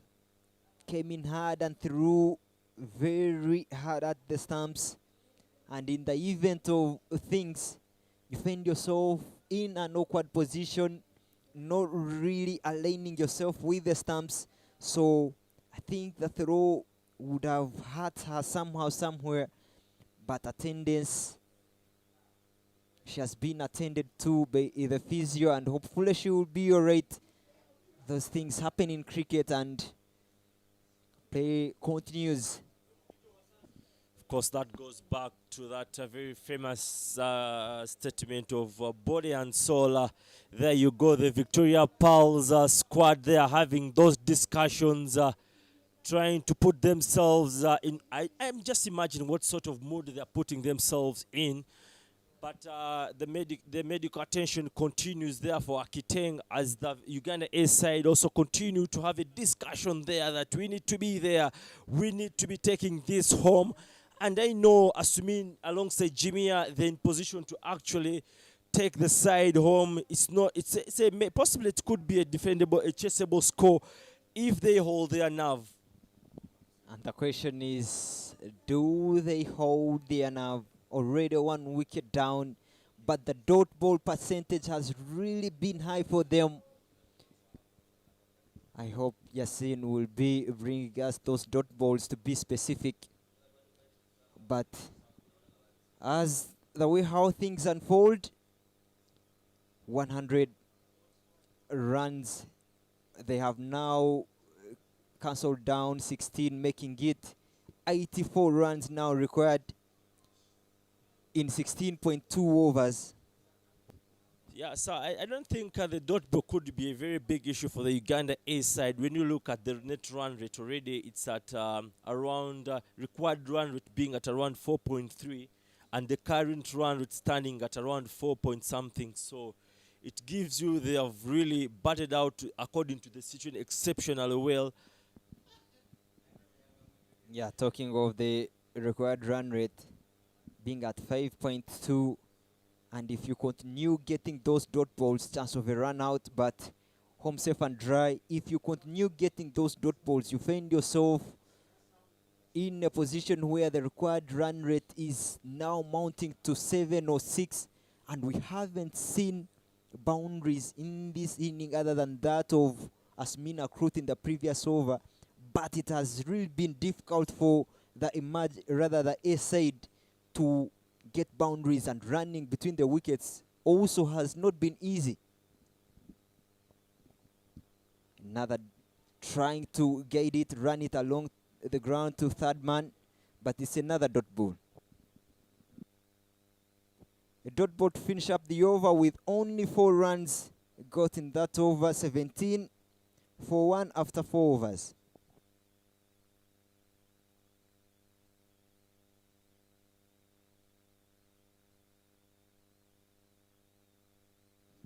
Yes, I feel the Uganda-A side have really kept themselves into contention because just the concluded Women's T20 Cup that was held around the same time at the very ground, teams chasing scores were looking at an average of around 27 runs in the power play for the loss of 1 wicket. When you look, the Uganda-A side is simply 11 runs short of that sort of average and 2 overs remaining. So that tells you they have kept themselves in contention. So there is no, sorry, it's actually still a 50-50 situation for both sides. Melissa Rekot, new bowler from the airport end, starts with a good delivery, asking Asmin to drive. She loves playing with an open blade as well. So does Jimmy Abdallah, but not so many balls have been bowled outside off stump, or if there has been not so wide outside off. Soft touch, oh beautiful pickup, but couldn't hold on to that on this first attempt, otherwise it would have been a run out, because you don't take on Stefan Nampina when she is at covers, but they will get away with that. 1 run so far in this over. Melissa bowling decently, I might say. Yeah, it is how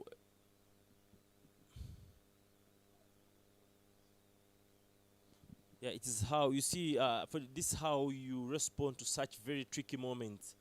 That tends to these very small reactions that you make during such situations that sort of highly impact the game, because as I've said, they're not very much away from they're actually in contention of the game. So you don't put yourself from that unnecessary panic. You take everything ball by ball, just build that partnership, keep scoring those singles, and definitely the bowling side will automatically put themselves onto pressure, because the required rate is around 4. You're hovering at around 4, so you've just lost 1 wicket.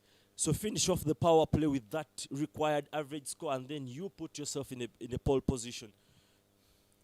And looking at the wicket keeper there, Esther Iloku, she has done a decent job in this inning so far. We haven't seen her faults. Like you said last time, for when Kevin lost her wicket for only 3 runs courtesy of a run out, and now not being given the gloves, being the most experienced wicket keeper in the side, What message does that send to you? Of course, usually planning is a very intricate and very challenging role that requires you have to put a lot of things into perspective. The aspects of continuity, the aspects of, again, looking at the experience. There are many factors that come into place, but nevertheless, she's been given the chance. She needs to seize the moment, but that brings the closer of the over. The score reading 21-1 after 5.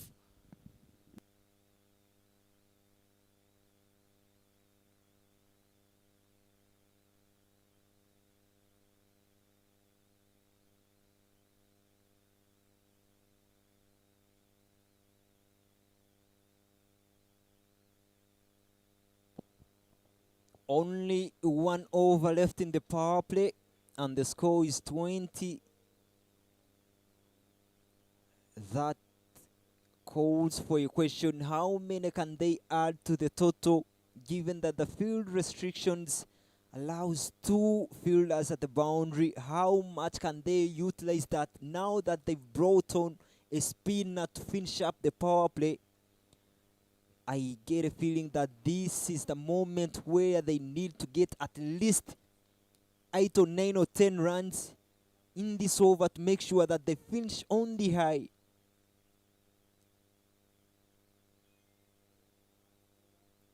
Two fielders on the onside, despite the ball bowling left-arm orthodox, ball turning away from the right-hander. But you can clearly see that the protection is on the onside. That gives me insights on what she's trying to do. Bowl straight to the stumps. No width should be offered to the batters. Play with the stumps, keep the stumps in check.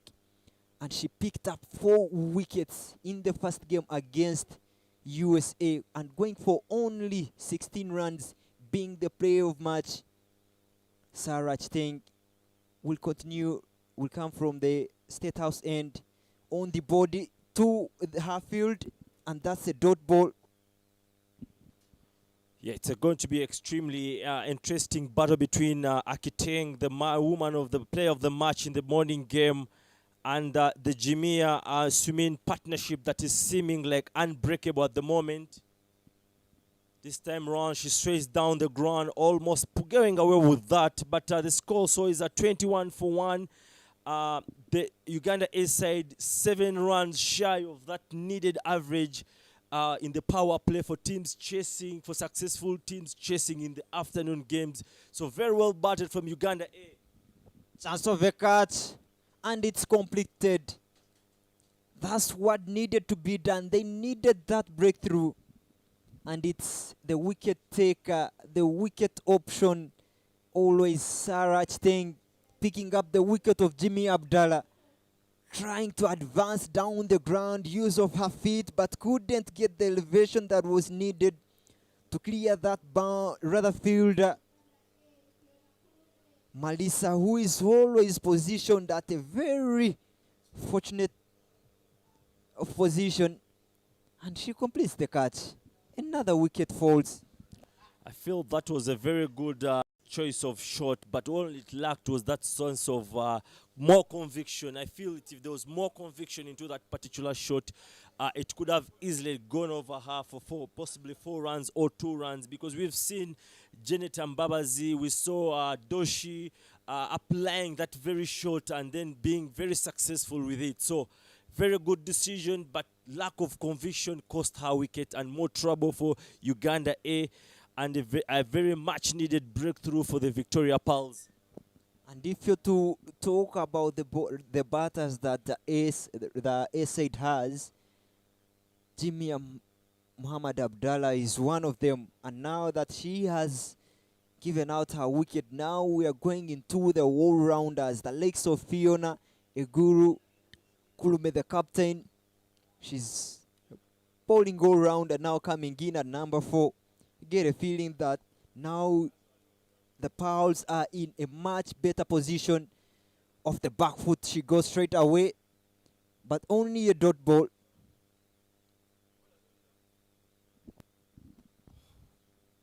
It's a very interesting one right now. About now, as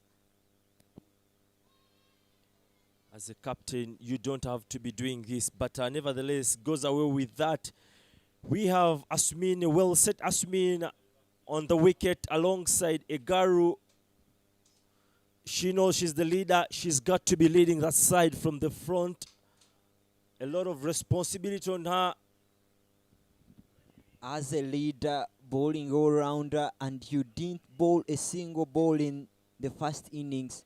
So it clearly shows you that she has played a role as a batter, and now it is the time where she comes in and has to prove a point that, yeah, I'm today playing as a batter. And those are the indications that she has come to stay. Better delivery there from Sarah Chiteng to finish up the over with only one run off that over, but most importantly, your wicket. 21 for 2 after 6 power play done.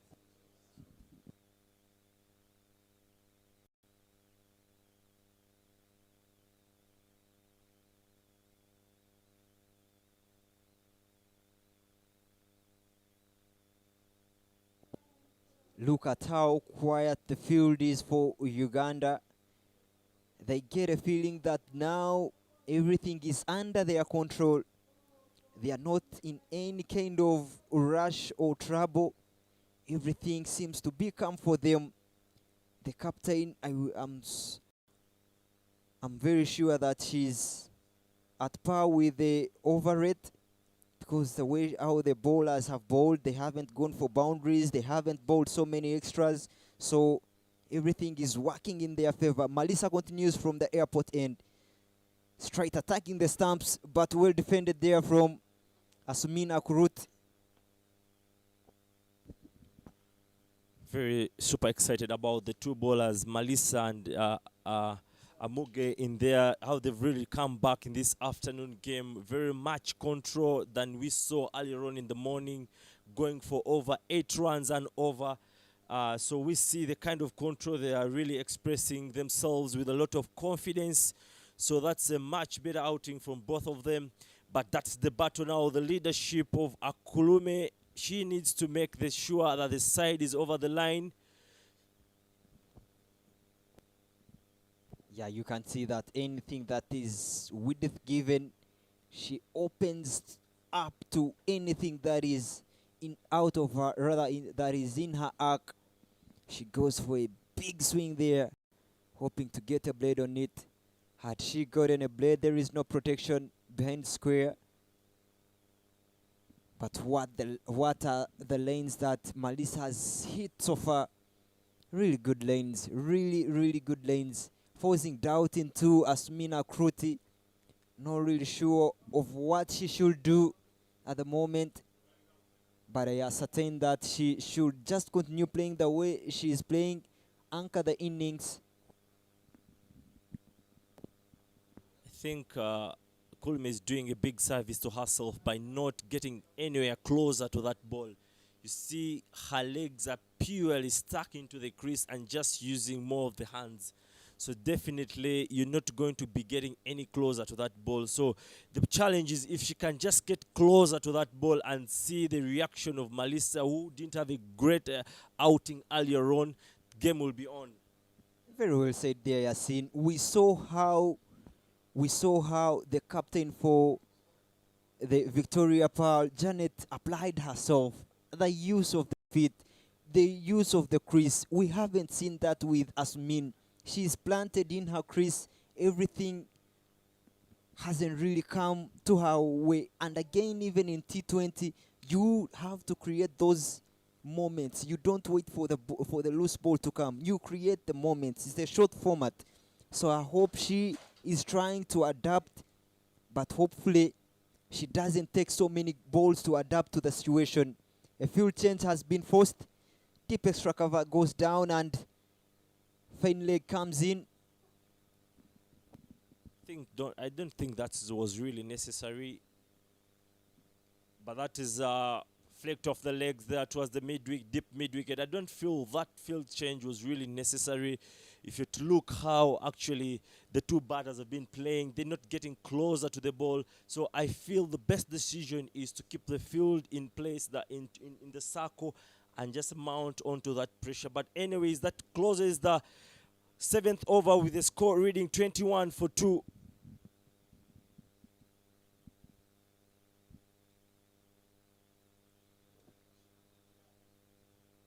If the A side has to pick a lead from the first innings from the Victoria Pearls, two batters scored a double figure digits, and that is the captain Janet Mbabazi and Esther Iloku.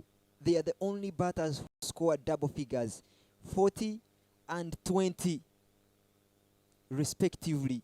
And now the Uganda-A side only has to get those batters who can play out the overs and get the runs.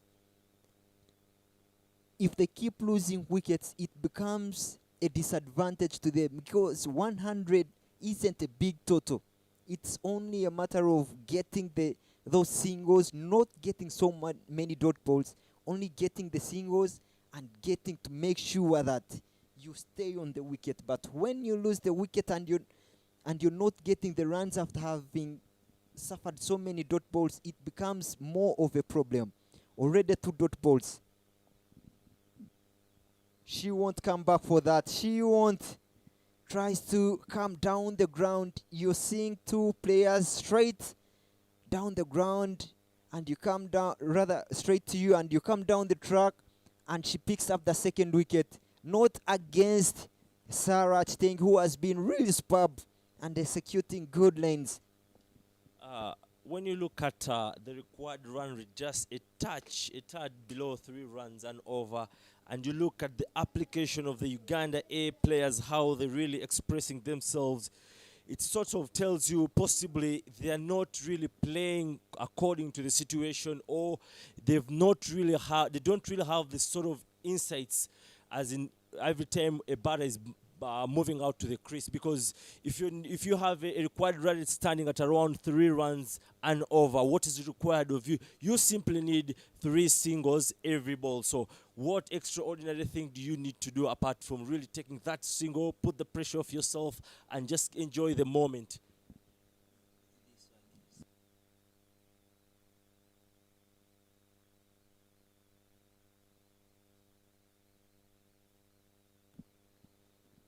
I beg to say, if the required run rate is at around 6.2, still it's the same thing. It's just a ball, a run, a ball, a run, a ball, a run, and you sort of put away the pressure from yourselves, putting yourselves in those positions of pulling the game till the very end.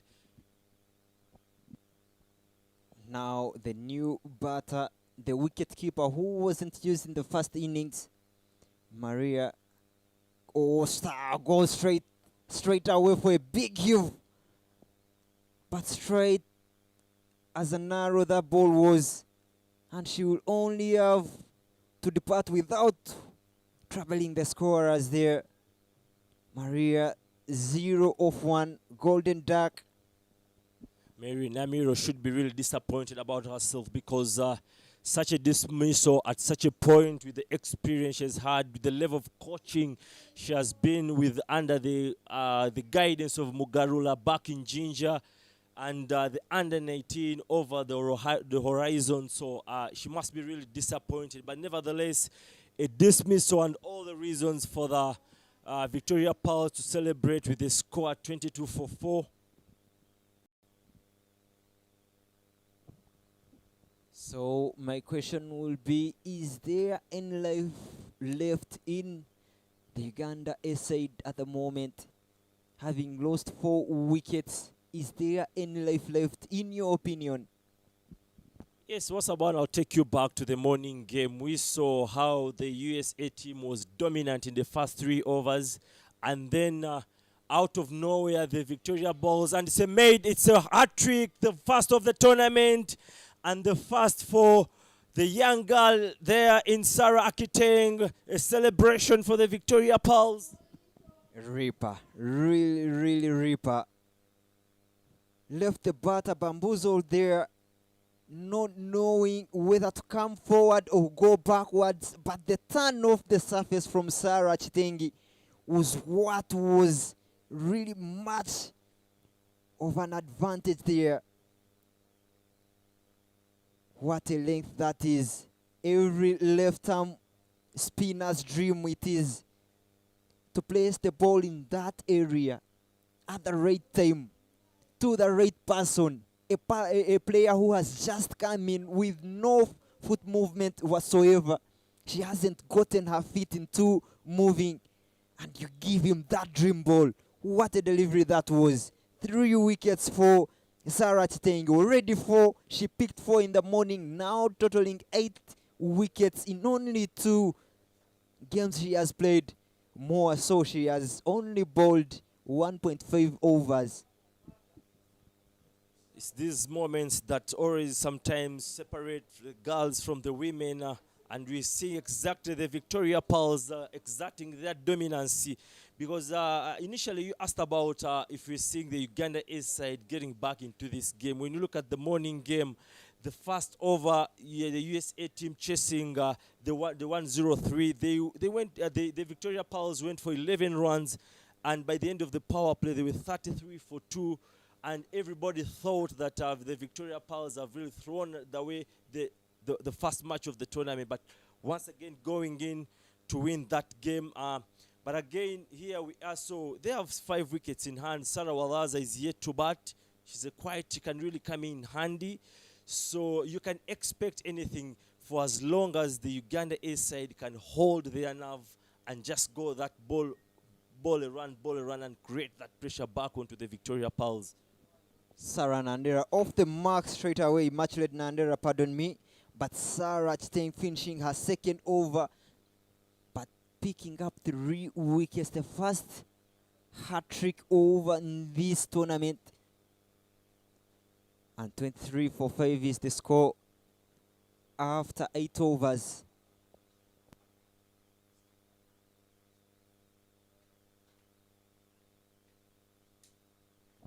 So you talked about the Victoria Pearls coming in and putting their hands up after having a poor start against USA. Again, it kind of comes to me and think of the experience that the Victoria Pearls have.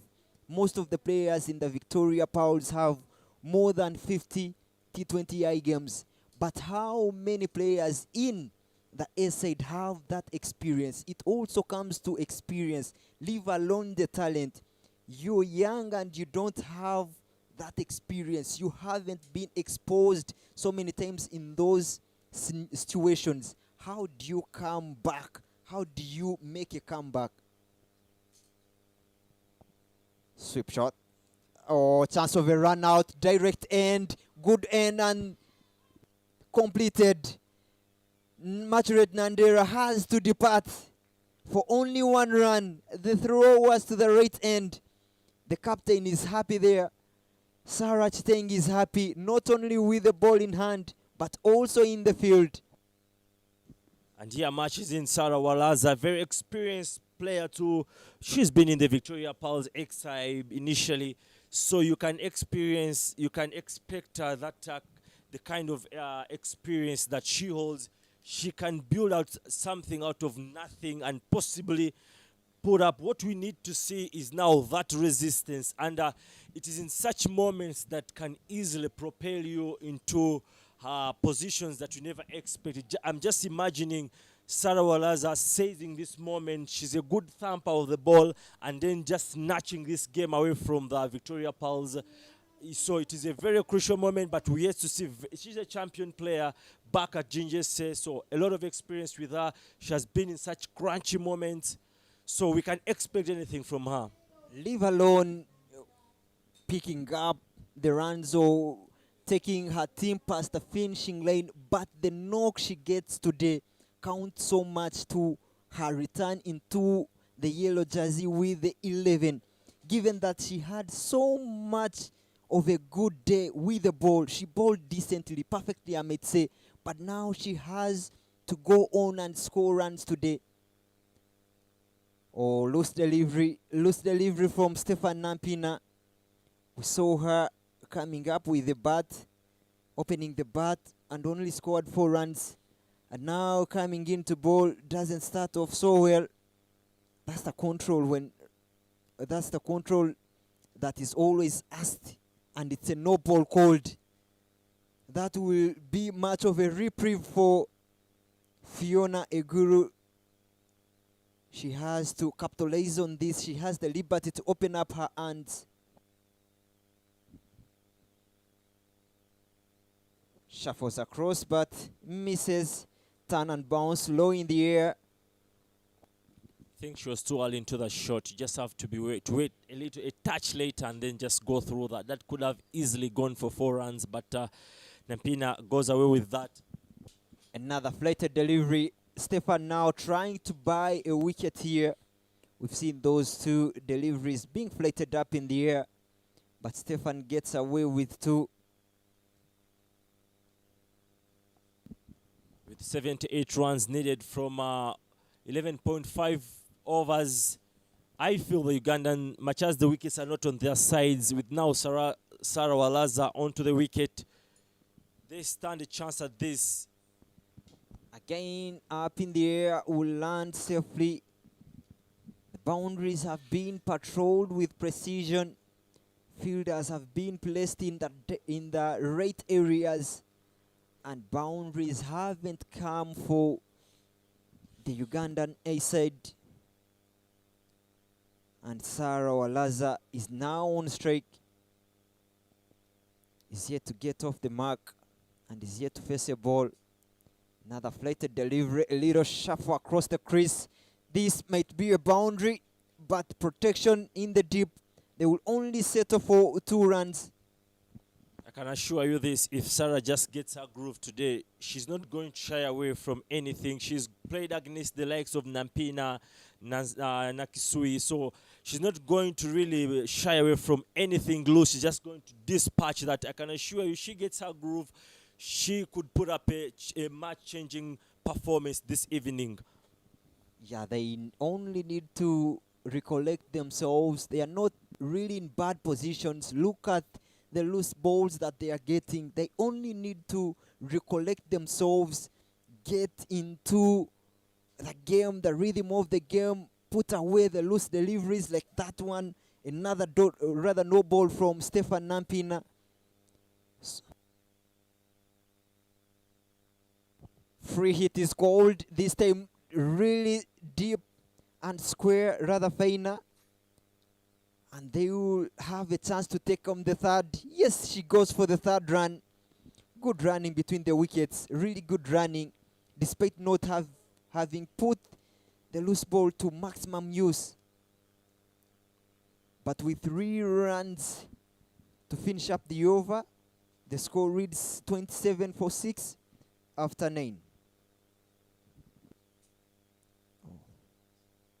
I think now.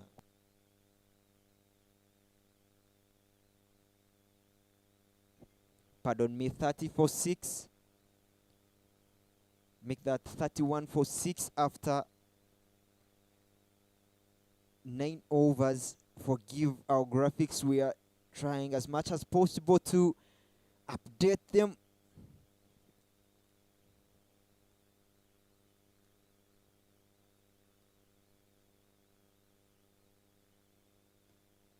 Sarah Cheng coming in to bowl her 3rd. She has already picked up 4 wickets, bowling to the captain of the A side. A lengthy ball there, played off the back foot.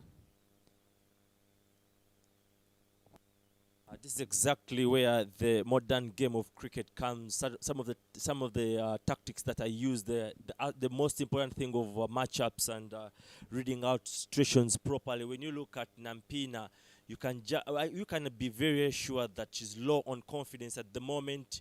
She had a single-digit score in the first innings. She's bowled a couple of no balls, so you can just be sure she's on that natural pressure to want to perform. So as a batter, this is where, as a management or captain, this is where you get to send in that information so that Sarah, who's good at hitting that ball, can take her on and sort of bring themselves once again back into the game. But I love the fact that the captain has tried to boost her morale up, knowing that she hasn't really performed with with the bat.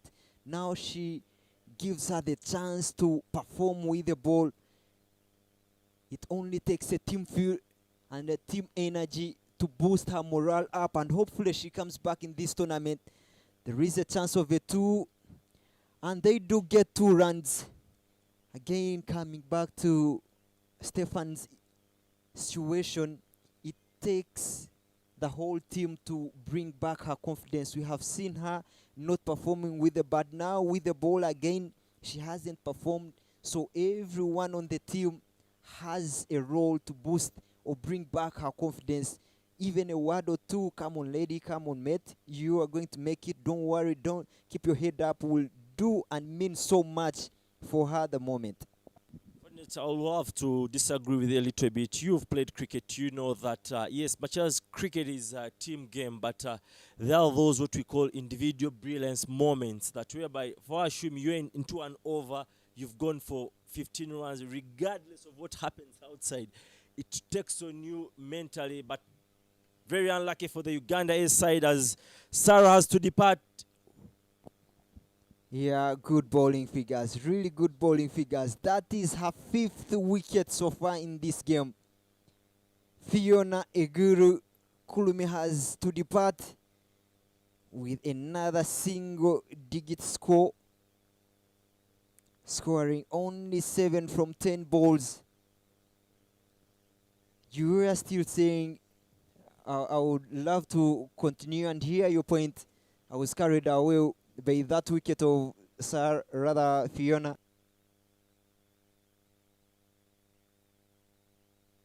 We all try to apologize for that graphics, but it's actually Salah Waraza who will be matching out. But another dismissal for the Uganda-A side.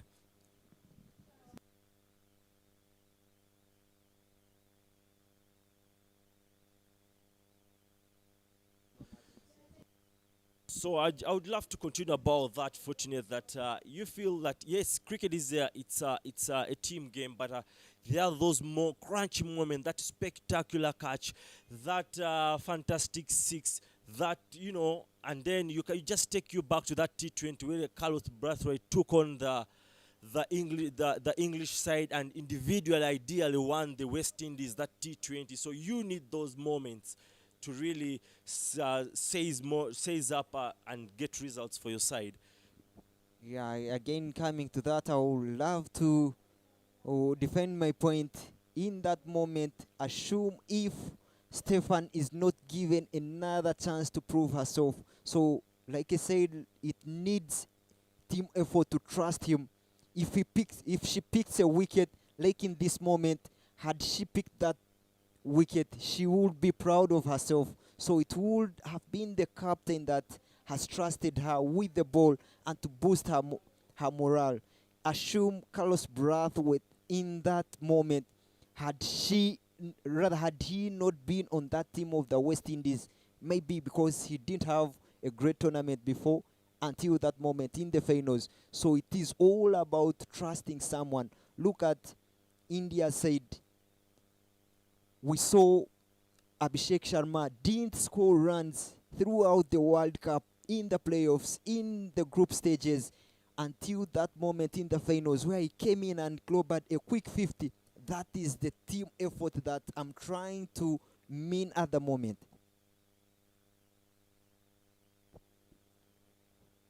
The captain there will continue her dominance at the crease despite being so much muted. She has stayed in there for so long, but the runs haven't really come so easy for her. She has the chance now to take on Stefan Nampina. Whitish, but will get off with 1 run there. Yeah, Just getting back once again with that conversation for the thing is you understand a bowling side getting into that inning, they have a particular sort of maybe scenarios that in this over this one has to bowl. So what as a batter you're looking at is to try exploit those weaknesses and sort of disorganize their arrangement in terms of how they bring their bowlers into the attack. You get, so you try to sort of disorganize their free flowing in terms of their strategy. So you're looking at a bowler like Nampina, low of confidence after that poor display in the batting. She's come up, bowled a couple of no balls. So you target that particular bowler so that you put her into the attack and they have a change in the plans. Those are the targets that are needed to be picked on, like this time round, going hard onto that shot. Doesn't hit it all the way to the boundary, but opens up her hands and gets away with 2 runs, 5 runs, 6 runs in that over for Stefan. And the score goes to 44 for 7 after 11. Yeah, that is the dugout for the A side. You can see they are in a little bit of depression, not so happy with what is happening at the moment. And it's only 3 wickets that are left into this run chase. If Uganda is to pick up their second victory in this Easter Women's T20 Cup, they are only 3 wickets shy, whereas Uganda-A needs 57 runs from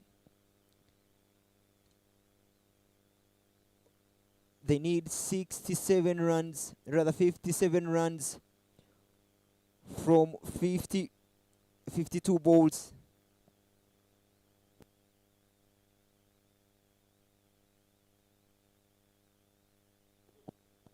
Clean bowled. Mutonyi picks her first wicket in the afternoon. She has really not been on the score charts there on the wicket tally for the Pauls, but right now she picks a wicket. She knows how to bowl to the tail end, straight and full and quick. And the 8th wicket, Malemekir for the A side will have to walk back into the dugout. And the new batter, Tino Sara, who was handy with the ball, picked 3 wickets, now comes in at number 10 for A side. So once again, just going back on that very issue, when you look at the previous game when Amuge and Malisa were struggling in the earlier game, you saw that Janet was sort of running short of ideas. So this is the kind of thing that you're looking at, that in case Nampina gets into the attack, she has been asked to sort of put control of the proceedings in the middle overs. She has come in, she's low on, you utilize that moment, she's low on confidence, you take her on, and then Janet, you give Janet a daunting task now to think, my plan is out of the way, what do I do next? So that's where you put her on real test, and then you see how does she respond to that particular situation. A beautiful shot for a tail ender there, coming in at number 1, but presenting the full face of the bat. Clearly said Yasin, it was all up to the batters to put Fiona to put Nampina to the sword, but it was a good idea from the captain, given that they saw they had already won the game maybe somehow, somewhere, so they needed that moment where they needed to boost her. Only that the batters didn't assess the situation, that this is the bowler that we have to attack. Very well said there. So, and now that goes back to how the modern game of cricket is approached, whereby you don't only need the coach, the skills coach, who's going to teach you how to bowl, how to bat, and maybe how to field, but that's where the role of analysts come into place, and they're telling you, now this but you got to be doing this in this situation, you got to be doing this. But without that, that's how you see the kind of responses we've got from the batters. So maybe if that had really been applied, you would see maybe Nampina being the target bowler from the Uganda-A side. But nevertheless, the score is reading 44 for 8. Good shot. Good shot. Cover drive there from the young Tino Sarah. I get a feeling that she would have done better to come in rather than coming in at number 10, because all the strokes she has played so far are convincing strokes for a good batter. I think maybe Mutonyi is trying to buy a wicket or attack the stumps and ending up to overpitch the ball, which makes it so easy for Tino to drive through the lane. But nonetheless, Mutonyi is bowling a decent over so far. Already 6 from 2.5 overs. Just to give you of how the different generations operate, how long have you been in the game, Fortunate? I started playing in 2017. That makes it 9 years.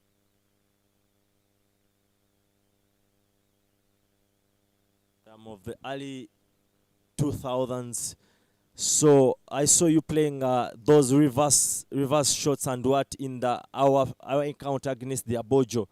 In our side, in our times, playing such shots was actually a taboo. So that shows how the game is keeping transitioning, and that's how we need to adjust in 2 moments. As a coach, what are you going to call? What are you going to be telling to these players in 2 matches? But nevertheless, that brings us to the end of the 12th over with a score 47 for 8.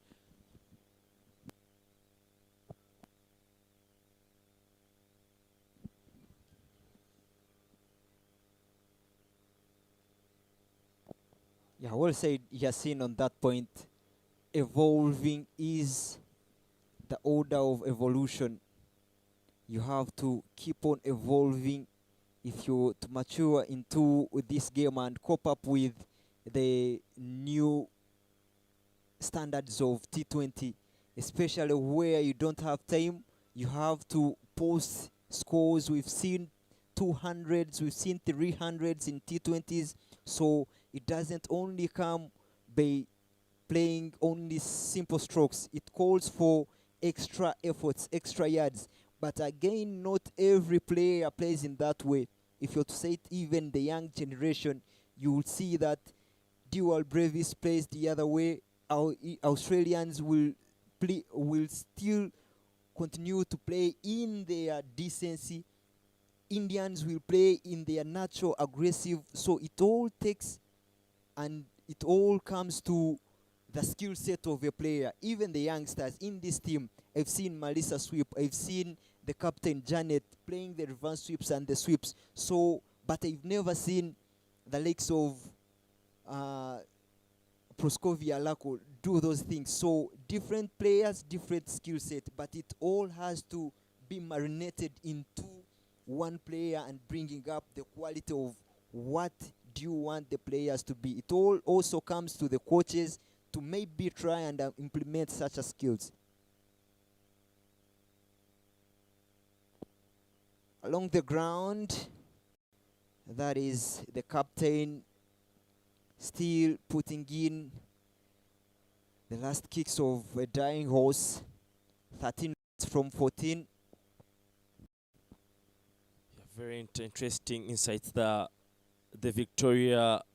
Uganda-A side trying to bring up some sort of resistance. They could have possibly done a little earlier, but that's pitched up.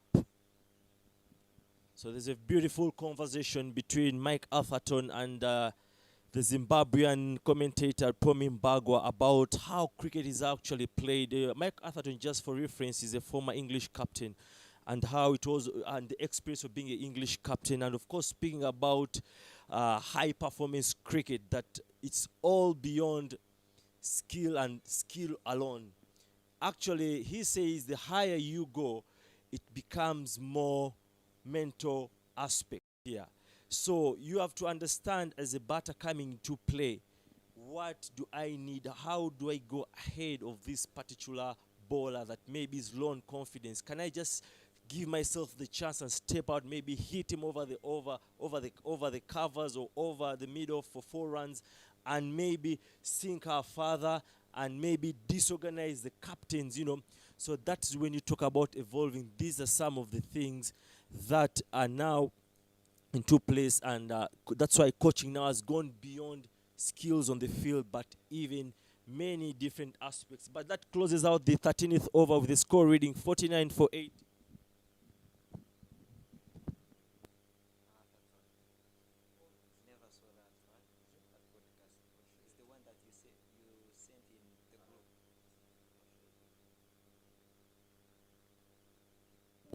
So last 7 overs, only 2 wickets Uganda, the Victoria Pauls need. And if you're to look at the last 2 overs that Mutonyi and Kevin have bowled, they have tried to attack the stumps, which hasn't been the case previously when they were bowling. They are now trying to look and target the stumps, and yet previously they were hitting back of the length or asking the batters to come down and drive, and in that they pick the wickets. And that could be tight. That could be tight, and that's better. That's better from Melissa. She doesn't aim at the stumps, just draws the lanes backward and picks the wicket of the captain. Hard fought there from the captain. I think that was not the best of application from Kulme. With the level of experience she's had, she's really disappointed. You can see how she's trudging, very disappointed. She knows it's not the best of the performances, and she knows she's better than this. But this is where leadership actually, you stand out in such moments. Can you be that colonel in the army who's leading a depleted army that, we can make this, let us push these people to the very end. But nevertheless, that brings in the very last batter for the Uganda-A side. It also comes into thought the person that the captain was playing with. Tino had suffered the previous over, almost a maiden, first 9 balls and only 2 runs. As the captain maybe thought, I should take this one on, but the skill set to apply or go on the onside was much of a quest. A new batter, Ariago Michel, starts straight away attacking the stumps. Melissa, a record, trying to get her unaware, the feet not moving, but she's equal to the task, presenting the bat and stopping for a dot ball. In your opinion, would you love to see them trying to chase down the overs or try to... Oh, sorry me, I wouldn't even continue with the question that I was about to ask. The last person standing falls for the A side, and it's 49 runs all out in only 13.3 overs. What a bowling display this has been from the Ugandan Victoria Pauls. They win by a margin of 52 runs.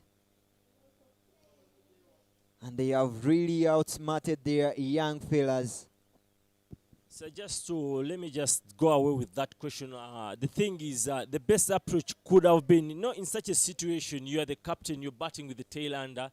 I feel it's less more of chasing for the victory, but rather more of damage control. You give yourself the opportunity to bat away as long as possible rather than really chasing the score. But that was that, and of course they had to pay the price for their decision, and it's a very convincing and sweet day for the Victoria Pals. 2 wins for the Victoria Pearl on match day number 1 of the Easter T20 Women's Cup. What a day it has been, really. But what has been the key moments, key points for the Victoria Pauls? How well have they been? How well have they bowled? How well has their batting unit been? How good has their field been? It all comes to those moments that they did the perfect thing, and in the in the end, they match the victors. Today, they will sleep very happily. Of course, tomorrow we shall be having the repetition of the very match we've had in the afternoon. As the Victoria Pulse take on the Uganda-A side in the morning, and in the afternoon we shall have that USA versus Uganda-A. But again, I want to give credit to the Uganda-A side. They did a fantastic job in the first inning, restricting them to a very beautiful score.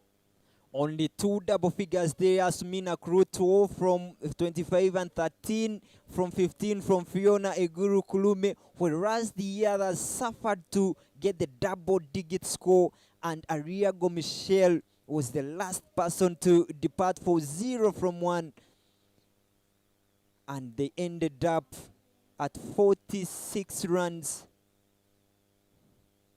Whereas the bowling charts there for the Uganda women, the Victoria Pals, Kevin Amuge opened up and didn't pick a wicket, but was economical for 4.9. And the key bowler was Sarah Akiteng, who picked 5 wickets at an economy of 1.67 in 3 overs. The other wickets fell courtesy of Mutonyi, who picked 1, and Malisa also picking up 2. Only 4 extras were bowled in the second innings, and they restricted the air side to only 45 runs. Uganda women won by 56 runs, which is the biggest margin of win today. And match summary for you: Janet Imbabas, the pick of the batters, 47 runs from 37. Iloko Esther unbeaten, 20 from 26, and Musamali Rita 9 from 12. Ariago Michelle picked 1 wicket in an over and going for 9. Walaza also contributed 9. Anyait picked 3 wickets, and the other Walaza Sarah also picked 1 wicket, whereas this side Sarah Kiteng is the person that we really look up to, picking 5 wickets and conceding 4 runs in 3 overs she bowled. Jimmy Muhammad Abdallah scoring 8, and Ariago Akurut Asmin scoring 2 from 25. Walaza Sarah 5 from 4. Irene Mutonyi picked 1 wicket, and Uganda women won by 55 runs.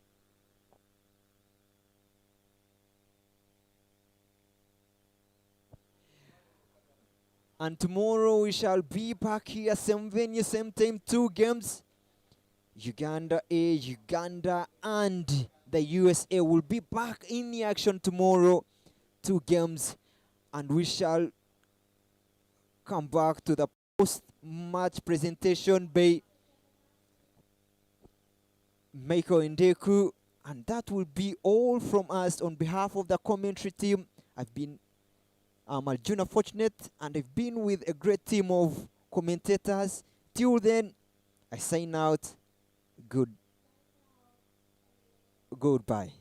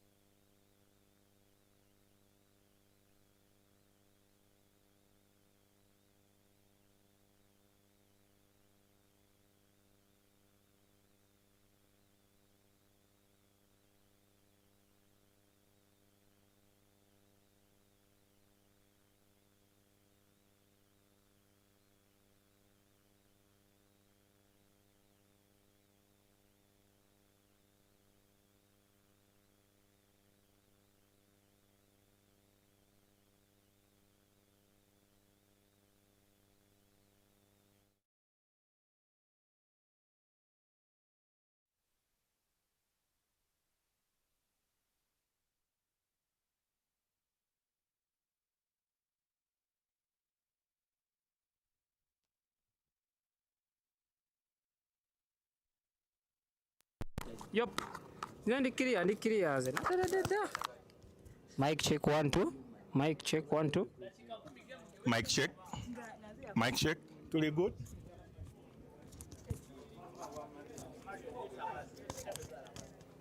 Tufunye.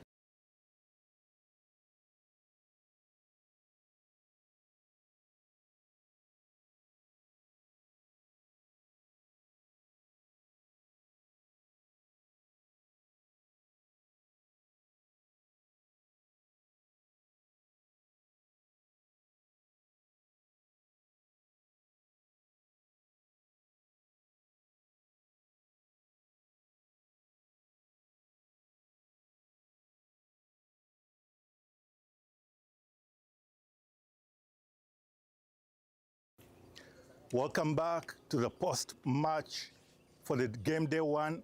It is the Easter Women's Tournament, and we are very glad to have had a good game, a full game between Uganda and Uganda-A. And I will start with a conversation with the captain of Uganda-A. Fiona Kulume, how was the game?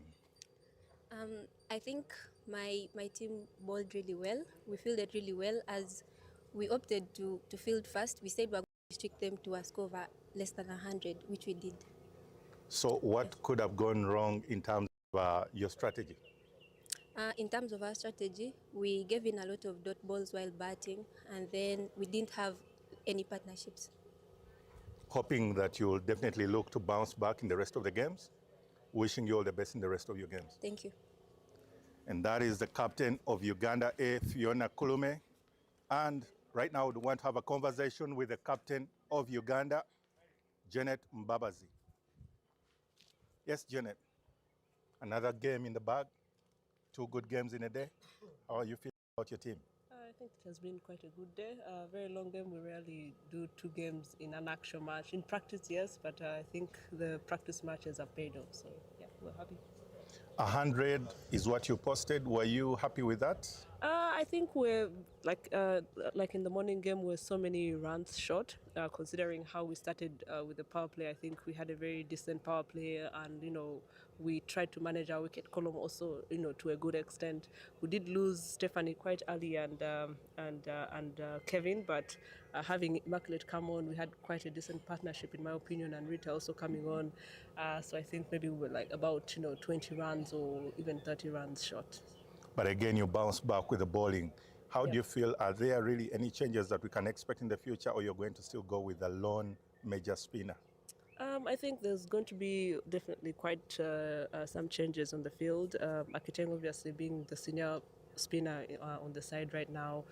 We didn't have Immaculate come on to bowl, and myself, we decided to give opportunity to Stephanie to come on and try a few. And as usual, the youngsters, Mutoni and Malis, are still coming on, and the senior player Muga is still coming on, and I think they still did quite a good job in terms of bowling the right lengths and putting pressure on the other batters. So yeah. All right. Well done to the rest of the team, and wishing you all the best in the rest of your games. Thank you. Congratulations again there to Uganda, making it 2-2 in one day. Captain Janet Mbabazi and her troops doing the rightful job. And before we go to the play of the match, again, I will first of all want to invite Mr. Ndeko Martin, the events manager for ICC Africa, as our presentation party. And just to make a mention, of course, the captain of the women's team, Uganda women, Janet Mbabazi, her 42 of 37 balls was something worth noting. But again, player of the match will go to someone who bowled in just 3 overs this time and picking up a fifer. And that is none other than, once again, Sarah Akiteng. Well done to that good bowling performance.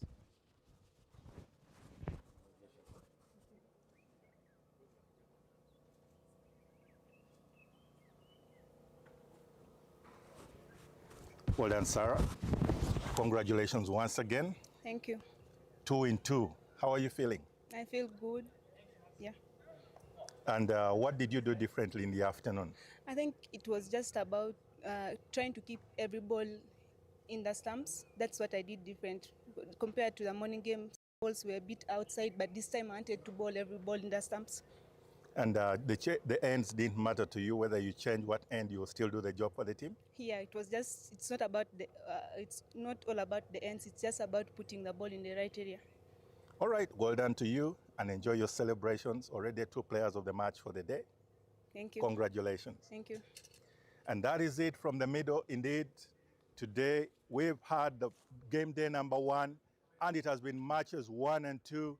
And there you have it, because Uganda has won both their game against the US in the morning and in the afternoon against Uganda-A. And from us here, and thanks to the production team, we're saying thank you, goodbye, and good night. If you want to.